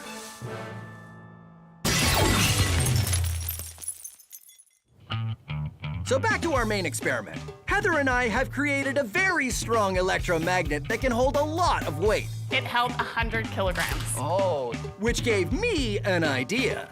All right, you ready? Let's do it. Electromagnets super maxed out experiment. We've got, 2 electromagnets, 1, 2. and those are wired to 2 batteries, which are on my belt, just like this, so that I can carry them around. And we've got a crash mat here because We need to keep you safe because you're gonna be using these electromagnets to get across this massive beam above us. that's right. I'm gonna stick to this metal beam and go across with the electromagnets. Wow. We hope.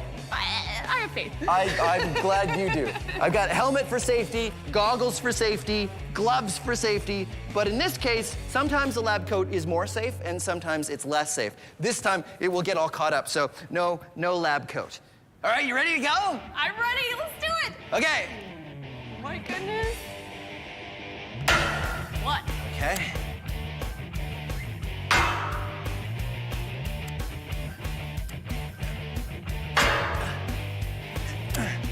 Because each of our electromagnets can hold more than my whole body weight, I can use them to cross the beam. When they're on, they stick like, well, magnets. And when I turn them off, they stop being magnets and I can move them along as I go. Now, this is something you should definitely not try at home. Come on, Phil. You're almost there. We did it! Yeah! There you go, Science Max, experiments at large, electromagnets! Woo! You wanna go? No. You sure? I'm positive. Okay, I'm going again. Woohoo! Crazy. Oh, careful. Don't mess it up, Overwhelmer. Overwhelmer. Send in the next applicant for the Wizard Academy. Overwhelmer. And now, I say the magic word. Overwhelmer. I say the magic word. The magic word! Well, that certainly does seem like magic, yep. As I balance not 1 coin, not 2 coins. That's a 3. Have you ever done a science experiment and wondered what it'd be like if you did it big? I have.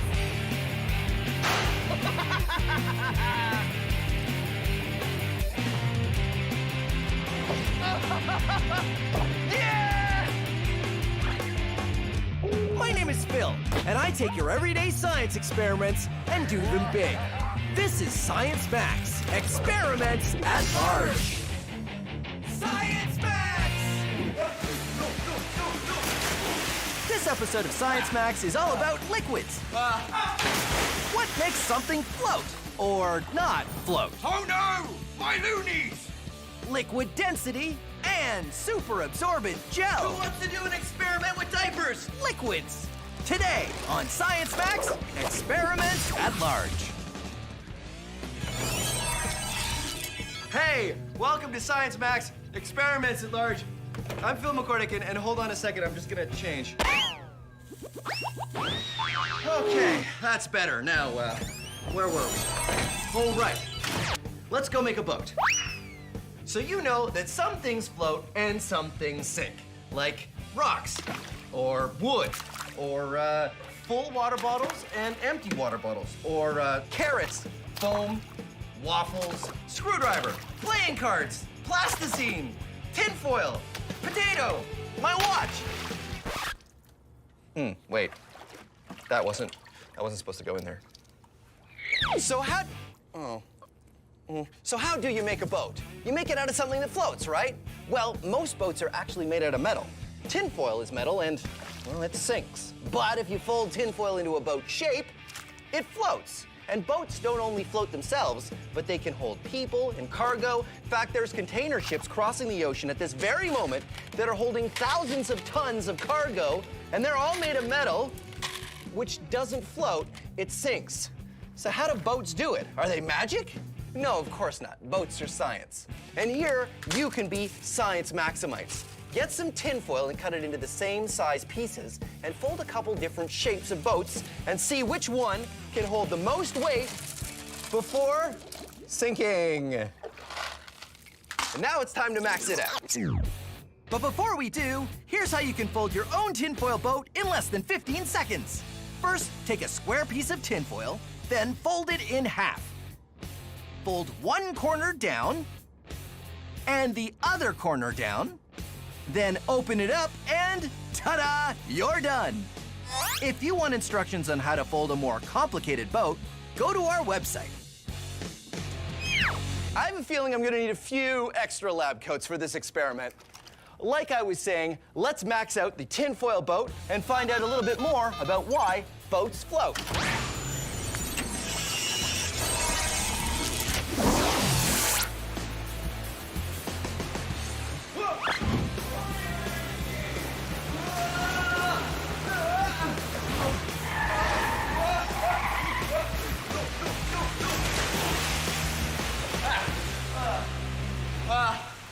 Okay, well, I'm here at an indoor pool, which is not, I wasn't expecting to be in the pool just yet, but this is where we're gonna build our giant tinfoil boat, so why not?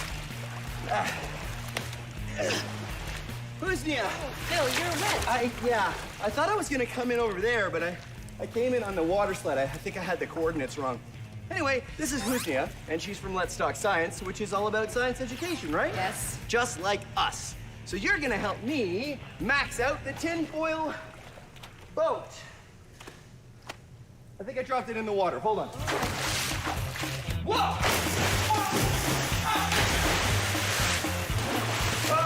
Here, where? There it is. The tinfoil boat. The tinfoil boat. Phil, this is a boat? Well, it looked a lot better before I came down the water slide, but that's the idea, and then we make it bigger. What do you think? I don't think it's gonna work, Phil. Oh, well, why not? Tinfoil is very thin, and it might not hold the shape of the boat. Well, I still think we should use tinfoil, though. Why? Well, because the small experiment was tinfoil, and I bought all of this tinfoil. Then let's do it. Tinfoil? Okay, high five. I will, I'll take the tinfoil, and you take that, and I'm gonna have to dry off at some point. Welcome to Shipbuilding for Pirates. I'm Swubby, and I've built some of the finest pirate ships for some of the finest pirates this side of the Caribbean. And I can teach you to do the same. But first, you need to know your basics. Mass and volume. Let's start with volume! But not that kind of volume. Which of these two chests do you think has more volume? Right, this one here. Which of these two balloons do you think has more volume? Right, this one here. Volume is how much space something takes up. Which of these two chests has more volume? That's right, they're the same. But which of these two chests has more mass? Which is heavier? Hard to tell, isn't it? But what if I told you that this one was empty and this one was full of treasure? Oh, loonies. Now, which one has more mass? That's right, this one. These two chests have the same volume, but this one has more mass. This chest has more volume than that one, but this one... My loonies! That chest does not have as much mass. Volume is how much space something takes up, and mass is how heavy something is. And when you look at them both together, you're looking at density. Join us next time on Shipbuilding for Pirates, and then we'll look at how volume, mass, and density work together to make something float. Oh, my precious, precious loonies. Are you all right, my pretties? They can't talk, so I'm not sure what they're saying. So, Huznia and I get to work constructing a large tinfoil boat. Our first design is just sort of a square, folded together out of a very large sheet of tinfoil. Simple, but can I ride in it? There we go. A giant tinfoil boat, just my size. Woo-hoo-hoo-hoo. I don't know if it's gonna work. It's too thin. You think it's too thin? I feel like yes. What should we do? Do you want to test it? Let's test it. Okay, good idea. So here's the most important question. Do you want to test it or should I test it? No, you test it. All right, here we go. Putting it in. First test, does it float on its own? Yeah! Floats on its own, no problem. If I just get in very carefully, then it will work fine. See, if I'm careful about how I get in, no, it's fine. See, if I just get in like that. Oh my! Bill, are you okay? Wait a minute. It's sort of, no, that's just air. You know what went wrong? It wasn't boat shaped. I think if we make it look more like a canoe, because canoes float, if we make it look like a canoe, it'll work great. No, Phil. We need some support. If we add a couple of structures in between, then we add support to it. I'll tell you what, let's make a boat like I want to make and a boat like you want to make, and we'll see whose is the best. That's a good idea. Okay, let's do that. All right, let's do it. Welcome back to Shipbuilding for Pirates. I'm Swabby, and now we know what volume means, what mass means, and that together it can tell you something's density. Now let's find out why things float. Let's say we're out to sea and my treasure chest gets swept overboard. Oh no! But it's all right. It floats because it pushes enough water out of the way, displaces it to carry its mass. But what if my treasure chest had more treasure in it? Well, we're giving it more mass, but not more volume. Too much mass and not enough volume, and it will sink. Oh no, my loonies! You need more volume if you want to float more mass. And that is why things float. I'm Swabby, and thanks for joining me on Shipbuilding for Pirates. So, the first version of the tinfoil boat didn't work out too well. Like that. But my idea is to build a tinfoil boat more like a canoe to see if a different shape makes any difference. Tinfoil canoe! Very Canadian. Very Canadian. The canoe part, anyway. I don't know about the tinfoil part. So, Husni and I had a bit of a disagreement of why the last boat didn't work. I thought it was because it wasn't shaped enough like a boat. So this one looks like a canoe. What I thought is that it requires some structure. Structure so that it wouldn't fold together. That's right. And we'll see how it goes. All right. All right, here we go.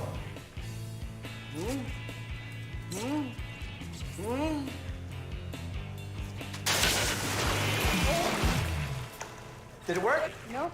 Okay, your idea next.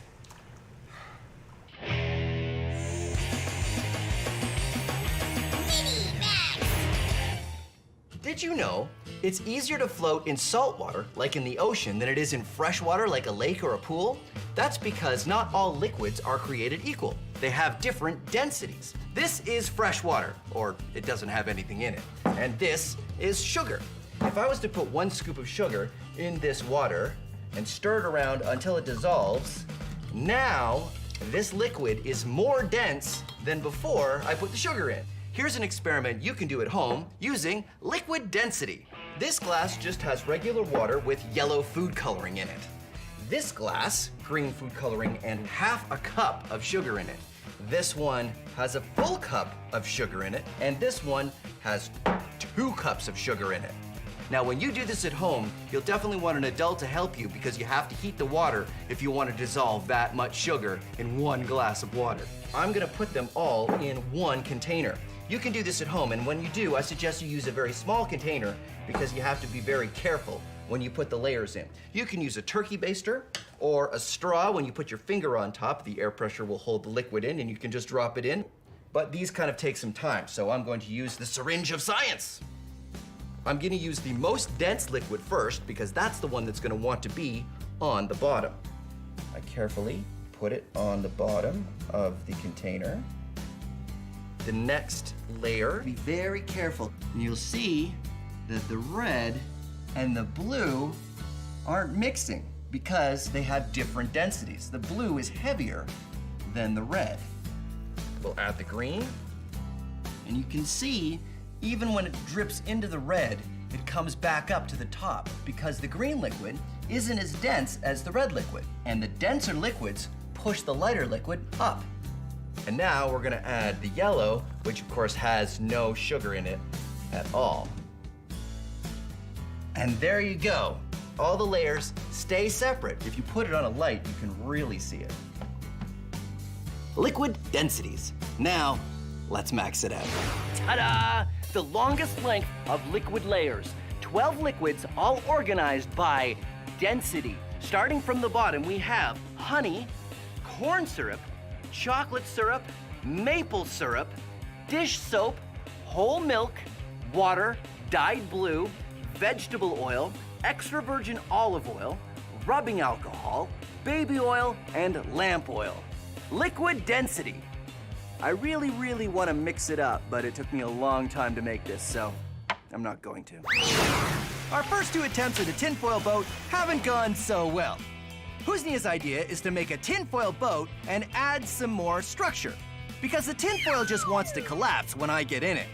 So we start with a large piece of cardboard on the bottom, then we wrap the tinfoil around it and shape it into a boat. After that, we add some supports across the top to stop it from folding in when we add my weight to it. This boat feels a lot stronger than the one I was just in. I told you. So how does all of this work?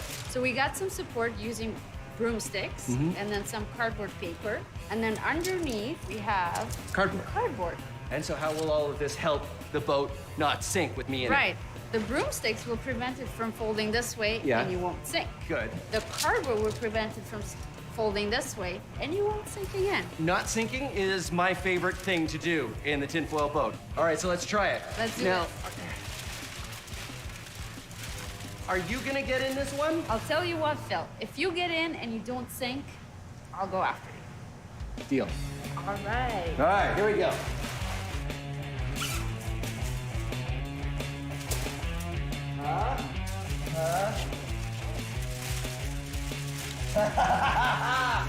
It's sort of working. Oh no, water's coming in. It's sort of working. It's almost working. Uh-oh. Wow.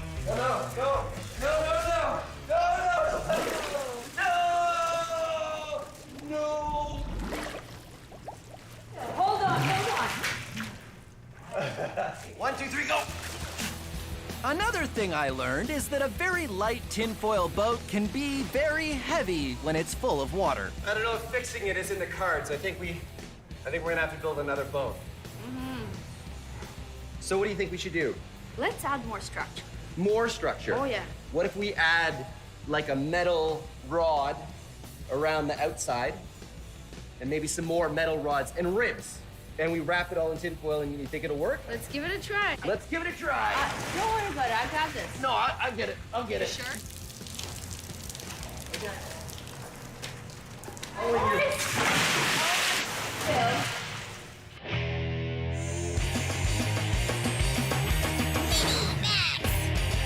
Who wants to do an experiment with diapers? Oh!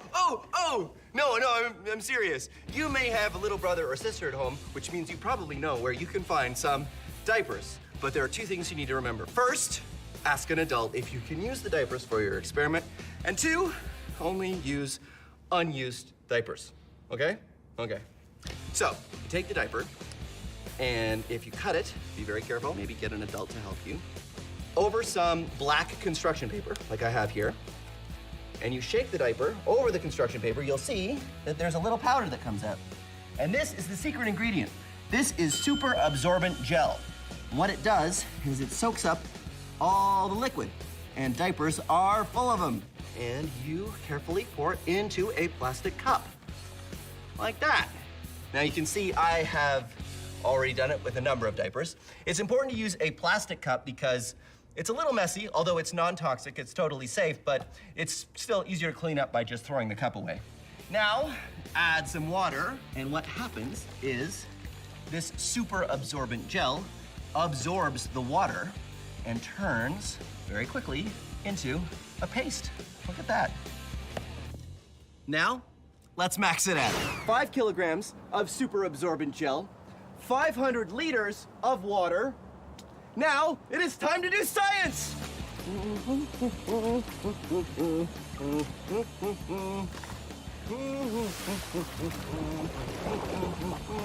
And I have my own stir stick.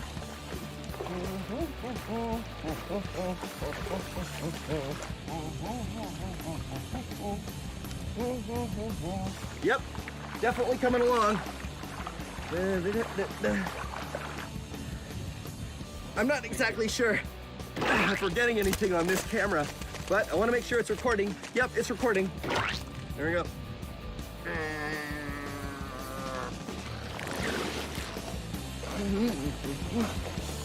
It is definitely turning solid. Well, there you go. The giant super absorbent gel experiment.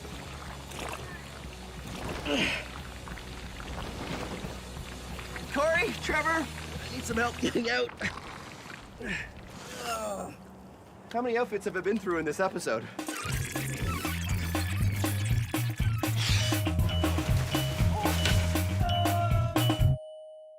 How many outfits have I been through in this episode? Anybody have a towel? There you go. Thanks, buddy. That's great. Husnia's idea of adding structure to the tinfoil boat was definitely right. We just needed to go further. So we did it again. This time, we made a much larger boat. We started with a sheet of cardboard, then wrapped the tinfoil around and added some metal supports taped to the cardboard across the boat this way to make ribs, as well as some other supporting pieces in the front and the back. Then another metal rod all the way around the top, and finally, supports across the middle. All right, feel how strong it is. I'm really excited about this version of the tinfoil boat. What we did is we used thwarts, big hard pieces of wood that we did last time, but this time we have ribs. Ribs, right, which are made of a cardboard, a metal rod attached to it, and shaped, and we did a whole bunch of them that go the whole length of the boat. And then we used all of this bendable metal, and we have one that runs all the way around the gunnels, and a whole bunch that run down the inside, and we even used bike fenders at the front and the back of the boat to give it super rigidity so that it hopefully won't go like all the other boats have done so far. Are you ready, Husnia? let's do this. 1, 2, 3, lift. All right, I'm gonna get over.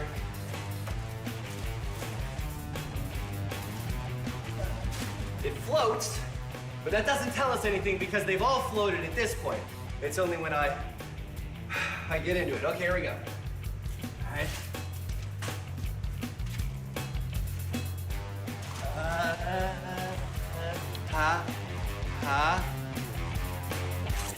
Hey! Hey, it works! All right. Oh, it's working. Ha ha ha ha! Look at that! It works perfectly! The tinfoil boat experiment has been done. Science Max, experiments at large. What do you think, Husnia? The only reason I got into this boat because I knew it's gonna work. Really? Oh, yeah. So you knew you would never get wet? See, I don't think that's fair. I think it's time that you got wet. I think we should go. I think you and I should just get wet right now. Just need someone help.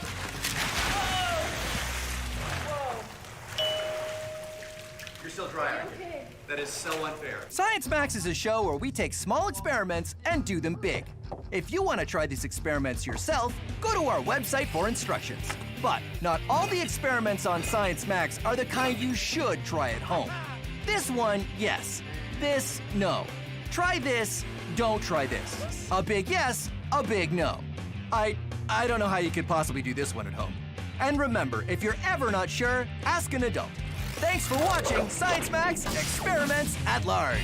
Science! I don't know what you're saying. I don't speak treasure chest. The one thing I'm really trying not to think about is that this is the stuff that's in diapers. Let me talk to your brother. Whoa, whoa, whoa, whoa. Don't talk with your mouth full.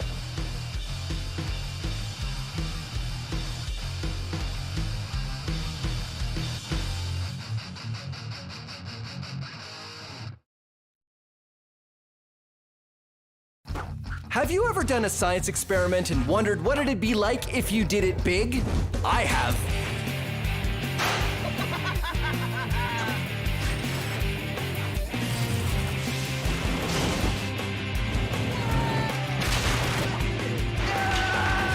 My name is Phil, and I take your everyday science experiments and do them big. This is Science Max, experiments at large. Science Max! This episode of Science Max is all about storing energy and releasing it. Yeah, let's try it out for real. Storing it in a giant spool racer, plus a domino chain reaction, mousetrap chain reaction, popsicle stick chain reaction, and more. All on this episode of Science Max Experiments at Large. Okay, 3, 2, 1, go. Greetings, Science Maximites. Welcome to Science Max Experiments at Large. Wow, I really need some more energy. Fortunately, I have some saved up. Ah, that's better. Yeah, I know what you're thinking. Storing energy like that doesn't make a whole lot of sense, but you can store energy, and that's what this episode of Science Max Experiments at Large is all about. In fact, I'm gonna store some energy in this container simply by putting it up here on the top shelf. More on that later. But right now, let's look at another way that you can store energy and release it in a really fun way. We're gonna make a spool racer, and it's pretty simple. Here's all you need.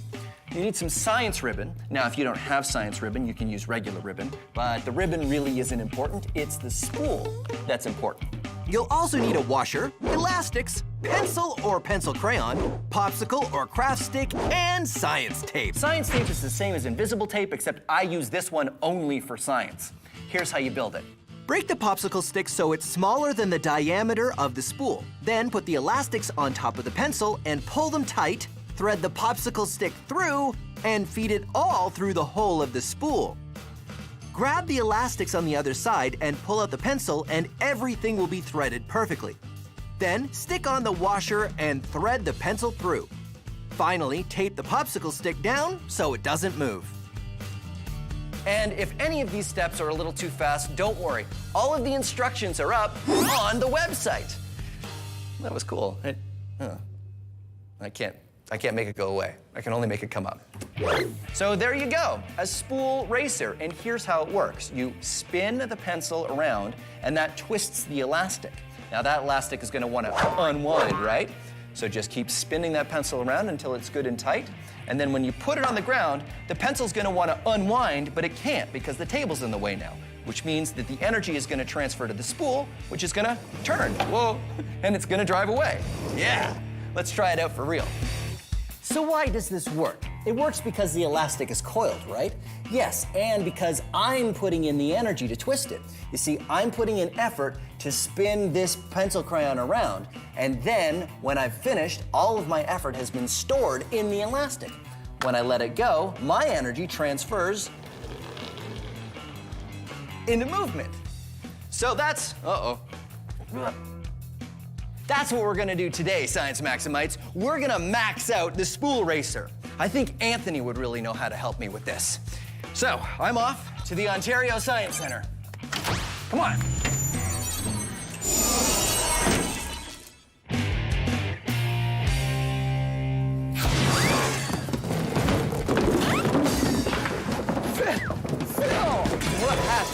What happened? You okay? Anthony. Yeah, hi. Oh, were you in the middle of something?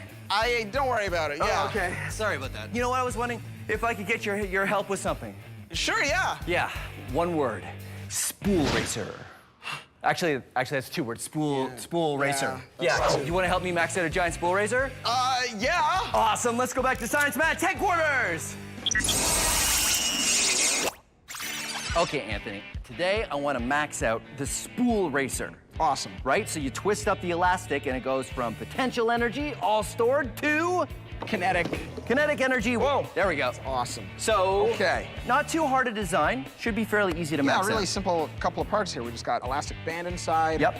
And then this big long pencil to store the energy and then release it. And the most important part is spool. Is the spool. Exactly. And I know where we should start. Where's that? Right here.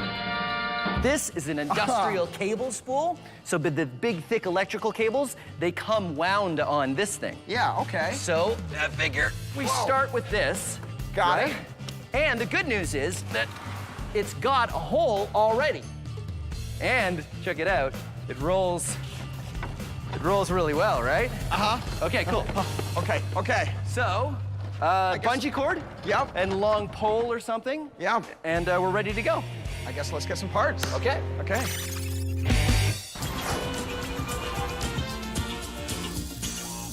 Oh, hey, how you doing? You want to buy something? I got a lot of stuff here, and I got a special today only.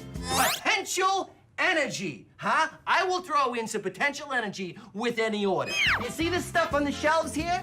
The stuff on the higher shelves has more potential energy than the stuff on the lower shelves. Don't believe me? Here, hold on. Look at this state-of-the-art traffic controller. Right now, it's sitting up here on this high shelf. Now, if it were to fall, it would be going fast, which means it would have a lot of kinetic energy.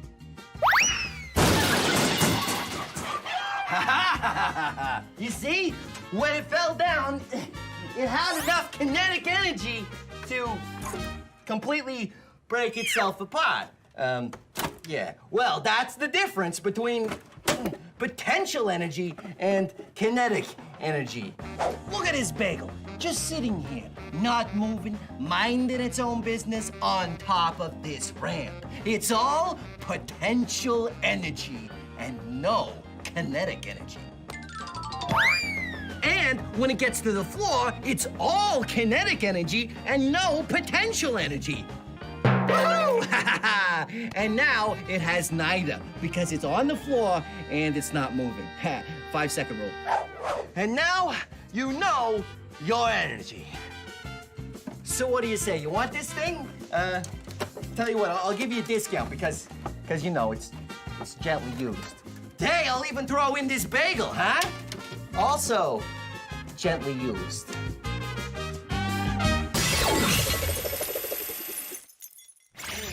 Anthony and I are maxing out the spool racer. We start with a long coil of bungee cord, which is kind of like a giant elastic, and feed it through the spool. Then we put on a big piece of plastic to act as our washer and use a long pole as the pencil. We flip the spool on its side to wind it up. Then we flip it back and it's ready to go.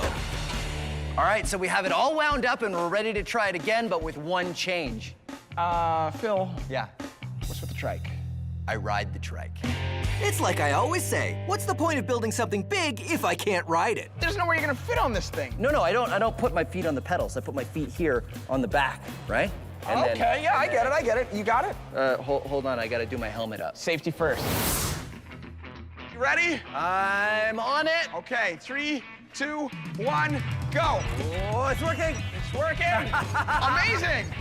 All the stored energy in the bungee cord is being released and the spool starts to turn. There's even enough energy that I can get pulled along behind it. It's not going that fast, though. No, and it's pretty good, though. It still pulls me. Right? Yeah, pretty good. So, spool racer, actually able to get pulled by it. Yeah. You know what? I think we can go even bigger. Bigger? Yes. Well, what did you have in mind? I'm glad you asked.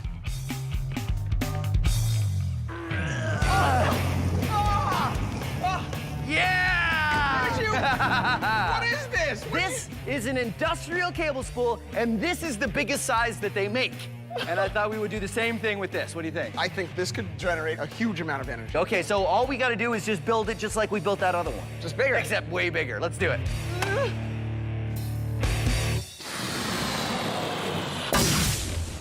When you set a domino on its end, you're giving it potential energy because it can fall. Ooh, and when you put two dominoes together, you can start a chain reaction because that one will fall into that one. But it's a lot more fun with more dominoes. Setting up a run of dominoes is a lot of fun, but it takes a flat surface and a steady hand. And if you want to do it yourself, add gaps, so if one part falls, it doesn't take out the whole run. Last one. There. I had some dominoes left, but I did it. I made the Science Max logo. See? Science right? Max! Sort of. Let's see how it works. Ready?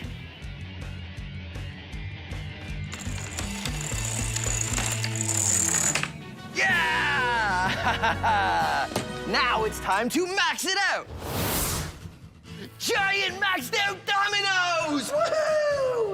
even though these dominoes are giant, they're still gonna work the same. They're standing up on their ends, which means they've got some potential energy. And when I give this one a push, that potential is gonna turn into kinetic energy, and it's gonna knock the next one, and the next one, and the next one. I hope. I don't know what's gonna happen, but let's find out. You ready?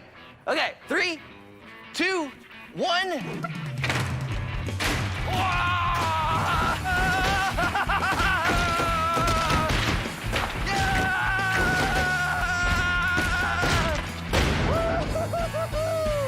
Giant dominoes! Yeah, science! The problem is, when you use dominoes this big, setting them up again is a real chore.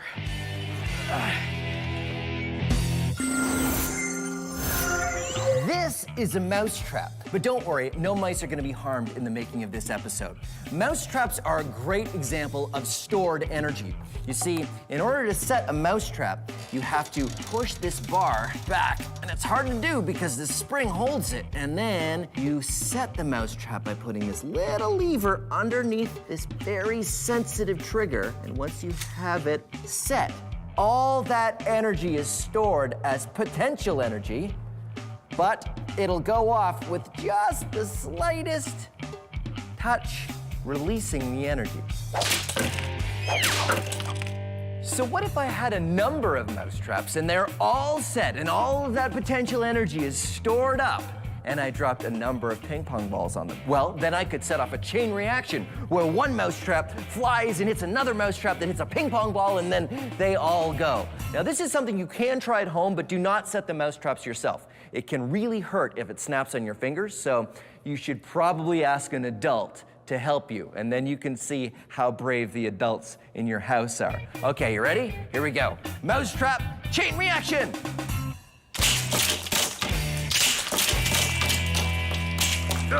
And last one. There we go. And now, let's max this out. Let's do it with 90 mousetraps. And this is a crate of ping pong balls. So, let's see what happens when we put them together.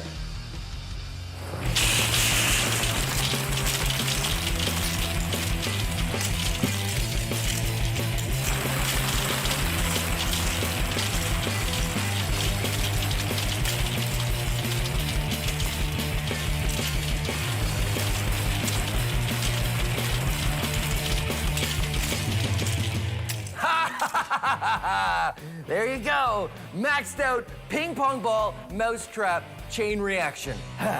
Awesome.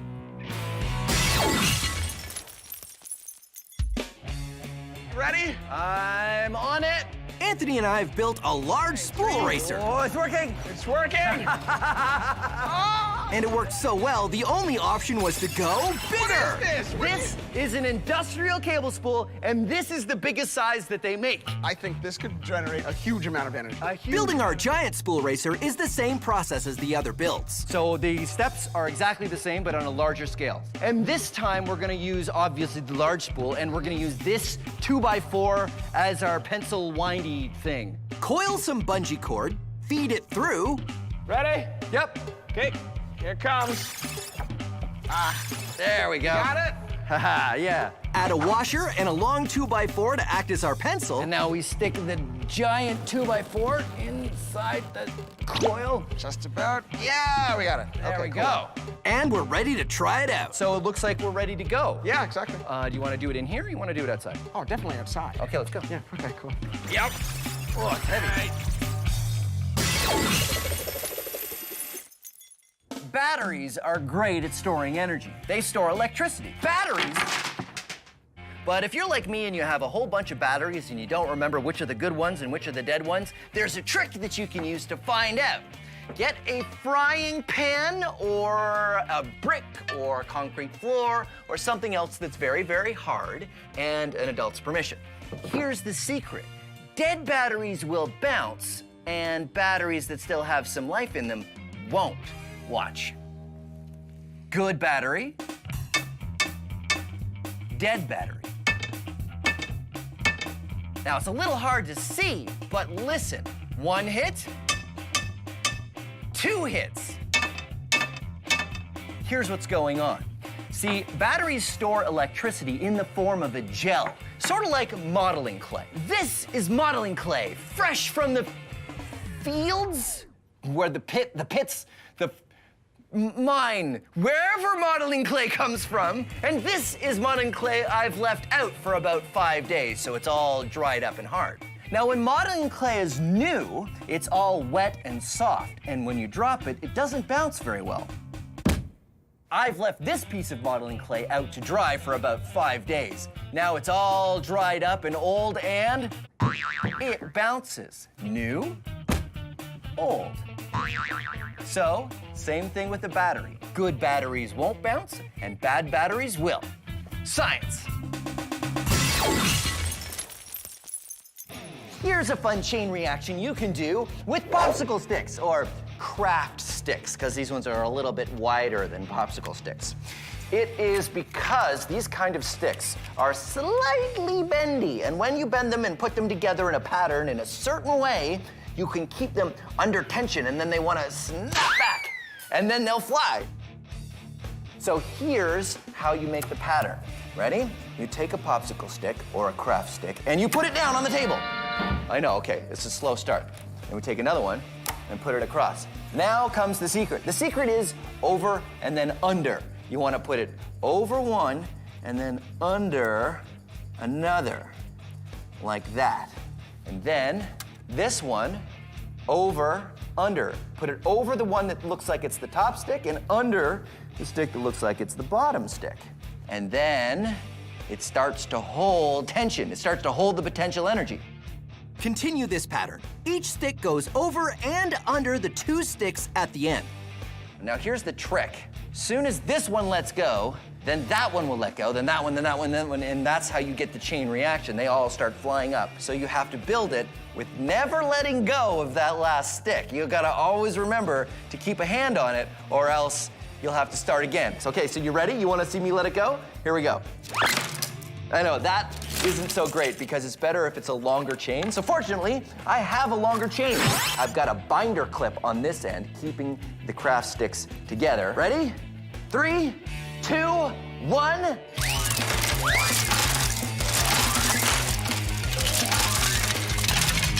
Wow! Release of kinetic energy from the potential energy of winding all the craft sticks together. Fun, and you can totally do it at home. Now, let's max it out. Behold, almost 800 craft sticks in a long, nicely designed triangle. Ready? 2, 1.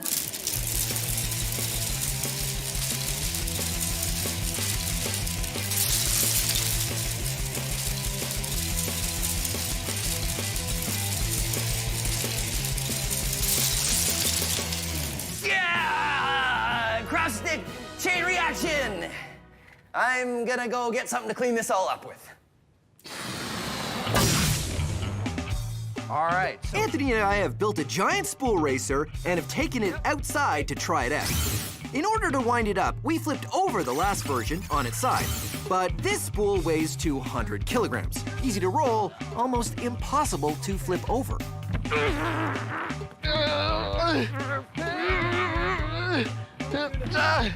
Come on, get it. I don't think it's gonna work. It's too heavy to move. Yeah. We should have thought of that before. Well, I'm sure we'll think of something. So Anthony and I thought about it. And thought about it. And thought about it. I got it! What? No. But you... And the answer finally dawned. What if we roll it this way? Because then that would wind it up, right? That's brilliant! By rolling it backwards, we wind up the bungee cord in one direction, which will make it want to unwind in the other direction. Anthony and I roll it across the parking lot to get it wound up tight. I don't think I can hold it anymore. Okay. Okay. Let go. Okay, it's wedged. It worked. All right, one more thing. We're gonna hook the trike up to this one as well. Okay. Okay.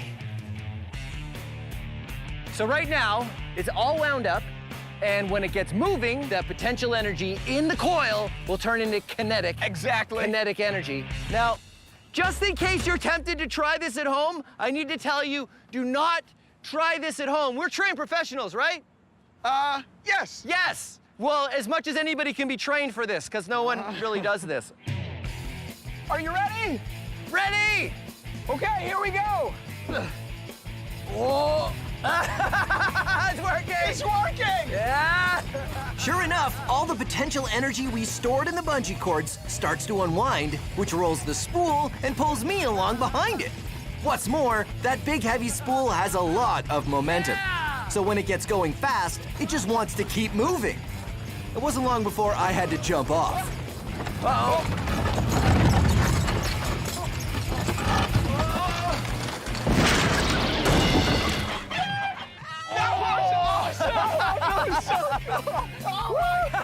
Amazing! All right, that had a lot of kinetic energy. That was a ton of kinetic energy. There you go, Science Max, experiments at large, massive spool racer. Your turn next? Yeah! Okay.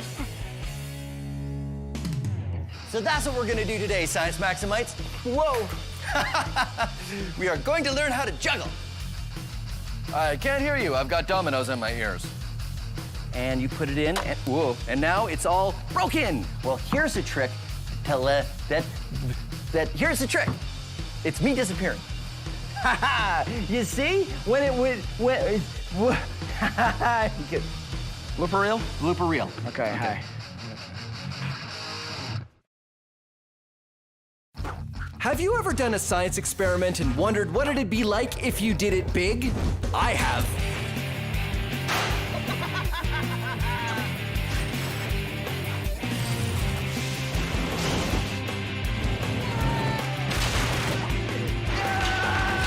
My name is Phil, and I take your everyday science experiments and do them big. This is Science Max, experiments at large. Science Max! Gravity. Gravity. Gravity. Gravity makes things fall. But on this episode, I'm doing everything I can to defy gravity. You win this one, Gravity. From a hoop glider, to an egg drop, to a hover balloon, it's a gravity-defying dance party. All on this episode of Science Max, experiments at large. Greetings, Science Maximites. Welcome to Science Max Experiments at Large. My name is Phil, and today on Science Max, we're going to be looking at gravity. What goes up must come down. Today, gravity is the force that makes things fall towards the ground. But just because it's a force of nature doesn't mean that we have to listen to it. No! Today on Science Max, Experiments at Large, we're going to use everything in the power of science to defy gravity. We are going to be making a hoop glider. Now, hoop gliders may not look like much, but they fly just like paper airplanes. Woohoo! And here's how you can make a hoop glider. Here's how you can make a hoop glider all your own. This is what you need. Index cards, scissors, straw, ruler, pencil, and of course, science tape, which is just like regular tape, except you use this kind of tape for science. So, here's how you do it. Take your index card and cut it into 3 equal lengths. Take 2 strips, and you take your science tape, and you tape those 2 strips and make a hoop out of it. And with the small strip, you want to make another hoop. Now, what you want to do is take your straw. Now, this straw has a little scoop at the end, and that's not very aerodynamic, so we're going to get rid of that. Ooh, maybe it was kind of aerodynamic. All right, now that we've got the straw, you have to align the hoop and the straw together. So here's what I like to do. Take some science tape and stick it on the straw, and then align it so that it's perfectly straight, and then stick it on. Look straight to me, all right? The small hoop also has to be perfectly aligned with the first hoop. So again, put the tape on the straw first, then align them up, and then start looking down through it, make sure it's aligned. There. Once you have it all taped together, you're done your hoop glider. And it flies just like a paper airplane. Pew! Awesome. So that's what we're gonna do today. we're gonna, oh yeah, I gotta clean that up. We are going to max out the hoop glider. I'm gonna go meet Sonia at the Ontario Science Center, and we are going to max out the hoop glider into a giant version. We'll probably have to change the materials we use because, I don't think we can get a straw that big or cardboard, but still, we can figure it out. All right, here I go. Aha!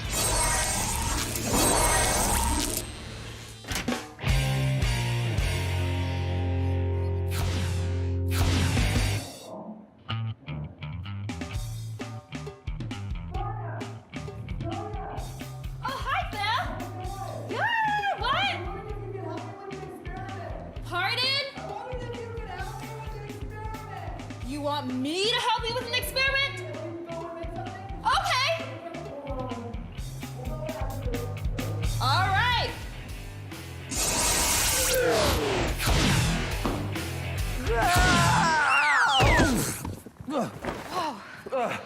Oh, Sonia, I came in. Phil, You came in here? I came Are you in. okay? Are you okay? Yeah, I'm fine. Come on, let me show you. This is what I would like to max out. It was in my pocket when I fell, so What is that? it's a hoop glider. It was a hoop glider. So how do we max this out? First, we're gonna need a larger tube. To replace the straw, yeah. Exactly, and we're gonna need 2 hoops. So we need something that's flexible that will convert into a hoop. Okay, that's great. So why don't we get started? Sounds good. All right, high fives.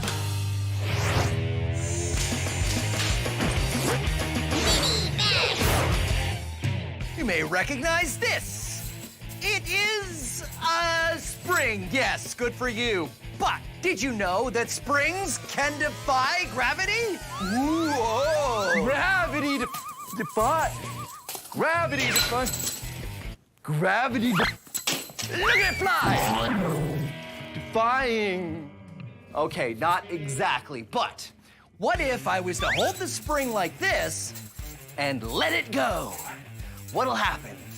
It'll fall. Yes, it'll fall. That is true. But while it's falling, what happens to this end? Does it stay in one place? Does it go up? Or does it go down? Let's find out. I'll bring this in so you can really see it. Okay, ready? Watch close. Did you see? Did you? No? Okay, tell you what. We'll watch it again, this time in slow motion. See? The bottom doesn't move, and here's why. When the top of the spring is released, gravity and the tension of the spring are pulling on it.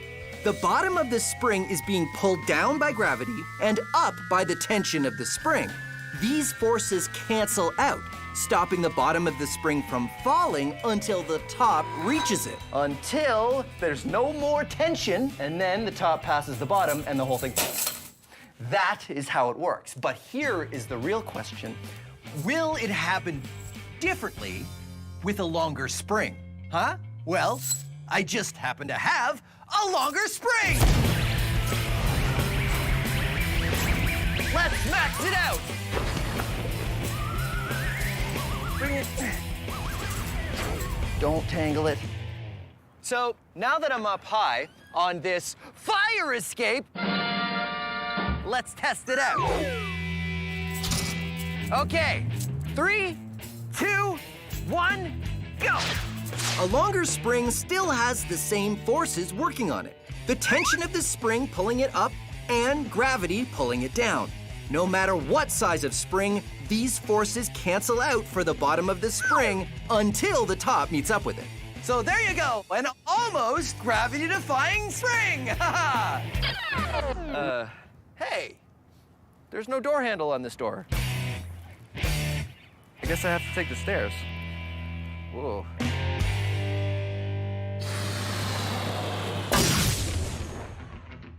Sonia and I are maxing out the hoop glider out of bigger and better materials. This is the largest tube I have, right? A giant ABS pipe and some bendable metal to make into hoops. Then we attach them all together and...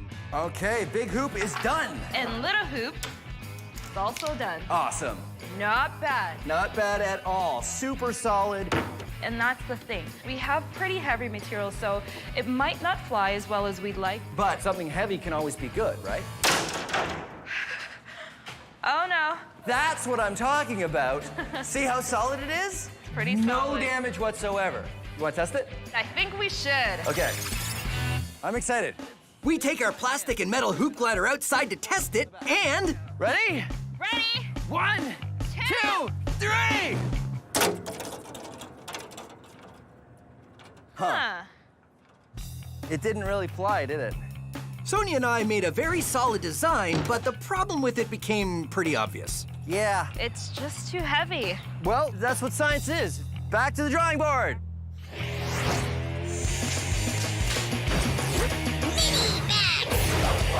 Here's something fun you can do if you ever get your hands on a helium balloon. Now, helium balloons float up, not because they defy gravity, but because they're lighter than air.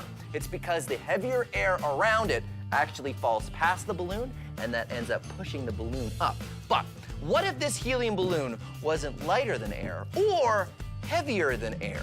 It was exactly the same. This is what I like to do. Just take a helium balloon with a long ribbon and a bunch of paper clips, and adding a little bit of weight every time. And what we want to do is make this balloon neutrally buoyant. That means it won't go up or down, but it will be neutral. You want to check it every once in a while. Let's see, 3 paper clips is clearly not enough. 5 paper clips is, 5 paper clips is pretty close. It still might float down, so you want to take off just a little bit of weight, maybe about there. Watch this. You just take the balloon and you put it somewhere, and it stays. It stays put. It doesn't go up. It doesn't go down. It's attached to nothing. Now, let's max it out. I had a big balloon, and it was it had a, there.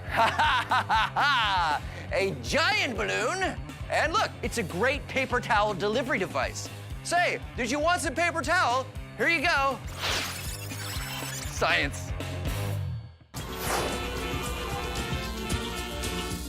Yeah, don't worry about Ramona. Just put them up high. Put them up, yeah, higher. Good. Hey. Grab it. Grab it. Gravity makes things fall. But where do they fall? They fall down. Towards the center of the Earth. Gravity.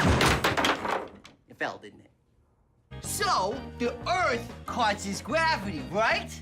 Well, yes, gravity. Oh, come on. Everything that has mass has gravity. Gravity. But the Earth has so much mass that the gravity produced by everything else is like nothing. I mean, forget about it. But let's say I was in space with this chicken. I would have gravity, and I could exert a gravitational force on this chicken. And if I get my angles right, I might be able to get the chicken to orbit me, like a moon. Behold, my chicken moon, huh? Gravity. But let's get serious. What causes gravity? We don't know. What we do know is that without gravity, there would be no universe as we know it. No you, no me, no chicken moon. I'd miss my chicken moon. Chicken moon, you what? Gravity. Like it or not, the universe wouldn't exist without it. You like the sign? I'll give you a good deal. Half off.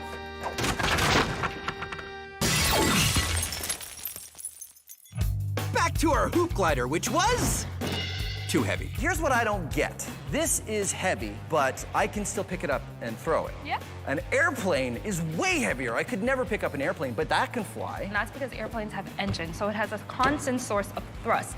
When we throw it, we just have an initial source of thrust. So we're throwing it, eventually loses its energy, therefore, It falls to the ground. I see. so we need something that's light. Light. And something that's strong. And strong. Okay, well, let's see what we can find. All right. Sonia and I try a plastic tube and some heavy-duty paper. we make hoops and attach them with some duct tape and run outside to try it out. Hoop glider dance! Okay, 3, 2, 1.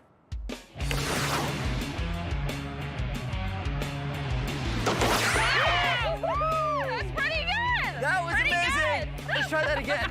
Here we go.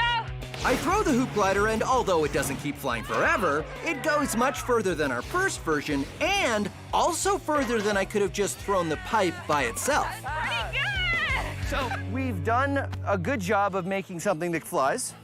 Why don't we make a couple different kinds out of different materials, and we'll see if we can get one that flies even better than this. I think that's a good idea. Yeah, okay, let's do it. Sonia and I have created a pretty good maxed out hoop glider, but we wanted to see if different materials would make an even better one. Sonia made a much lighter version. This time I used cardboard. And I made this! Made a slightly heavier one. Let's do it. Okay, 3, 2, 1, go! Not bad. My turn. Here we go. Okay.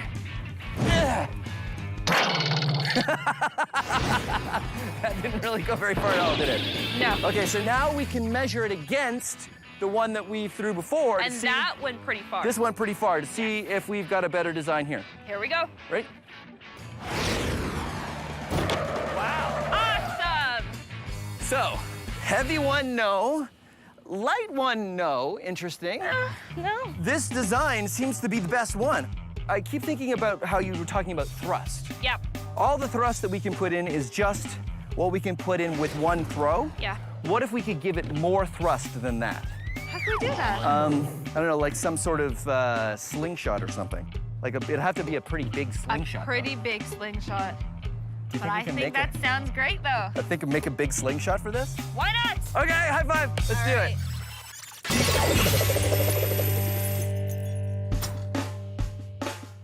This is an egg. Eggs do not like to be dropped. Oh, fortunately, we can use the power of science to design something that'll keep the egg safe as it falls. Behold, my egg drop contraptions. The thing I really like about this experiment is there's no wrong way to do this. You can come up with any design you want and see if it works. This one here is a bunch of helium balloons. This structure is just to keep the helium balloons on so the egg can touch down very gently. Here it goes. Whoa. and the egg is unharmed, miraculously sound. That one worked really well. Success. This is a giant helium balloon that I think will work pretty much the same way because I think this balloon will drop just slowly enough that the egg can actually just touch and nothing will happen.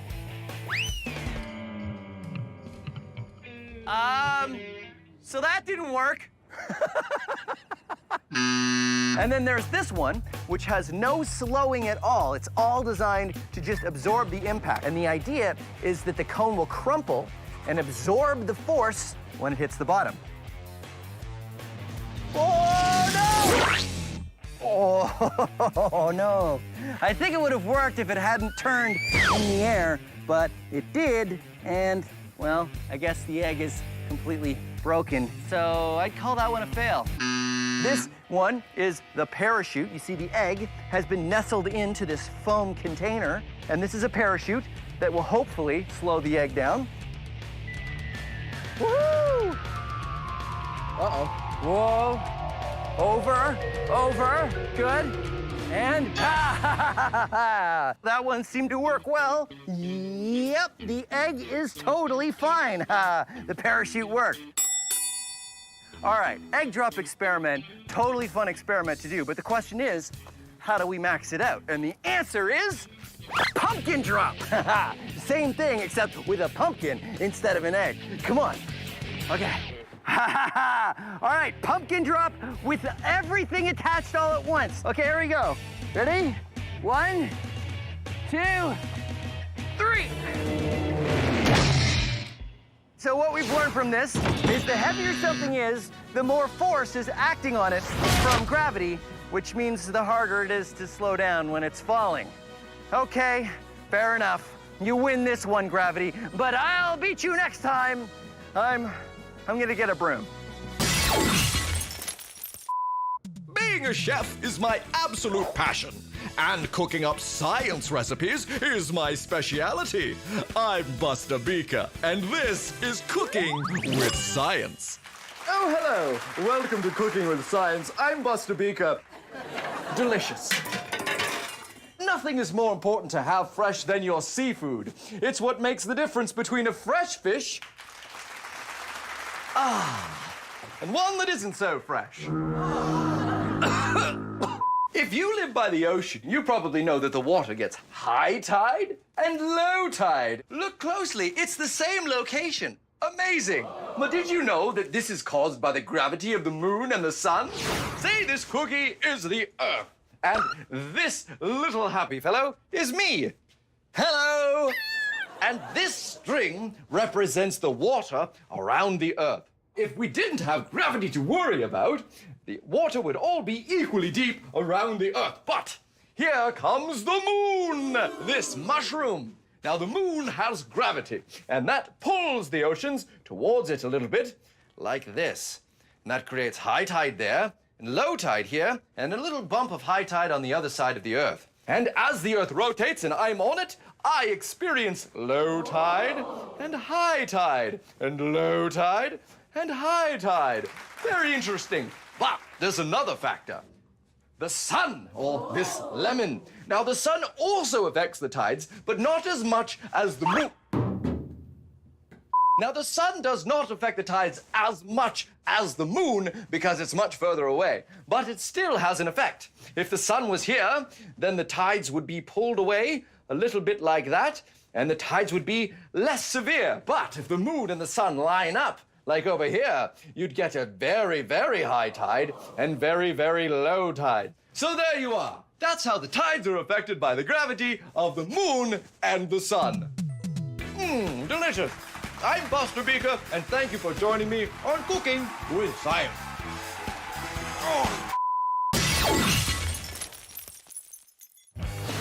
Our maxed out hoop glider was working pretty well. That was amazing. Good. Here we go. But we could only give it so much thrust by throwing it. So we came up with the perfect Science Max solution. Our giant slingshot! We pull the bungee cord back and hook it onto our hoop glider. I am ready to fire. Count me down. 3, 2, launch it! Very nice! Our slingshot is amazing. By giving the glider more thrust, that is, more energy at the beginning so it's going faster when we launch it, the glider soars through the air and flies a long way. That was great! So there you go, giant hoop glider. Yeah, Science Max, experiments at large. Nicely done. Nice. What more could you ask for? Well, my turn. Hey, see you next time. I'm the marker. Take 8. My goodness. I play the wobble. Wobble. The wobble. Forgot my line. Forgot my line. Going back down. Wobble, wobble, wobble, wobble, wobble. Hello? Hello?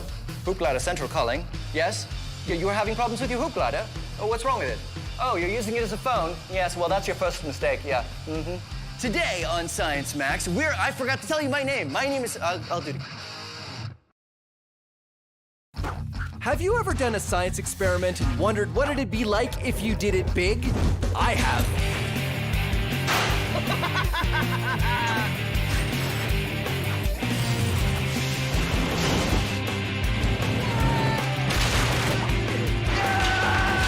My name is Phil, and I take your everyday science experiments and do them big. This is Science Max, experiments at large. Science Max! This episode of Science Max is all about earthquakes. Exciting. How do we build something that won't fall apart when shaken? Plus a lot of other ways to shake things or build things. Science! All on this episode of Science Max, Experiments at Large. Greetings, Science Maximites. My name is Phil, and this is Science Max Experiments at Large. Today, we're going to be looking at earthquakes. Earthquakes! Huh. Today, we're going to be looking at how to build something. That was supposed to happen earlier. Today, we're going to be looking at how to build something that stands up to the shaking of an earthquake. Earthquakes happen when two plates on the Earth's surface rub together, and it causes the ground to shake. It causes the ground to shake. Sometimes it shakes a little, sometimes it shakes a lot. Chances are you do not live in a place that has earthquakes. But if you do, ask an adult what to do during an earthquake so you can be safe. Modern buildings that are built in earthquake zones are designed to withstand the shaking. But how do scientists and engineers build a building that stands up to the shaking of an earthquake? Well, that's what we're going to be looking at today. First thing we have to do is simulate an earthquake. We're going to build a shaker table. And here's what you need. 2 books and...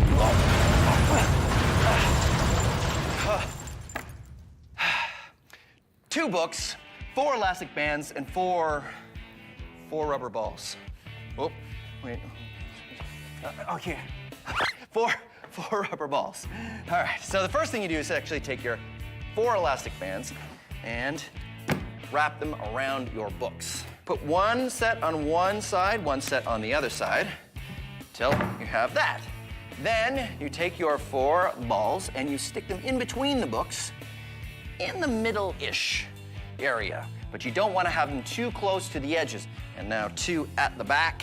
And ta-da! You've made your own shaker table. What are you shaking, you ask? I will show you. You build a tower.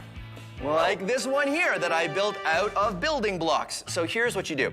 You'll need your base to be securely attached to the shaker table. I use painter's tape because it'll come off again without harming the books. And what I want to find out is just how much shaking this tower can take before it falls apart. Ready? Oh. And there it goes. And when you've done that, what you do is you be a Science Maximite and you design another tower. And you tape it down to your shaker table and see if you can make this tower fall down in an earthquake. And if you built it really well, probably won't. But you don't have to just use building blocks. There's all kinds of other materials you can use. Check out this building, which is really tall, and you'll see there's a cup at the top, and that's for a baseball. Put it up at the top, and that means there's a weight up there. And then we shake it, and we see what happens. Oh no! Oh, there it goes. So that is what we're going to be doing today on Science Max Experiments at Large. We're going to be making a giant shaker table and putting a giant structure on top and seeing how we design it to make sure it stands up to the shaking of an earthquake. I'm going to need an expert to help me, though. Oh, I know. Anne would be really good at this. Okay, all I need to do is get Anne, and we can start. Oh, come on. There it is. All right. Hey, Anne, I feel weird. Why do I feel weird? I think you're a chair. Well, that's not good. Hold on a second. Am I good? Okay. Hi, Anne. Good to see you. Here's your lab coat. Thank you. So you're from Let's Talk Science, right? I am. All about science education, just like us. Today, I need your help to max out our earthquake table. This is the table part, great. obviously, but this is a tower I've made out of popsicle sticks. So in order to max it out, I've already built a large shaker table. Come on. This is my large shaker table. So it's got basketballs underneath as the 4 balls, but it works exactly the same. Whoa. Whoa. Okay, so what kind of tower should we make for the shaker table? We want something tall, then we'll reinforce it a couple spots. But the true test, it's got to have some sort of weight on top so that it will mimic the weight that would be on a real tower. Right, so maybe I could get a plastic bin and I'll just put some sandbags for weight inside. That would be perfect. And then balls, so that when it falls over, the balls will go everywhere. That would be perfect. Okay, great. Shake off. I don't know. I think we should just get off. Another thing that happens during an earthquake is soil liquefaction. Liquefaction means something turns to liquid. In this case, the very ground you might be standing on. Here's how you can experiment with soil liquefaction. All you need is a plastic container and some water, not very much, barely enough to cover the bottom of the container, because what you're gonna put in next is sand. And you wanna put it in there and spread it around. Just add enough sand so it just starts to turn dry on the very last layer. So here is a house that I'm going to put on top. And now I will simulate an earthquake. The water rises up and it sort of turns to liquid. Soil liquefaction. And heavy things like houses and cars, they tend to sink like that. And then the soil rehardens and everybody's houses are stuck in the mud. Now, let's max it out. This is a giant tub of sand and water, and this is a vibrating platform that will simulate an earthquake. Now, as you can see, this sand is totally solid. I can jump all around on this sand, no problem. But when I turn on the vibrating table and simulate an earthquake, things will change.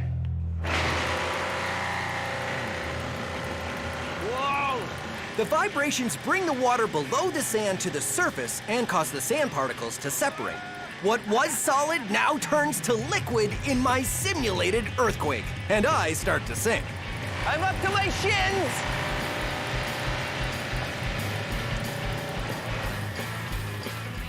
And there you go! Soil liquefaction! Hey, look at that! It's totally solid! Woo-hoo-hoo! Soil liquefaction! I'm totally... Uh-oh. You know what I realized?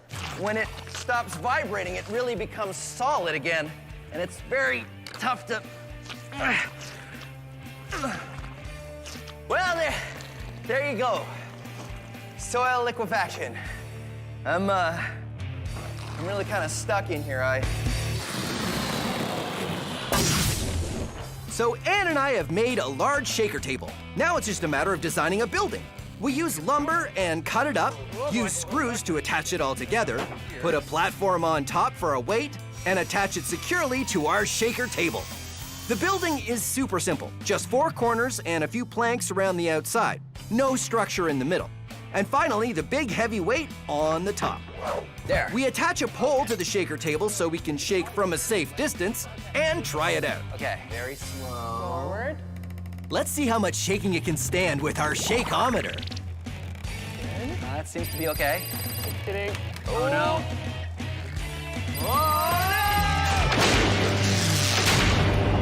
We barely start to shake our tower before it collapses. Oh, that didn't really last very long, did it? It completely folded up on itself. What do we do to fix this, make it better? I think the easiest thing we can do is to use thicker wood. It'll make it less wobbly. Okay, sure, let's make another one. High fives. We do have lots of wood, that's a good thing. Ann and I are trying small improvements every time. There. Our last building used thinner pieces of wood. Now we're using thicker wood, which we think will help keep the weight at the top from collapsing the building. Everything else about the design of our building is the same. We put the weight on top and fix our pole, and we're good to go. All right, you ready? Problem. Okay. Starting to creak. But it recovers. You can see it lean, and then it comes back, and it resets. Definitely doing better than the last one. Oh, no. I'm impressed. Uh-oh, here we go.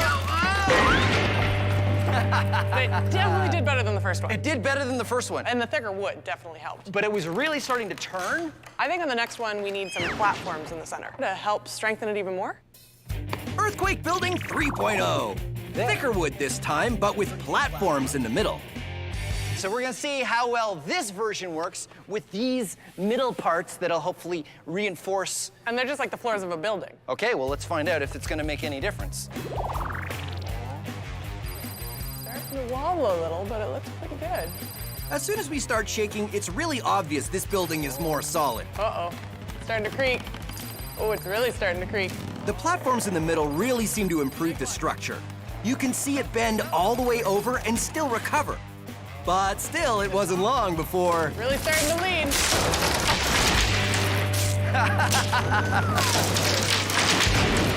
Wow, the extra pieces really kind of made it more impressive. It definitely lasted a lot longer than the other two. It did, but here's what I'm wondering. Are we going in the wrong direction? What do you mean? Well, because if it's really solid, it resists the change. Okay, I see where you're going with this. So if we make it flexible, it can resist the shaking of an earthquake. I think it's worth a shot. Yeah, okay, let's do it. Being a chef is my absolute passion. And cooking up science recipes is my speciality. I'm Buster Beaker, and this is Cooking with Science. Oh, hello. Welcome to Cooking with Science. I'm Buster Beaker. My tuna fish and meatball sub soup is coming along quite nicely. But what will we have for dessert? I know. How about earthquake buildings? Ha ha! It's a building made out of wafer cookies. But the people on Vanilla Street built in the gelatin neighborhood. And the people on Chocolate Street built in the crispy rice part of town. Exciting. Now, here comes the earthquake. Oh no! Oh, it's shaking! Oh, the shaking is come and gone for the people on Chocolate Avenue, and their building is still standing. Now, let's take a look over here on Vanilla Street, and here comes an earthquake. Oh no! Oh dear! Looks like the people on Vanilla Street are going to have to rebuild their building because it's all fallen over and being eaten. Delicious. Buildings can be built the same way, but the kind of soil they sit on make a large difference if there's an earthquake. Shaky, wiggly soil or solid, non-moving soil. So there you go, an experiment you can try at home. Delicious. Well, I'm Buster Beaker, and thank you for joining me on this episode of Cooking with Science. Now to try my soup. Seismometer in 60 seconds. Learning how to predict and measure earthquakes is an important branch of science. The Earth is shaking, but which way did the earthquake come from? It's all about measuring the vibrations, and to do that, you need a seismometer. All you need is a ball, some paper cups, some modeling clay, a pencil, and science tape, which is the same thing as invisible tape, except I use this tape for science. First, take your pencil and stick it straight down into the modeling clay. Then, you take your cups and you arrange them in a circle and tape the cups down. And that goes right in the middle, just like that. Now what you do is you take the ball and you carefully balance it on the pencil. Now you have created a seismometer. It will tell you what direction an earthquake came from. Watch, I will be the earthquake. Ready?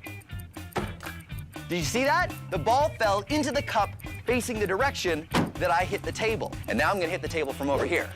Yep, it fell in the direction that I hit the table. Okay, let's try from over here. There you go, your very own seismometer that you can use to measure earthquakes that you create on the table. Back to our earthquake building. Ann and I tried a few different designs, and they each got a little better. But now we're wondering what would happen if we built the tower out of very flexible material.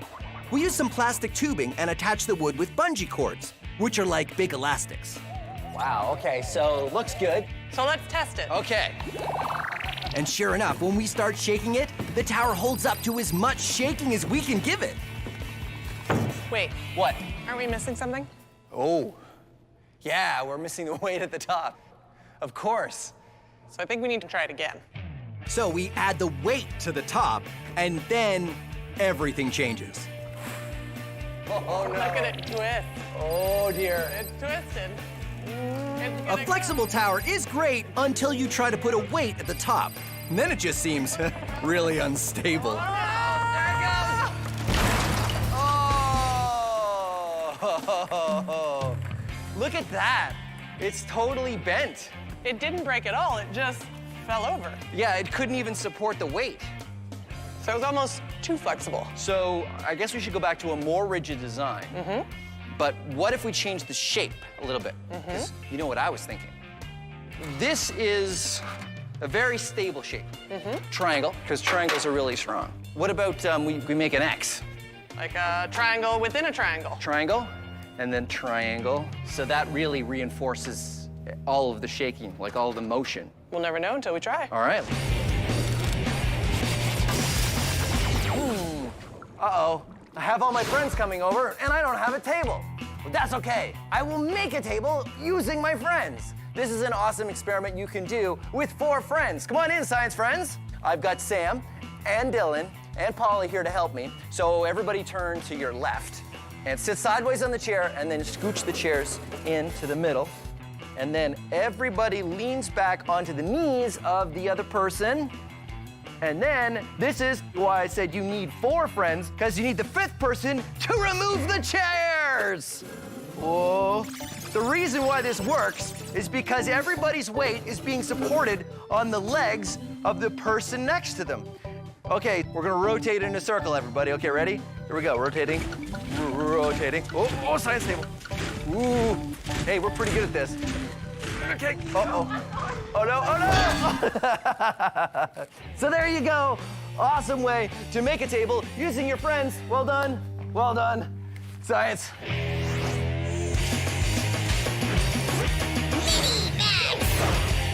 Here's an experiment you can do to impress the adults in your house. You need 3 glasses, all of equal height, and 3 knives, not sharp knives, the dull knives you use, maybe the ones you use at dinner time. Take your 3 knives and put them in a triangle, all equally spaced out.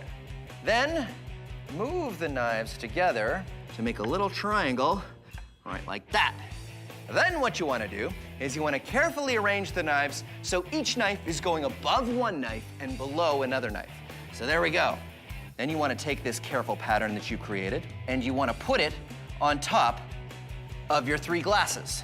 One where each handle of the knives are going to be. And if you place it carefully and you've done the over-unders correctly, it will stay up. Pretty amazing. The knives support their own weight. But they don't just support their own weight, they can support a lot more weight too. Pretty amazing, right? This is a great experiment. It's also something really interesting that we can max out. Come on. And here you go, the maxed out knife balance. I've got 3 pieces of lumber and 3 barrels, and as you can see, the pattern is exactly the same. Under, over, under, over, under, over. Ha-ha. So, the question is, how much faith do I have in science? It totally supports my weight. I know it's going to work because I know that a 2x4, which is the kind of lumber I'm using, can hold up my weight. So that means the structure can support me. Science! You know what the cool thing is? The cool thing is that even though it's holding me up, each one of these pieces of wood is only up because it's supported by the others. You pull one out and it all falls apart.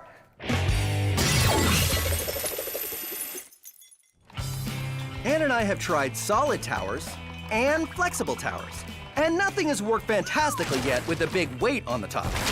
Having a big weight on the top of our tower means we need something that will resist the movement of that weight. So now we're going to start with a triangle. Unlike a rectangle, triangles are very stable. A wider base keeps the structure from swaying too much. And cross braces in the middle mean that there are other triangles within our triangle, all the better to resist movement. Thank you. After Ann and I built our tower, we added the weight to the top, secured it to the base, and tried it out. Okay, here we go. Ooh. Looking good. No problem. It's not twisting. It's not even leaning. Not even creaking. No, it looks really good. Wow, this one is really solid. As you can see, this tower is way more solid than our square tower or the flexible tower. Okay, look at that. Like, if that's not an earthquake, I don't know what is. Look at that. Look at the way the ground is moving. I don't know if we can shake it much more than this. Faster. Our triangular tower is up past a level of shaking that made the other towers collapse. Now it's time to max out the shaking. There's only one level of shaking that we can do above this. What's that? We shake from either side. We give it all we have. The floor was bouncing from side to side, the tower was tilting and was totally solid. It's still holding strong. In fact, Anne and I wore out before the building showed any signs of falling over. I think we've done it. Woo! Nice. Yeah. Nice. Science Max Experiments at Large earthquake-proof building. I mean, come on. That was impressive. I like it. Here is an invisible tower. Huh? I escaped. I'm just preparing my... I forgot my line. Hello. Just gonna add some more salt to the soup. Delicious. Well, humans have been figuring out ways to figure out just that. I said figure out twice. I'm gonna start again. Okay. English is not my first language. I guess those are staying in there.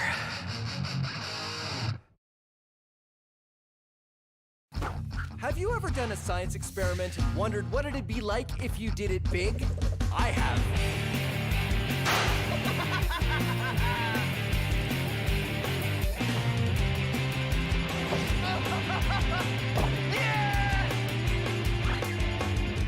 My name is Phil, and I take your everyday science experiments and do them big.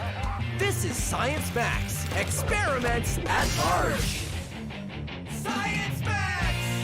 This episode of Science Max is all about elastic energy. We use it to build a catapult and a paddle wheel boat, and then we max them out. We even learned some history. Elastic energy. Today on Science Max, Experiments at Large. Welcome to Science Max Experiments at Large. I'm Phil McCordick, and today we're going to be building one of the most devastating, one of the most powerful machines known to medieval man, using a plastic spoon, among other things. We're going to be building a catapult. Catapults were used throughout history for all kinds of reasons to throw all kinds of things, but mostly big stone blocks at castle walls in order to knock them down. Here's what you need in order to build your own catapult. You need elastics, pencils, unsharpened is fine, plastic spoons, like I said, and popsicle sticks. Popsicle sticks. Popsicle sticks. I'm gonna go wash my hand. So, here's the science behind what we're doing today. It's all about elastic force. Elasticity is a property of solid materials, like this elastic, and how much they tend to return to their original shape when deformed, like when I pull on it. Elastics are called elastics because they're great at doing just that. You can pull on it and pull on it and pull on it, and it'll, always return to its original shape. So we are using the power of elastic force today. Ow. Now it's time for a Science Max quiz. Elasticity is the ability for a material to return to its original shape when deformed, like this or this. Which of these materials have elasticity? A rubber band, a pencil, or a rock? Haha! This is a trick question. The answer is all three. Most solid materials have elasticity. Nearly everything will deform a little and still be able to return to its original shape. It all depends on how much. This is a steel bar. This is an elastic band. And this is an ice cream sundae. We're not talking about ice cream sundaes now, though. So get that out of here. Good. Now, a steel bar and an elastic band both have elasticity. A steel bar can be stretched to 1% of its length and still spring back. A rubber band can be stretched 300% or more. The difference between the two is why we make balls out of rubber and buildings out of steel. Because the other way around wouldn't be good for balls or buildings. This has been a Science Max quiz. All right, let's build our catapult. The first step, take 4 pencils and stick your popsicle stick in between so you have 2 on the top and 2 on the bottom. And then use your elastic to go around and around and around. That's why I like building things with elastics, because it makes it very fast to tie things together, because once you go around and you have it nice and tight, you just pop it over the end and voila, it stays together. And that is how you start making your frame. Put more pencils on that side. And another popsicle stick on the other end, held on at the corners with more elastics. Then, take even more elastics and put them right around the middle until you get this. I've added a few more elastics around the middle here, and that is where we're gonna get all of our elastic force. I think I have 6. The more you use, the better it's going to work. Take your popsicle stick, stick in between the elastics, and then start spinning it around. Here's the reason I use pencils and popsicle sticks, is because the pencils are a little bit longer, which allows you to twist the popsicle stick around in the middle and build up the elastic force. Now, because I'm twisting, the elastic force we're using here is called torsion, or twisting force. When you feel you have enough torsion, pull your popsicle stick down a little bit so it won't unwind on you, and you'll see that you have all kinds of elastic energy. Then, take your spoon and stick it on the popsicle stick, and you can also break off the popsicle stick if you want to make sure it's the right length. And it works like that. To make the frame, you just need more pencils and elastics. The trick is to make a triangle with 2 pencils attached to your frame. They should stick up right where your catapult arm would be fully upright. Then, take a final pencil and put it across the top. Don't forget to pull the arm back before you put the pencil across, otherwise it'll end up on the wrong side. Now, this is very complicated, and I went pretty fast, so if you want the step-by-step instructions on exactly how to build this, go to our website. And there you go, a catapult of your very own that you can use to knock down very small castle walls. I've also built a larger catapult using all of the same principles. Pretty good, huh? It's got a longer arm, which means I can throw marshmallows even further. Whoa.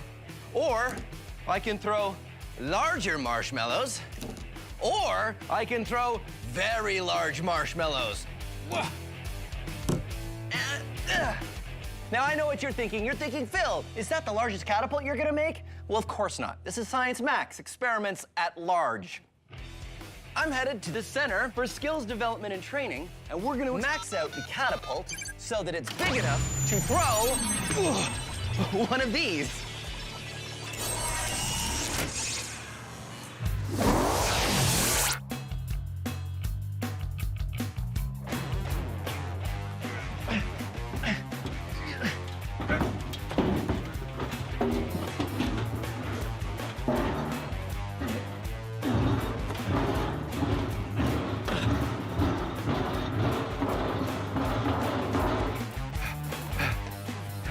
Hey, Zach. Hey, Phil. How you doing? All right. This is Zach. He's a mechanical engineer, and you build machines for a living, right? That's right. Great, because I need help building a catapult. Okay, but what's with the pumpkin? Well, the pumpkin is what I want to throw out of the catapult. See, I figure we just take the small design and we just make it so that we can throw one of these. What do you think? You're gonna need a really big catapult. Yeah, and I'm also gonna need some really big elastics. Where do you get those? Well, in medieval times, they used rope to make large catapults. Oh, okay, well, rope is a lot easier to get, and that would be fine. And I want to make this arm as long as this piece of wood here.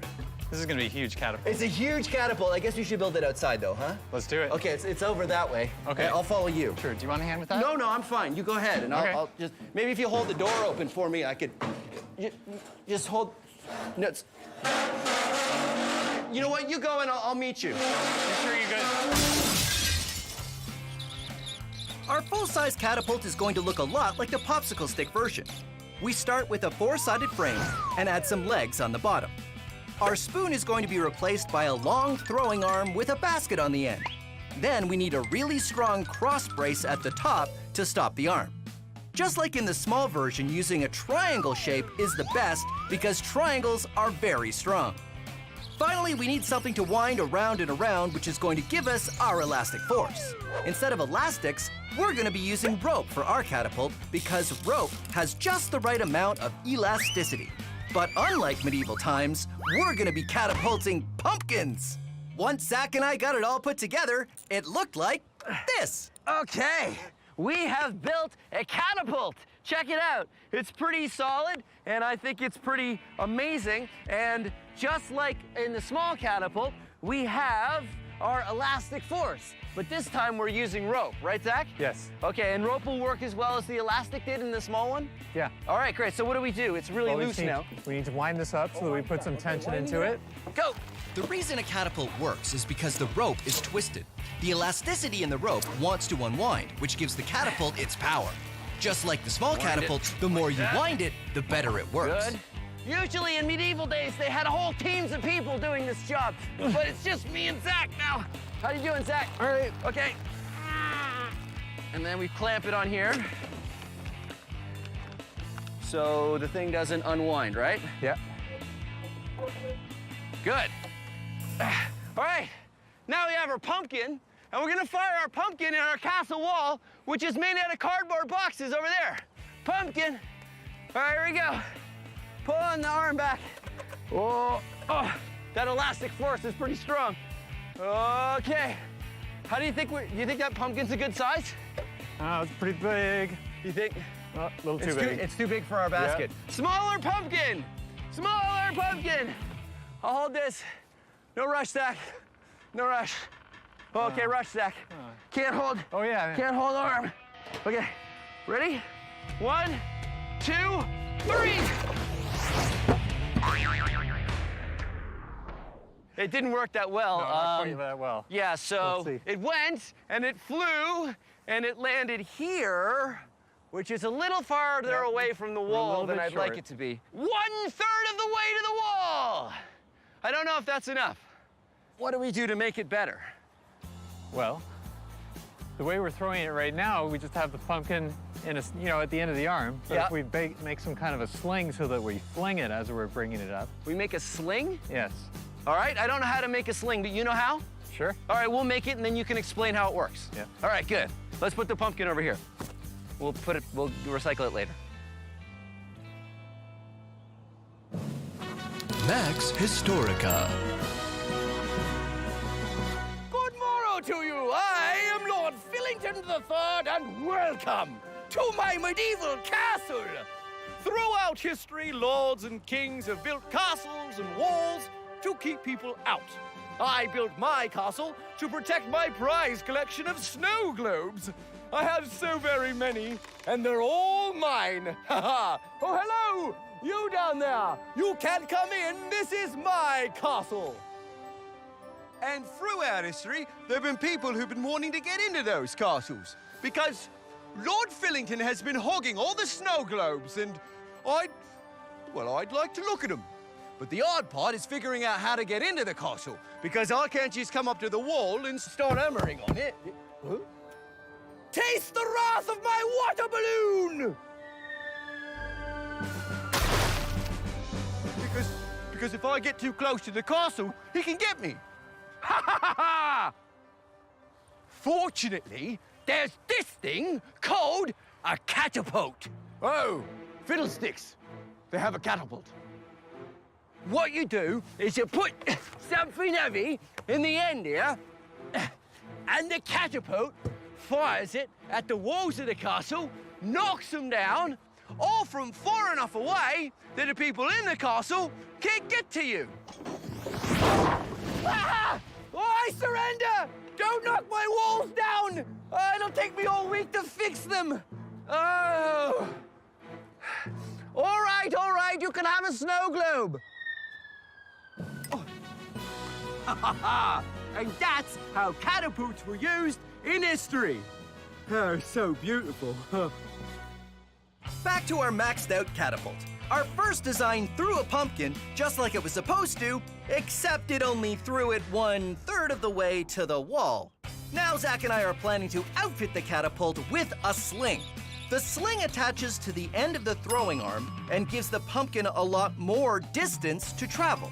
Because the pumpkin is traveling a longer distance in the same amount of time, it will be going faster, which will hopefully get it to the wall, or at least a lot farther than before. So we built this sling. How does this work, Zach? Well, we've got one end tied here. Yeah. And then we put the pumpkin in here. Wait. Okay, pulling arm down. Pulling arm down. Okay, yeah, now what? Now we put the pumpkin in here. Put the pumpkin in there.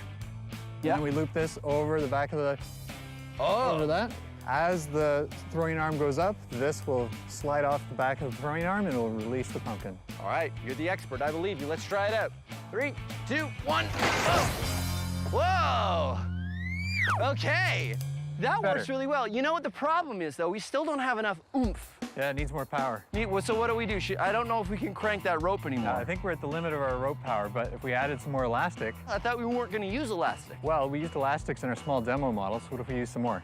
We have elastics? I don't know. Yeah, if I've got some in here just in case. What's this? It's surgical tubing. It's like a giant elastic. Well, I guess this is elastic force. So do we twist it around at the bottom there? Well, we just wrap it around the throwing arm like this. Oh, I see. So we tie it here. Yeah, we just need a lot more, and then... And then we pull this, and it would be... Oh, yeah, that would make a lot more. So we just need a lot more of this elastic... What is this again? Surgical tubing. Surgical tubing. It's like a giant elastic. Fantastic. All right. Goggles on. Goggles on. Yes. Yes.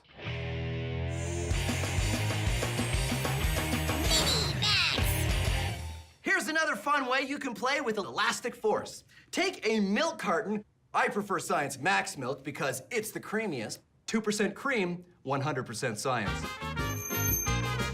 Wrap some elastic bands around it with some popsicle sticks on the bottom, sort of like feet. Then take some clamshell packaging, which wraps just about anything you buy nowadays, and cut out a square or a rectangle. Then wrap some tape around that square with an elastic in it, and put the elastic on the feet of your milk carton. Then wind it around and make sure you go backwards so your paddle wheel boat will go forwards when you put it in the water.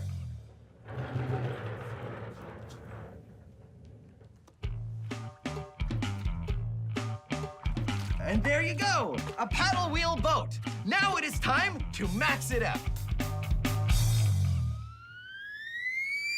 Ahoy, the SS maxed out elastic force paddle wheel boat mattress. I need a better name. But I've made a giant paddle wheel boat that will work on elastic force because I've got surgical tubing as my elastics, and that's an air mattress. And then I use some lumber to hold it all together. And of course I need a paddle wheel, and what better thing to use in a pool than a flutterboard?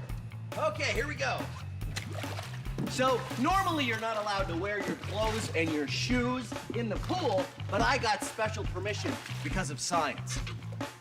Besides, I'm not worried at all, so I didn't wear my swimming outfit because I figure I can totally do this entire experiment without even getting wet.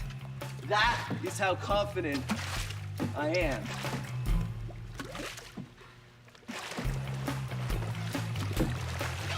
All right, now the tricky part, we'll be getting onto the mattress. Okay, here we go. Ha-ha! Whoa. Ha-ha! The SS Science! Hey, SS Science, that's a great name for this. Look, it works great, and I managed to stay totally dry. Huh? Well, almost. Whoa, oh. Haha, you thought I was gonna fall in the pool, but I didn't. Uh-oh. My flutterboard has stopped moving, and I'm in the middle of the pool. Almost. Yeah. Didn't think this through. No. No. No. No, that's not going to work. Maybe I'll wait. Our maxed out catapult was working well with the sling we attached to it, but it still didn't make it all the way to the wall. Zach's idea is to attach a bunch of surgical tubing to the cross piece of the catapult. Surgical tubing is pretty much big elastics, so we'll have two places we're getting elastic force from, the rope and the surgical tubing. Hopefully this design is enough to help our catapult fling a pumpkin far enough to hit the castle wall. All right, here we go. You hold that. I get this. We got our system down now. Okay.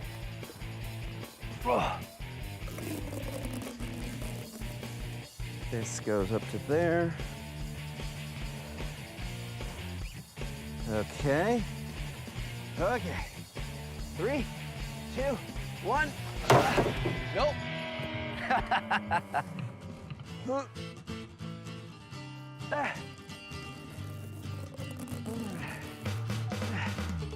One, 2, 3. Oh! Oh! It went too far. It went too far. That's so good. Oh man. Right. Okay, so all we gotta do is move the catapult back. So you get that side, I'll get this side, and we'll move the catapult. See, now our catapult is too good. We gotta back it away from the castle. All right, let's go again. Aha, pumpkin. Pumpkin. Pulling arm back. Pulling arm back. Grunting. Floating pumpkin. Hooking rope on arm. Hooking rope on arm. More grunting. More grunting. Pulling back strongly. 1, 2, 3. Oh. Oh. Oh, wow.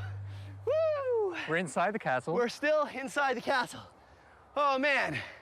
It's an excellent shot, though. So what do we do? Move the catapult back? Yeah. Move the catapult back. What about here? Here. Here we go again. Pumpkin. Pumpkin. Loading arm. Loading arm.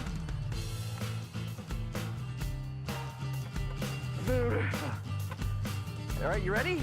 You think it's gonna work? We've done every modification we can possibly do. So you think it's gonna work this time? We did it. It's gonna work. Okay, here we go. I'm excited. All right, ready? Ready. 1, 2, 3. Whoa! Yeah! Woohoo! High fives! Well, there you have it. Awesome job. Now we need to throw fingers to see who gets to rebuild the castle. Okay? 1, 2, 3. Oh, thanks very much for joining us. Let's take a break. I'll rebuild the castle. You see, this is exactly how catapults used to work. They'd hit the same part of the wall over and over until they made a big hole, and that would weaken the wall. Fortunately for me, it's really easy to fix. Just put this right in here. Oh, man.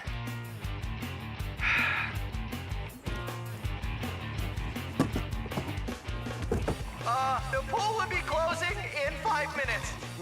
No, I'll do it. No, why do you ask? Taste the wrath of my water balloon! I don't believe it really sells it if he doesn't smash the water balloon. Does he? Good moral to you!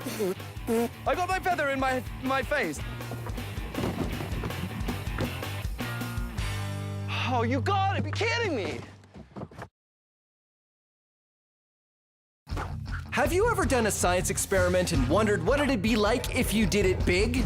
I have.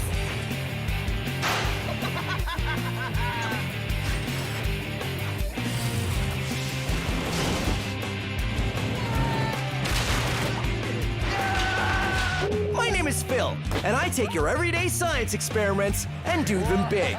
This is Science Max, experiments at large. Science Max! On this episode of Science Max, I'm on a quest to harness the power of lightning. Its balloon-sticking, hoop-levitating, hair-raising power is all thanks to static electricity. Hold on to your grounding rods. There's electricity in the air. All on this episode of Science Max, experiments at large. Greetings, Science Maximites. Welcome to Science Max, Experiments at Large. My name is Phil, and today on Science Max, we're going to be harnessing the awesome power of lightning! How are we harnessing the power of lightning, you ask? With this balloon.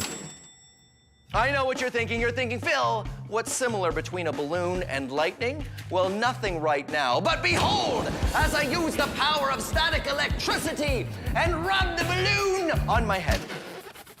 Because basically that's how it starts. You see, when I rub this balloon on my head, it's stealing electrons from me, creating a positive charge in my hair and a negative charge in the balloon.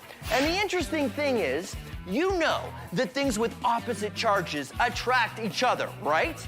Something that has a positive charge will attract negative things and vice versa. But anything with a charge will attract anything with a neutral charge. See all these things on the table? They all have a neutral charge, which means they've got equal amounts of positive and negative. Right now, this balloon is building up a big negative charge, which means it will be attracted to all of these things. This can of Science Max soda, it has a neutral charge. The balloon has a negative charge, which means the can will be attracted to the balloon. And this paper is neutrally charged, which means the paper will be attracted to the balloon. And if you hold the negatively charged balloon next to neutrally charged sugar, haha, sugar storm!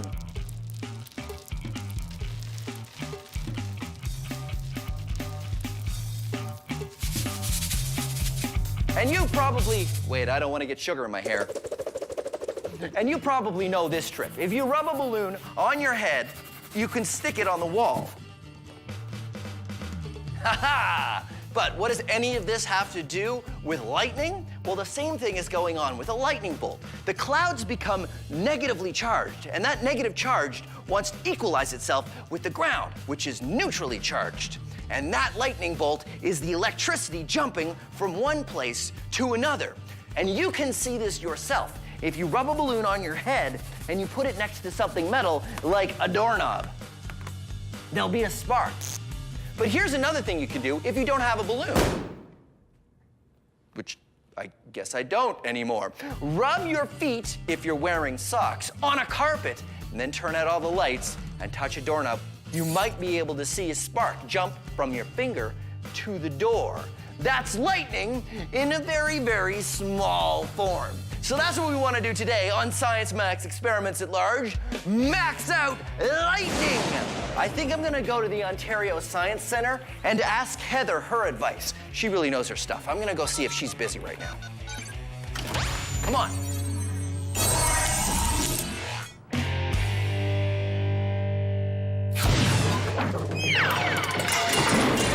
Phil, you got the portal fixed, though. Well, it's not exactly fixed. It's still got a couple bugs that I'm ironing out, but I stopped coming in 10 feet above the floor. Hey. So that's a step in the right direction. Anyway, Heather, I've come here because I want to ask your advice on something. Yeah, for sure. Awesome. So what I am doing is creating lightning. So this is where I'm at right now. So this is a balloon. I blow up the balloon, and then I rub it on my head, and it creates a static charge, right? Yeah. Just like in the lightning bolt between the clouds and the ground. And the ground. So I was wondering if you could help me maybe max that out, and I thought the perfect place to start would be a larger balloon. Ooh, right on. Actually, yeah, I like this. Yeah. I've got a big balloon, if you just give me a second. Sure. All right, catch. Okay. All right, giant balloon. So what I figured is I'll just start rubbing it on my head. Okay. And then we could maybe stick it to the wall or something? Yeah, I think instead of a wall, we can even try on this whiteboard here. Oh, okay, great. Keep rubbing. I'm Doing great. rubbing. Okay, ready? Yeah. Here we go. So that didn't exactly work. Yeah. Both of us rubbing our heads on the balloon. Okay. And go. Wow, that was a whole lot of nothing. Well, we've got a really heavy balloon here. And I so- feel like our heads are only this big, so we can't cover as much surface area of the balloon. Fortunately, you can also build up a static charge by rubbing a balloon on a sweater. Or if your balloon is giant, rubbing sweaters on your balloon. Yeah. But even that didn't work so well. I think what we need to do is come up with a better way to create a difference of charge. Yeah, let's forget about the balloon. You have something else? I have something else. Really awesome here at the Science Center. You want to check it out? Yeah, absolutely. Yeah, right. Should we take the sweater and the balloons, or should we leave them here? We'll leave them here. Okay. So here's how static electricity works. Normally, everything has equal numbers of positive and negative charges. That's when things are said to have a neutral charge. But when you rub a balloon on your head, the balloon develops more negative charge than positive because it pulls electrons from your hair. The same thing happens in clouds during a storm. The cloud develops a negative charge when water molecules start bumping into each other. A lightning bolt happens when the negative charge in the cloud gets so big, the attraction to the positive charge in the ground gets strong enough that the electrons can make the jump all the way from the cloud to the ground, and you get lightning.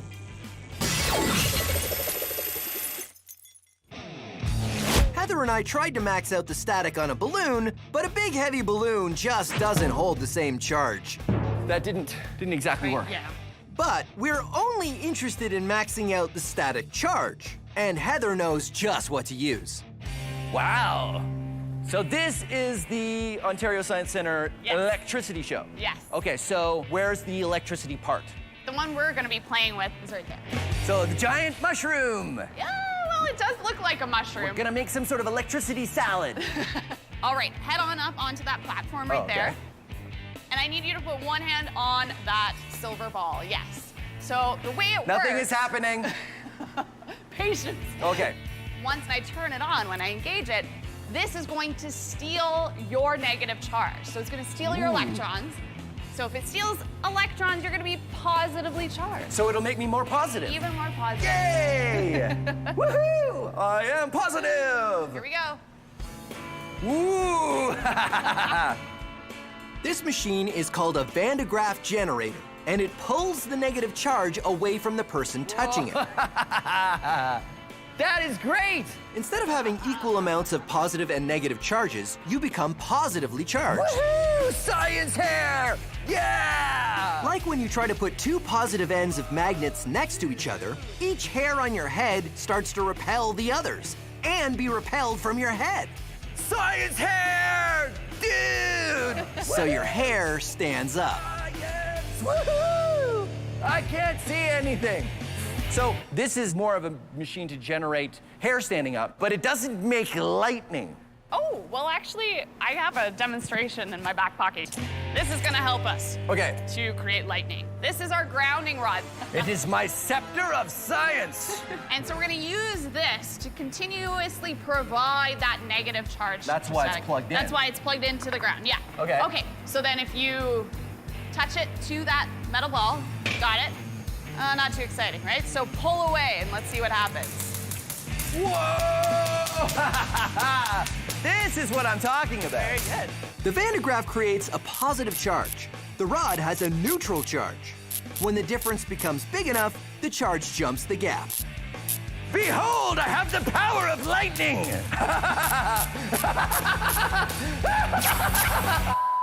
So it's the difference between the positive and the negative is what we want when we want to make a lightning bolt. Yes. So is there something we can use to make that happen? Large difference of charge? Yeah, I think I have just the thing. Oh, yeah? Yeah, you want to check it out? Absolutely. All right, okay, let's go.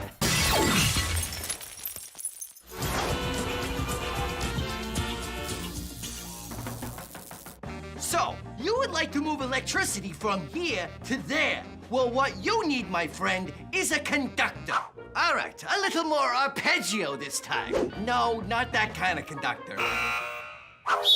All aboard? No, not that kind of conductor either. This kind of conductor. I know what you're thinking. You're thinking, hey, that's just a piece of metal. Well, that's right. That's because you're smart. This is a circuit. Electricity flows from this battery along the wires and into the light bulb. But Sal, you cleverly observe, the light bulb is not lit. This is true. That is because we have a gap in the circuit. And air is not a good conductor of electricity. Is metal a good conductor of electricity? Let us find out. Wahaha! Metal is a good conductor of electricity. What about wood? Nope. What about this horseshoe? Is a good conductor. Will this sandwich conduct electricity? Nope. No. What about this plastic fish? Nope. What about this pickle? No, pickle is not a good conductor. That's why we make electrical wires out of copper and not pickles. You know, in case you were wondering.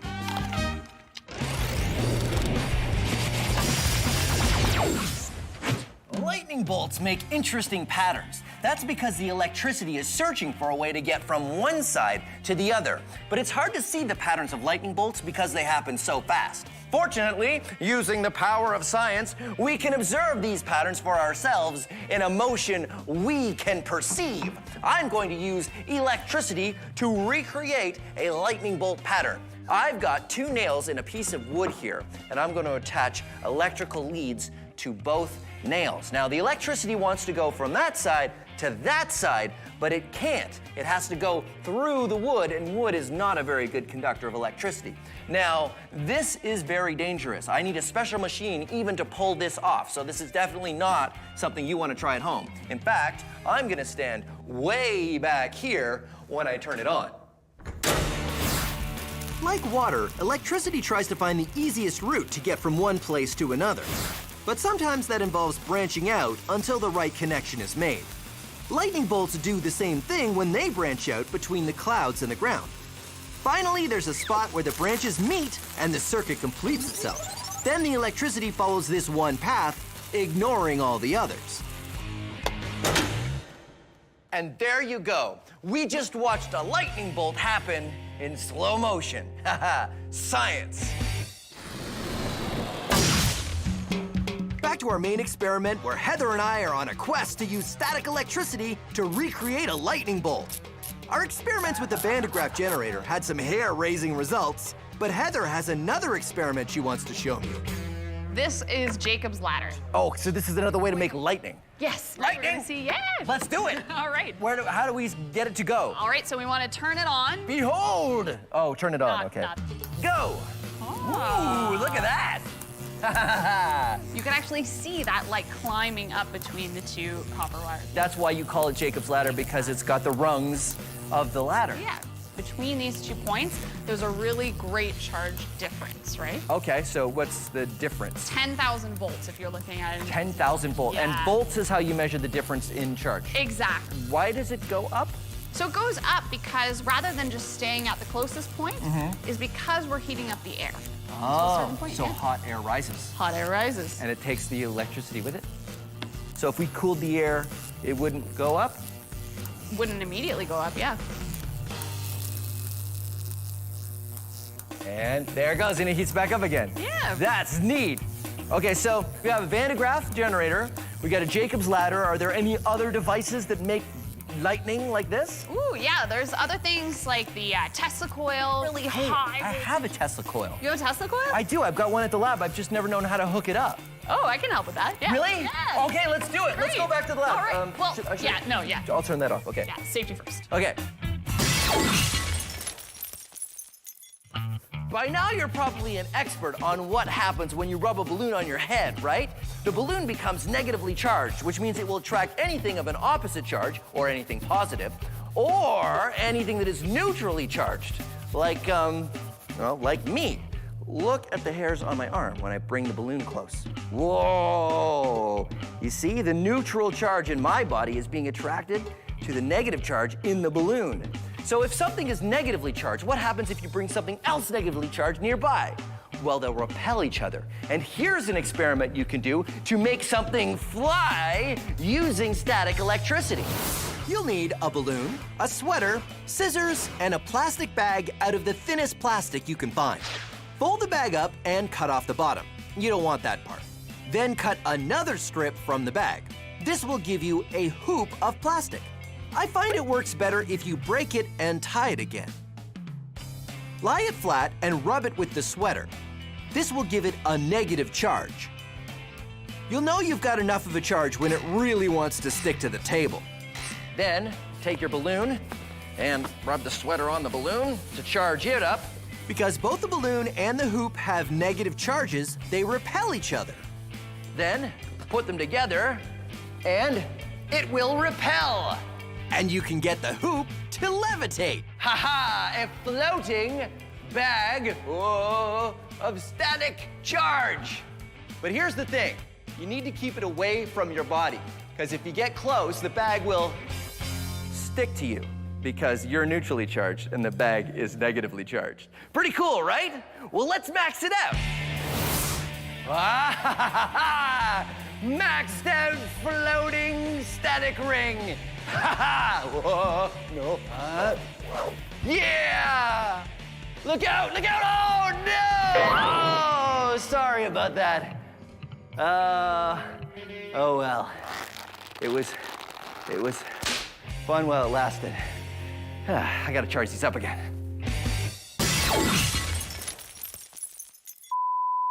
Being a chef is my absolute passion. And cooking up science recipes is my speciality. I'm Buster Beaker, and this is Cooking with Science. Oh, hello. I didn't see you there. My name is Buster Beaker, and welcome to Cooking with Science. Let's say, for example, I've spilled the salt. Oh no, look at me. I've spilled the salt. Oh, there's salt all over the place. Not really a big deal, right? All you have to do is clean up the salt, put it back in the container. But oh no, I've also spilled pepper on the salt. But that's all right. You might be able to carefully separate the set. But no! Oh dear, look, the pepper and the salt are all mixed together. What do I do? Well, here's how you can save the day using the power of science. All you need is a cloth and a plastic spoon. Like this one here. Just rub the plastic spoon on a cloth, and you'll be charging it up with a negative charge of static electricity. If it's got a negative charge, it will attract anything that has a neutral charge, just like the salt and pepper. But I know what you're thinking. How will we separate them? Well, here's the answer, my friends. Pepper is lighter than salt. Observe. If you hold the spoon high enough, the pepper will be attracted and make the jump up to the bottom of the spoon, but not the salt, as long as you've got it high enough up. Because the salt is heavier, you'd have to bring the spoon closer, which we're not going to do. And if you tap it off to the side, you'll make a nice little pile of pepper, and there you go, separating pepper from salt using the power of science. Thanks for watching Cooking with Science. I'm Buster Beaker.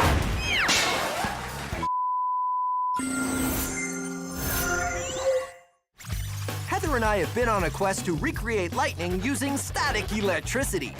We've gone from balloons to a bandograph to a Jacob's ladder, each more lightning-y than the last.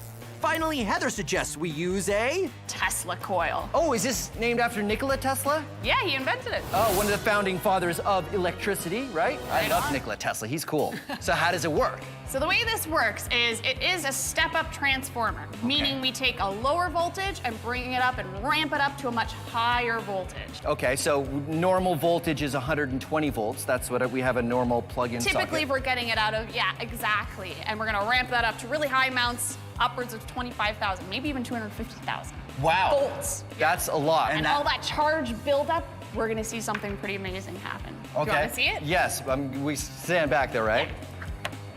Let's check it out. And... The Tesla coil builds up a charge which jumps through the air to this neutral rod. Just like a lightning bolt. We made a lightning bolt! That totally jumped a long way. That was impressive. That was a really good one. So can you control it? Yeah. Okay, show me. Wanna see? All right. I'm going to lower my frequency. Okay. Let's see what happens. Oh, that's amazing. Oh, it's like a scattered lightning bolt. Oh, wait a minute, so you can play different notes? Play different notes. I need 5 minutes, hold on. Okay. Okay. All I need is 5 minutes. You know, I was thinking is if you can make different, hold that for a second. If you can make different frequencies, that means you can make different notes, right? Right. So, I don't need that either, hold on. That's not what I need. Okay, one more thing, can I get that hammer? Yeah. Okay, ready to go. So what is this? When you told me the Tesla coil could play different frequencies, I thought we could make different notes come out of the Tesla coil, so I programmed it to play the notes of the Science Max theme song. What? Yeah! You wanna hear? Yeah! Let's try it. Yeah! Science Max, experiments at large, lightning bolts! Speed lightning! We have created lightning! Woohoo! Lightning dance!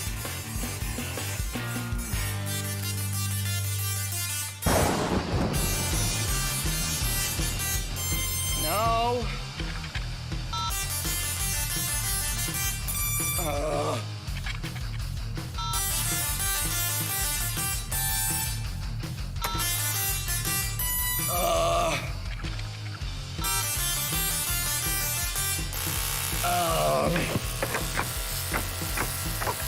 I give up.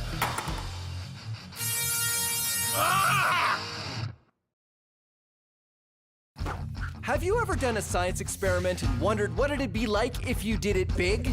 I have.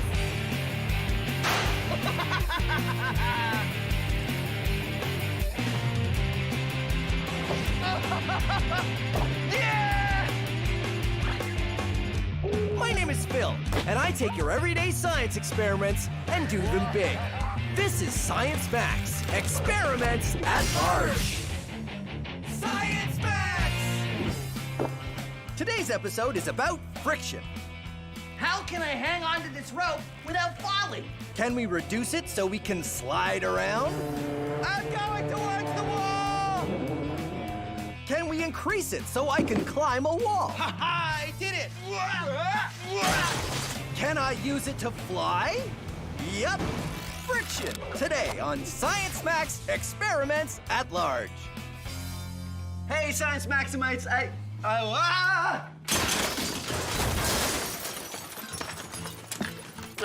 slippery. But that's okay, because today we're talking about friction. Friction is a force that is everywhere and happens when any one thing rubs against any other thing. We do lots of things to increase friction, like wear shoes with big treads on them. And we can do things to reduce friction, like the experiment we're doing today. We're gonna build a hover disc, and it's very easy. You take some cardboard and cut it into a circle, just like this. Then put a hole in the middle of the circle. You might want an adult to help you with that. And then take a plastic drink bottle cap, like this. I like use the ones that you get on sport bottles because they have a little nozzle that pops open or closed. And then you glue it around the circle and you get this. Then you need a balloon. So you blow up your balloon. I know you know that step.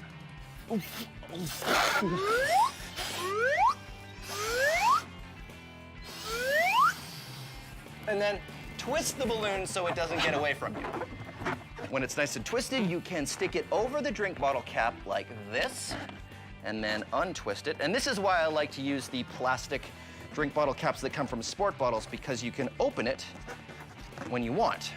And when you do, your disc rides on a cushion of air, reducing the friction with the table, and it's almost like it's sliding on ice.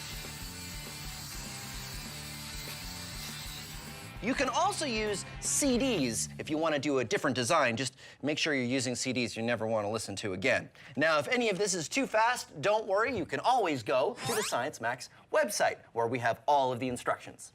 And now, it's time to max it out. We're going to see if we can make a human-sized, rideable, low-friction hover disc. I'm going to the Ontario Science Centre, where hopefully I have an expert that can help me. Door is stuck. I think there's a little bit too much friction with it. No. That's got it. Oh no, this isn't the Science Center. Did I go back in time again? Oh. It is the Science Center.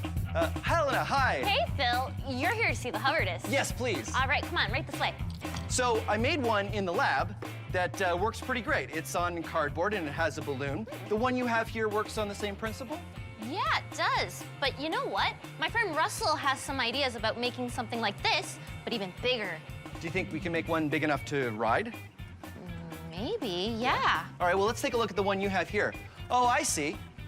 Right, this one works the same as the one I made. It's really hard to move the disc, but if you add some air, it floats like a dream. There we go. Great, so let's ride it. Whoa, Phil, not this one, the one upstairs. You can ride that one. Oh, okay. Yeah.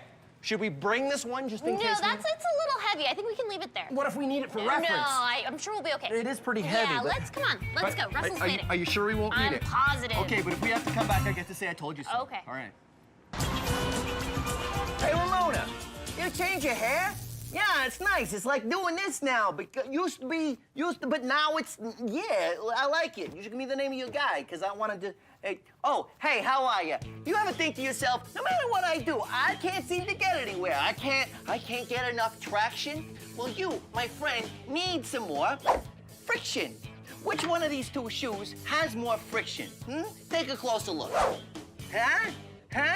Right, bam. This one doesn't have a lot of treads. It doesn't have a lot of friction.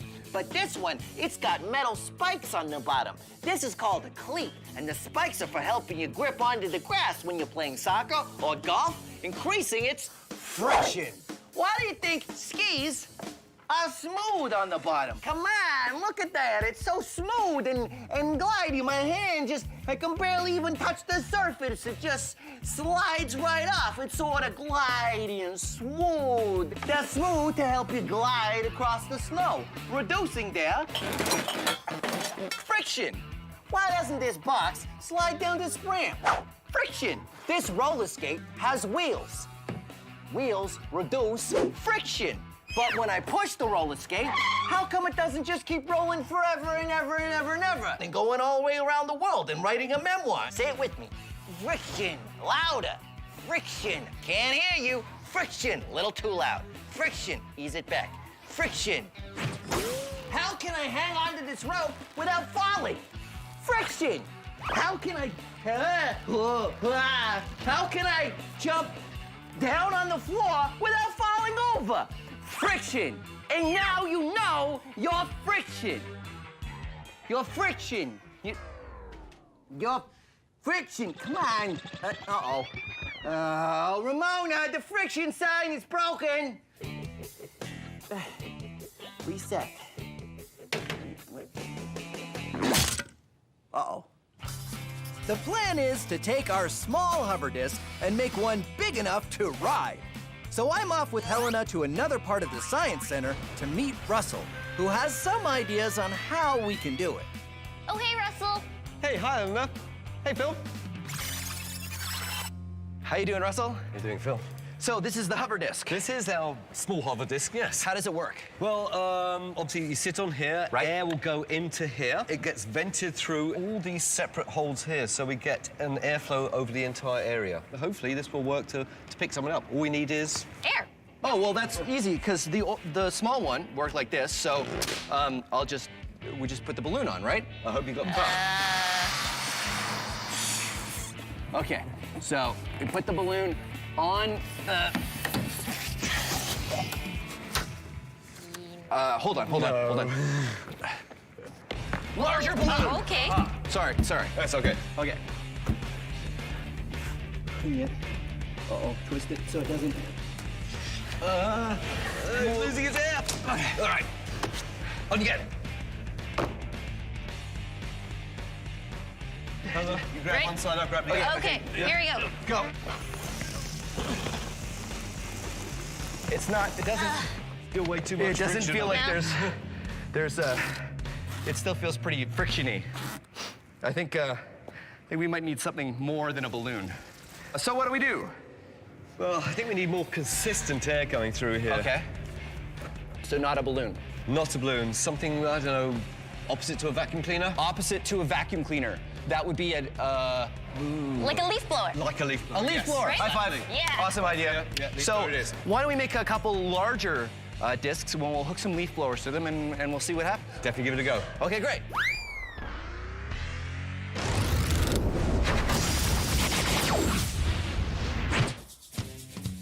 Carbon is an atom and is the basic building block of all life as we know it. You, me, all plants, all animals are carbon-based life forms. Other things are made of carbon too. Diamonds are carbon, coal is carbon, even pencil lead isn't lead, it's graphite, which is carbon. If you were to take all the carbon atoms in your body, you could fill 9,000 pencils. Of course, kind of prefer my carbon where it is. Our low-friction hover disc still had way too much friction.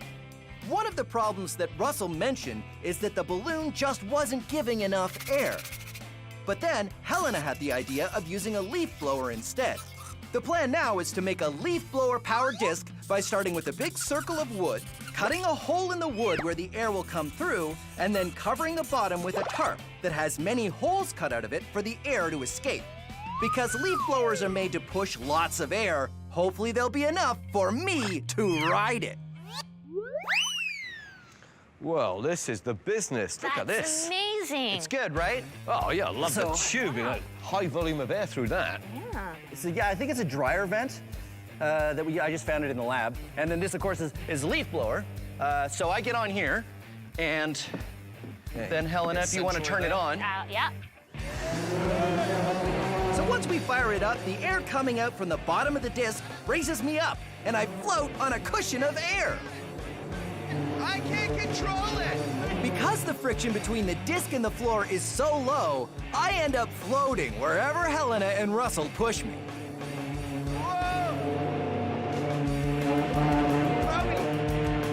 I'm going towards the wall!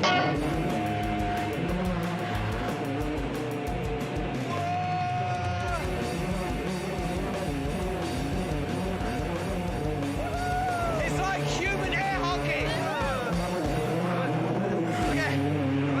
It's a bit unstable. Do you want to turn it off? Wow, that worked amazing. Not too much control, though. I have no control whatsoever. Yeah, no. But this is great. So so we have the no friction down pat. I feel we need some way to actually move. Well, something to push you along. I was thinking as you were going, like, you need like a broom or something. A broom? Okay, yeah. What if we do like something low friction, like a broom, and something high friction, like that we could really sort of stick on the ground? Yeah. That works for me. And then we could build two of them, and we would have two discs and two ways of moving them. Are we gonna race? And we can race! Yes. Yeah! Okay, Yeah. race. That's what we're gonna do.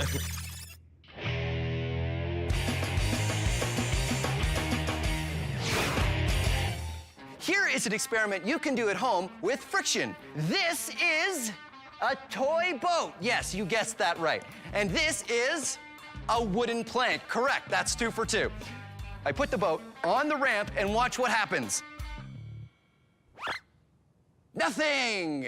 The reason why is because the friction between the boat and the ramp is enough to counteract the force of gravity trying to pull it down. But watch what happens if I raise the ramp to the right height, the boat slides down because the friction isn't enough and gravity pulls it down.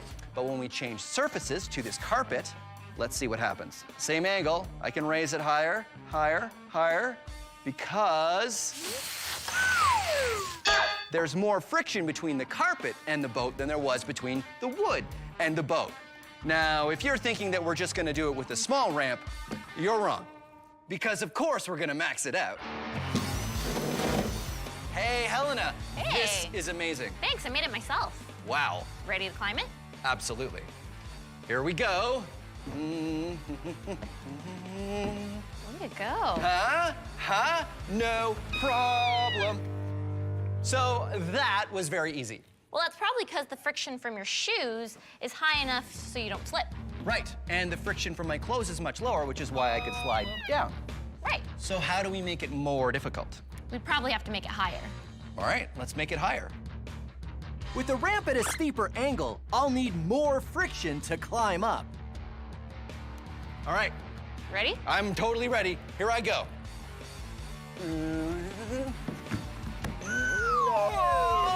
You try. Okay, hold my drink. Here we go. Ooh.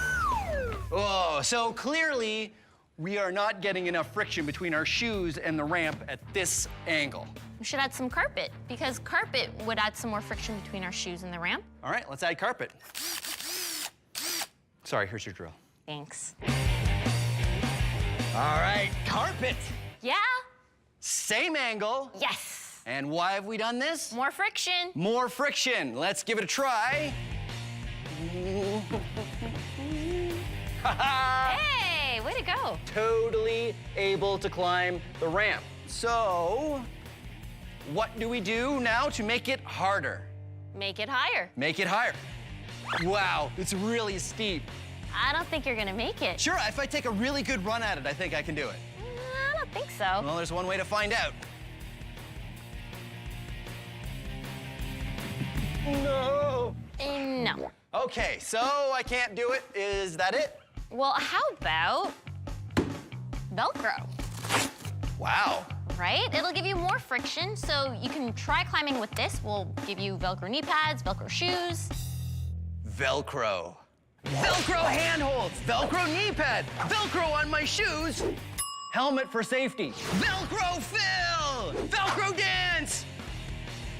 Okay, you ready? Ready. All right, here we go. Ha-ha, I did it! Creating friction between me and this ramp means I can stay up here for as long as I... No. No, Velcro. No. No. Phil, you okay? Velcro! Friction! Your turn. No. Our hover disc worked well. So well that we decided to build another. If we have 2 hover discs, then we can race them using different kinds of friction to push them along. Something that has low friction, like a dust mop, and something that has higher friction, like a pole with rubber balls at the end. Rubber has great friction. That's why we make car tires and the treads of our shoes out of rubber. Okay, we have a giant race course that we've set up. We've got 2 low-friction hover discs, and I'm gonna use the low-friction dust mop version to propel my hover disc. And Helena, what do you have? I have the high-friction rubber ball stick. Start your engines! On your marks, get set, and go! And we're off. Remember, Helena and I are using very different methods to get our hover discs moving. I'm using a low-friction dust mop, and Helena is using high-friction rubber balls. As you can see, my low-friction dust mop doesn't make enough friction with the ground for me to push myself. Helena, on the other hand, is having no problems. Go, and go, and go, and go! Go ahead, you can beat him! You can beat way back! Oh, it's further! It's further! He's way back in for the win! It's the winner! Jay crosses the Yes! And then we have our winner. Yes! Over the finish line. It feels way back over there. Oh, man. I'm still stuck at the second turn. Way to go, Helena. Thank Nice. you. So what was the strategy? How did it work? Well, pretty much while I was using those red balls, I was getting friction, helping me steer. You know what? I think we need a little bit more thrust. That would work even better if we had something pushing us even harder. Definitely. Wait. I have an idea. Wait, hold. I need your help. Come on. I'm at iFly Toronto indoor skydiving to talk to you about friction. That's Mike. He's gonna help me out. Okay, here we go.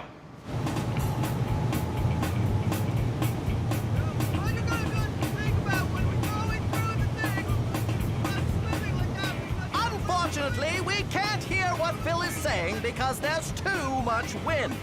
It looks like he's trying to tell us something about the friction. Yes, he's saying the friction from the air rushing up in the chamber is enough to counteract the force of gravity, which is why he's able to float or swim or whatever he's doing. Now it looks like he might be saying even something like air can have a lot of friction if it's going fast enough. And the air in this chamber is going fast, which is why we can't hear a word he's saying. Oh well, he seems to be having fun.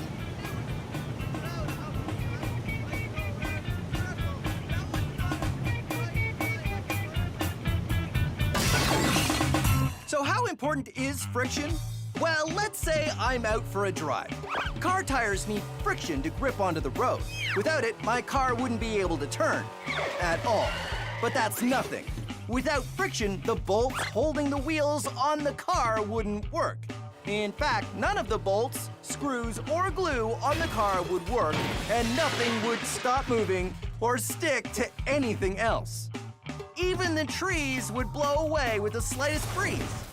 Friction is everywhere, and without it, nothing would work. Okay, hover disc race round 2. This time we decided to have a little bit more thrust, so Helen and I are going to be using fire extinguishers. Now, do not use fire extinguishers at home. Fire extinguishers have a very important purpose, and it's not for this, but we've got these ones special. Are you ready, Helena? Oh, yeah. Oh, yeah. Okay, here we go. Russell? So, racers, start your engines. And go!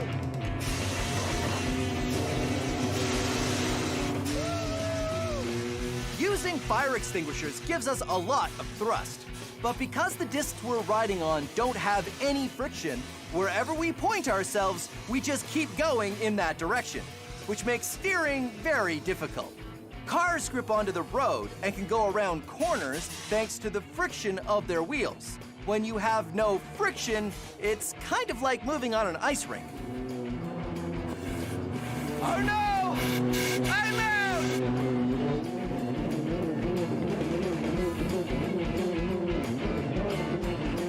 Yeah! High five! Yeah! High five! Yeah! Okay, wait. Oh, I ran out of fire extinguisher at the end there, so I had to cheat a little bit. So 1 for you, 1 for me, and all of them for friction. Or the lack of friction. Or the lack of friction. Science Max, experiments at large. What do we do next? Larger fire extinguishers? I think so. Oh, Okay. yeah. See you next time. I know where we can get some, actually. We can go, if we go to the fire extinguisher store where we got these fire extinguishers, we can get like a rack of extinguishers. Science Max is a show where we take small experiments and do them big. If you want to try these experiments yourself, go to our website for instructions. But not all the experiments on Science Max are the kind you should try at home. This one, yes. This, no. Try this, don't try this. A big yes, a big no. I don't know how you could possibly do this one at home. And remember, if you're ever not sure, ask an adult. Thanks for watching Science Max Experiments at Large. Carbon is an atom that is the basic building block of all life as we know it. You, me, I hit myself in the head with the friction sign. That's more of an impact, not friction, really. How can you destroy my life anymore? Set, huh?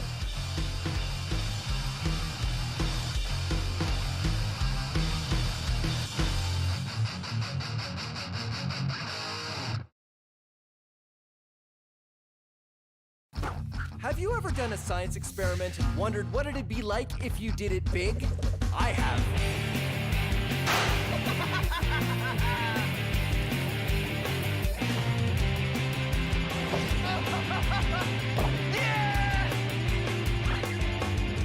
My name is Phil, and I take your everyday science experiments and do them big.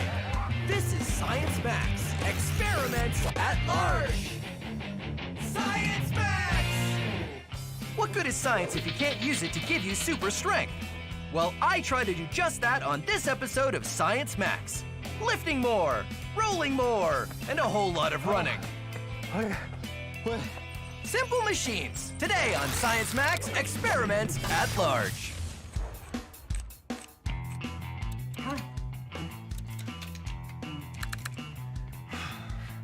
Greetings, Science Maximites. I have a question for you. Have you ever wanted superpowers? Like super strength?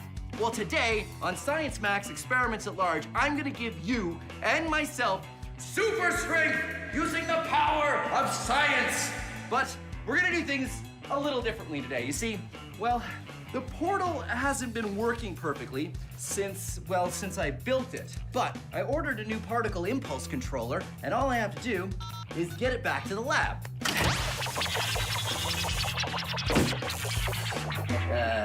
Perfect timing. It looks like the portal is broken.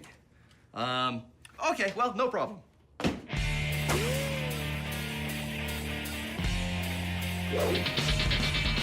Okay, I'm here. Wow. That's perfect. One particle impulse controller for you. All right, thanks very much. No problem. Appreciate it. Enjoy. Thank you. Well, my very own particle impulse controller, okay.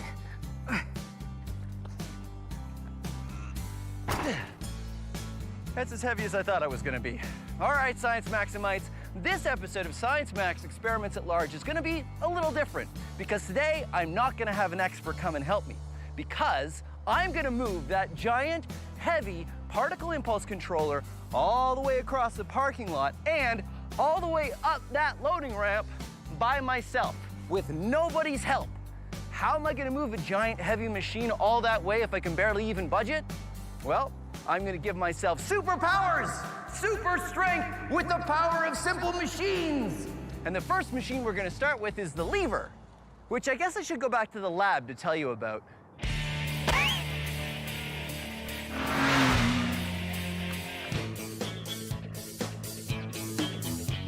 All right, Sal, I'll see you next time. Oh, hey, how you doing?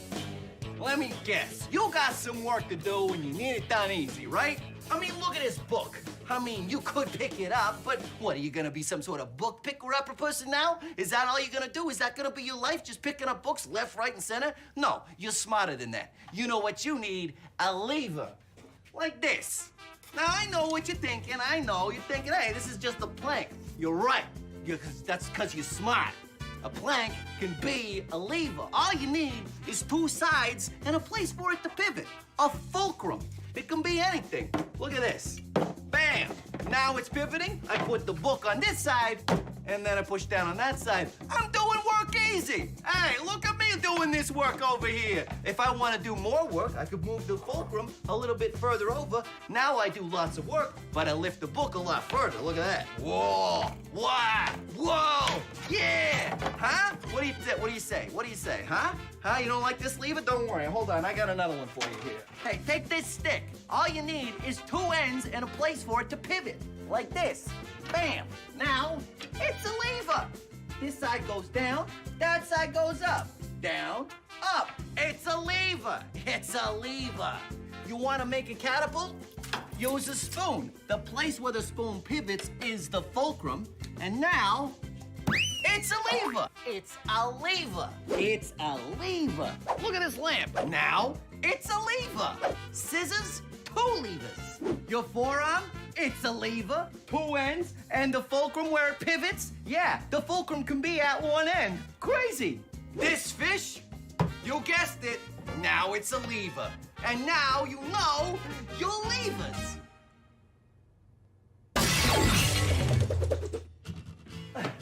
Okay, where were we? Oh yeah, levers.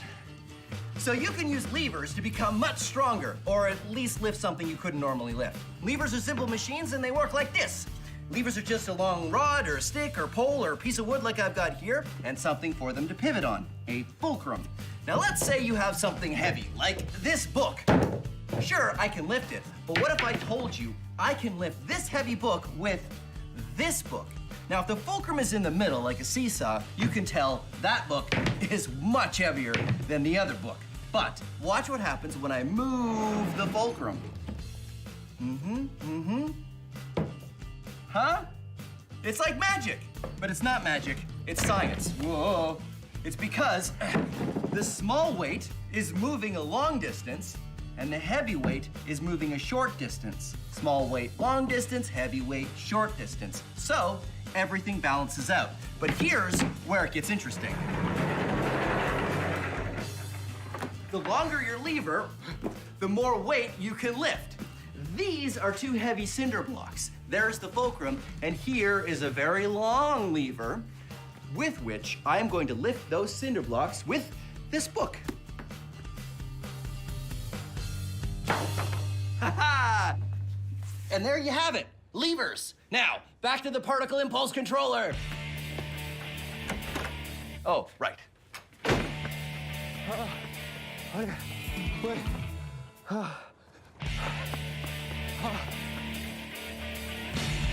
Ha ha ha ha! Lever! Here we go. I got my giant lever. The bigger the lever is, the easier it is to do the work. I need a fulcrum. Just about anything will do for a fulcrum. And put that there.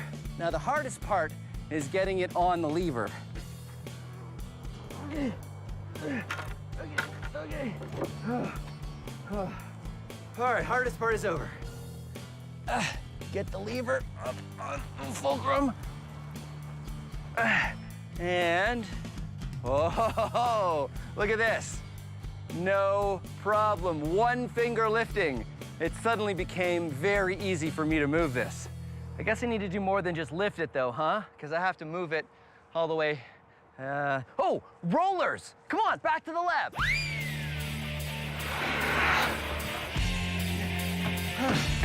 Okay, rollers. Rollers are like wheels, except they're not attached to anything. In ancient times, they used to move giant, heavy blocks of stone using rollers. We can demonstrate using a book. Now get a book, put it on a table, and try to move it across the table. You'll see that it's very difficult. I can't move this book across the table. I can't. Okay, it's not really that hard, but still, it takes effort. But if we get some rollers, I like to use pencil crayons and not pencils, and here's why. Take a closer look.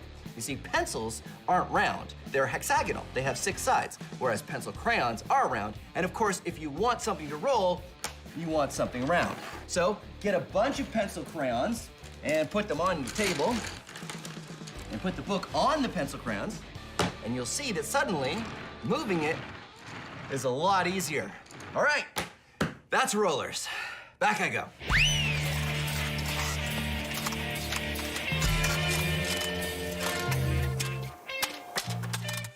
Now it's time for Science So Simple, a Caveman Could Do It. This is a caveman. This is a rock. Knock! It is a well-known scientific fact that if this caveman were to try to move that rock, he would not know how to do it easily. Poor caveman. But in ancient times, people learned how to move heavy rocks using ropes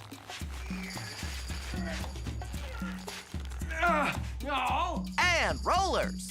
Oh, wrong Earth. Yes, rollers. Wrong Earth. Rollers. Earth. Close enough. Rollers make it much easier to move a heavy object.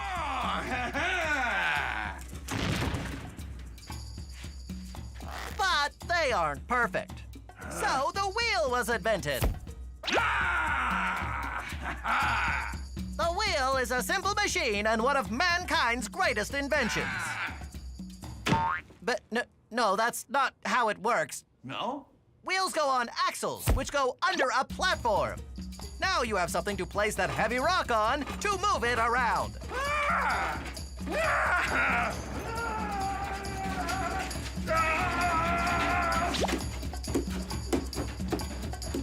But all these great inventions came after the time of the caveman. Cavemen had to do everything the hard way. Join us next time for more science.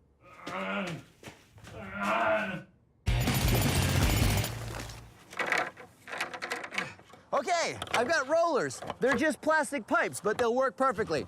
I put them here. And now to lift up the machine. Okay.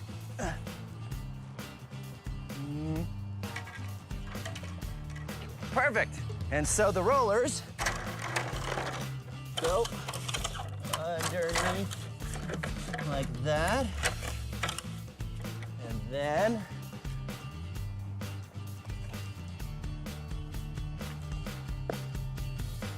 whoa.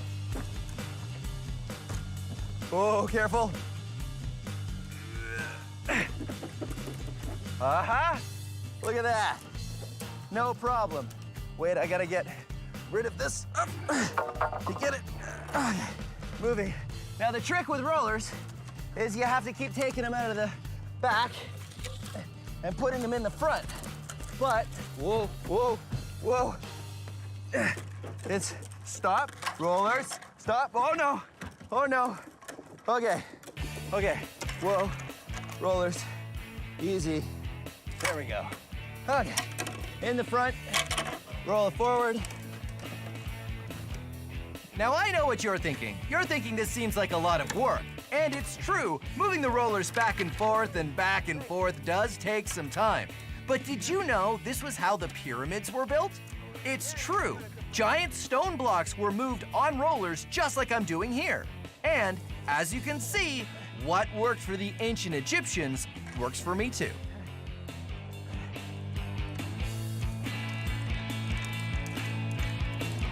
Uh-oh.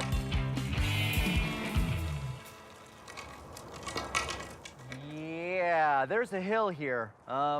If I go down the hill, it's gonna start rolling faster than I can do the rollers. I'm gonna need some help. Oh, I know! Pulleys! Pulleys! Pulleys!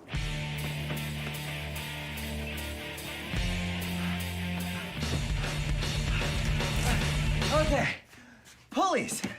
Pulleys are a great way to change the direction of force. I've got a rope going through this pulley and down to a book. So when I pull the rope down, the book goes up. Changing the direction of force can be very helpful, but pulleys can be helpful in another way. Pulleys can let you lift something that you couldn't normally lift. Now the rope goes up and down and up and down and up and down. And the force I need to lift this cinder block is a lot less than if I was just lifting it by myself. But I've got to pull a lot more rope. That's called mechanical advantage.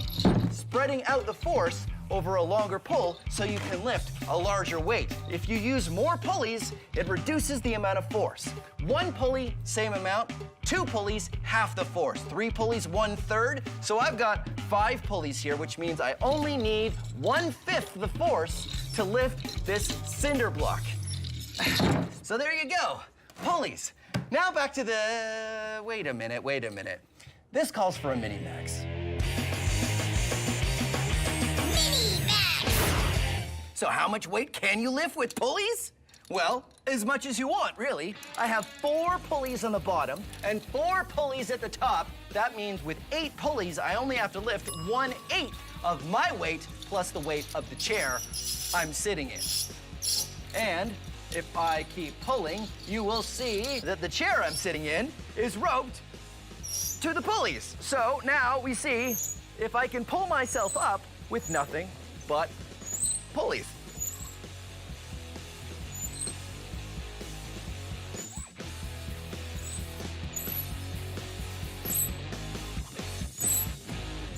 Look at that! I'm totally lifting myself into the air with the power of pulleys. And I don't need to use 2 hands. In fact, I only need to use 1 finger to hold myself up. And my thumb, obviously, to hold the rope. That is the power of pulleys. I can almost make myself fly. Well, almost. Now, back to the particle impulse controller. Letting myself down. Whoop. Whoop, whoop, whoop. Particle impulse controller. Let's go. Wait.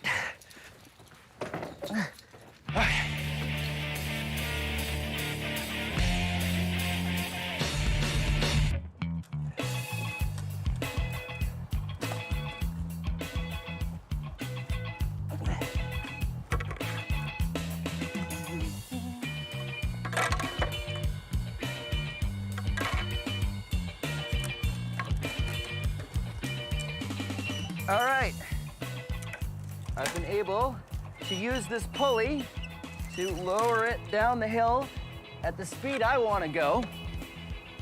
Interestingly, I'm using the pulley not to make it lighter, but to just change the direction of force. And I managed to get it right here at the bottom. Now I've got to get it up onto the loading dock, so I think this is where I need a ramp. Whoa, whoa, oh.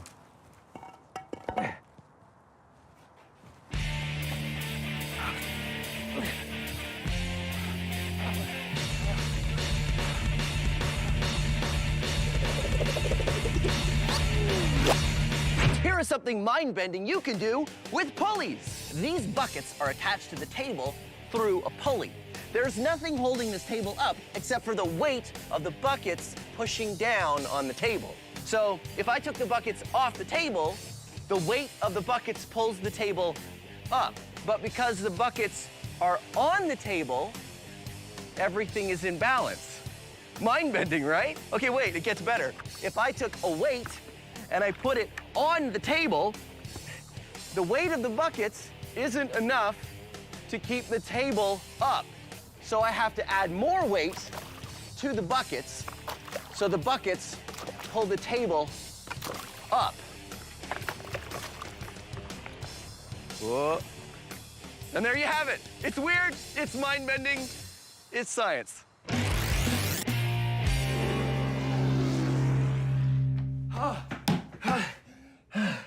Okay. Ramps. Ramps are a great way to move something up. I will demonstrate using, you guessed it, a book. Let's say I wanted to move this heavy book on top of this stack of books using just this little string. Watch what happens. The string breaks, but if I built a ramp to get the book on top of this stack, and I use the same kind of string, watch what happens this time. Whoa. You see, the ramp distributes the force, so you use less force to pull the book over the same amount of distance, and I can get it up to the top of the stack of books, and the string doesn't break. So ramps, let's put them into action. Woo.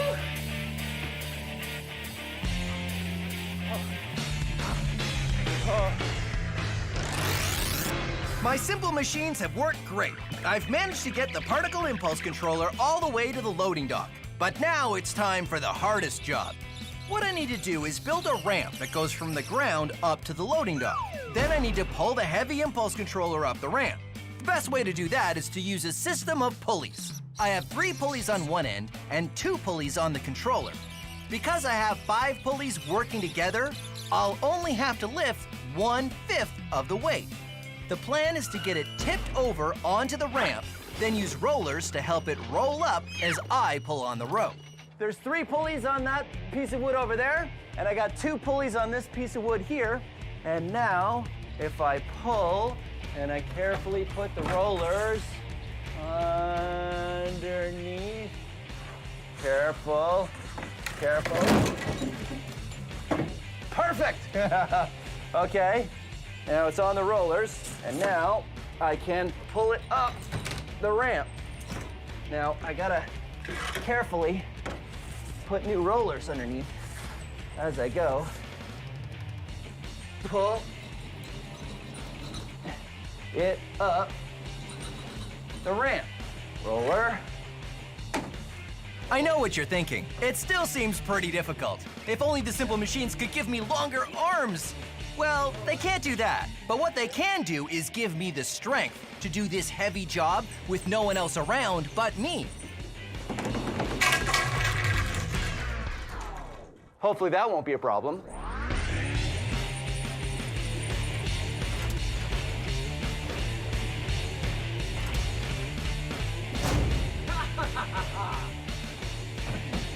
There we go!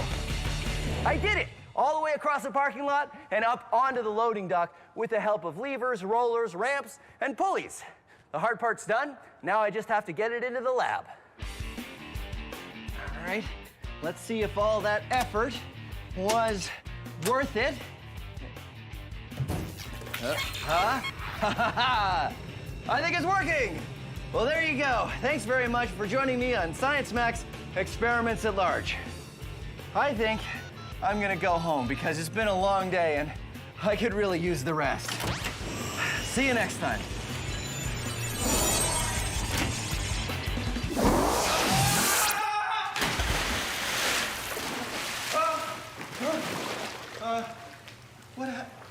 Wait, I hit 3, 4, 1, 2. I should have hit 3, 4, 2, 1. Yeah, that's okay. I'll just go back and,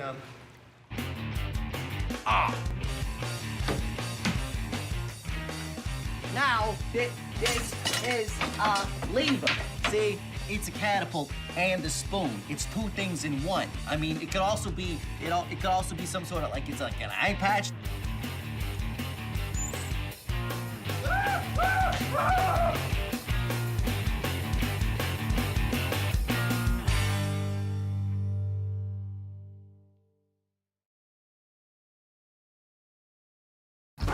Have you ever done a science experiment and wondered what it'd be like if you did it big? I have.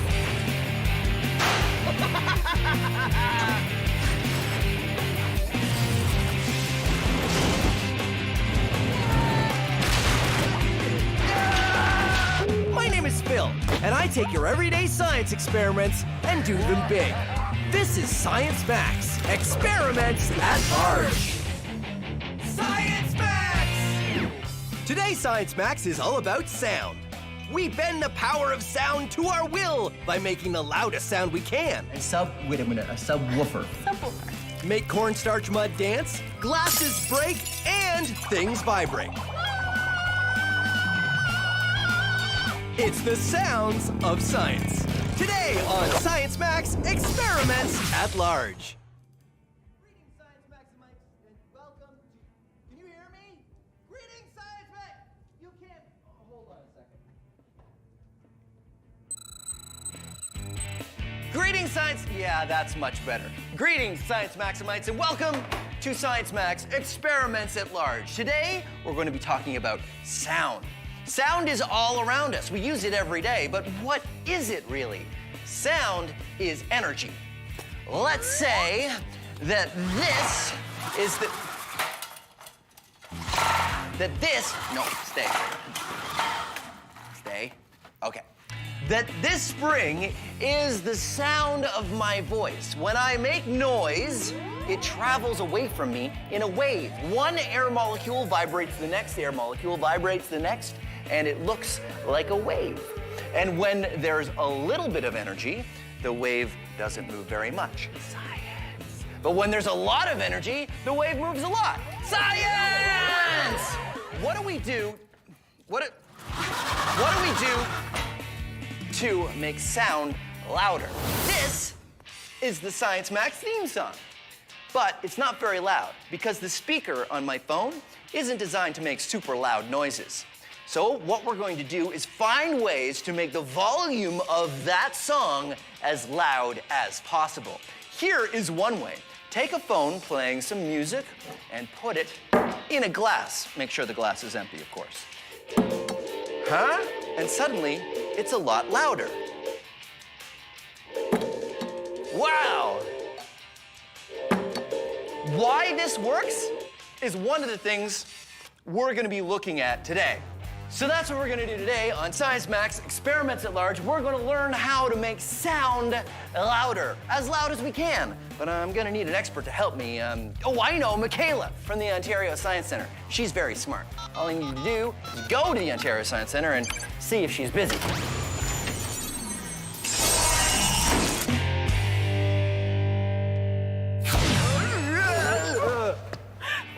Are you okay? Yeah, Michaela, it's good to see you. Nice to see you too. That was weird. I was wondering if you could give me a hand with an experiment. Oh, I'd love to, yeah. It's a sound experiment. Sounds awesome. Right on. Okay, we'll take the portal. We'll go back to Science Max headquarters. Oh, take the portal? Cool. Haven't you taken the portal before? No, don't you remember? It wasn't working last time. Oh, well, it's Is it working? fixed this time. Yeah, no, it'll be great. Trust me. Here we go. Whoa. What's going on, Phil? Is everything okay? Usually when I come through the portal, I land on something or something falls on me or... Not today. It's your lucky day. I guess so. Safe landing. Safe landing. Nice. High five. All right, so let's get started. Okay, cool.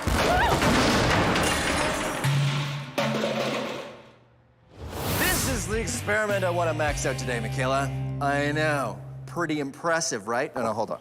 Okay. So I take my phone and I play some music on my phone and it's louder.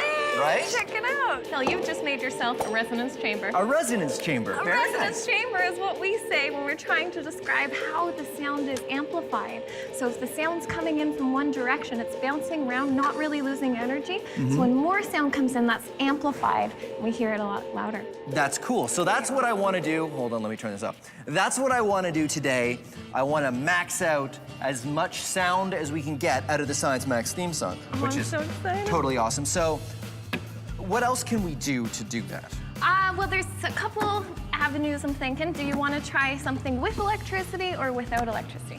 That's because with electricity, we're talking speaker systems and Yeah. Right. So why don't we do no electricity for now, and then All we right. can jump to electricity when we feel we've exhausted everything that's non-electric. Cool. So I was thinking we could try to make a megaphone, because if we have a lot of sound, we could, funnel it in one direction, and then it'll be louder. Okay. What do Yeah. you So think? the megaphone's pretty easy to make, right? We could just use.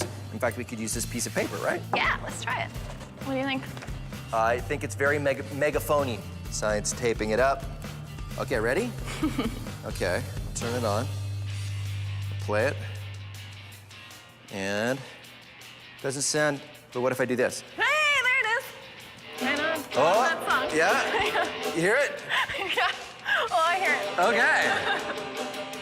So that worked pretty well. So. Oh, yeah, it works.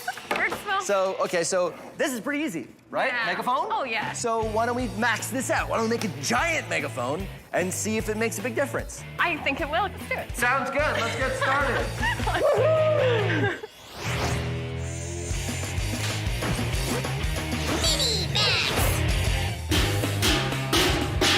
All sound is vibration, but it's really hard to learn about that vibration if you can't see it. I mean, sound is invisible, right? Well, here's a way that you can make sound visible. All you need is some plastic wrap and salt and a bowl, just a regular bowl, and an elastic, like this. So what you do is you take the plastic wrap and cut off a piece just large enough to fit over the bowl, and then use the elastic to wrap around the bowl to keep the plastic tight. Pour some salt on the bowl, and then watch this. Hello, vibrating salt. The plastic wrap is stretched tight over the bowl, making it like a drum. A drum that's very sensitive to sound vibrations. Your ear works the same way. That's why we call it an ear drum. The vibrations from my voice make the plastic wrap vibrate, and that makes the salt dance. But there's more. Let's max this out.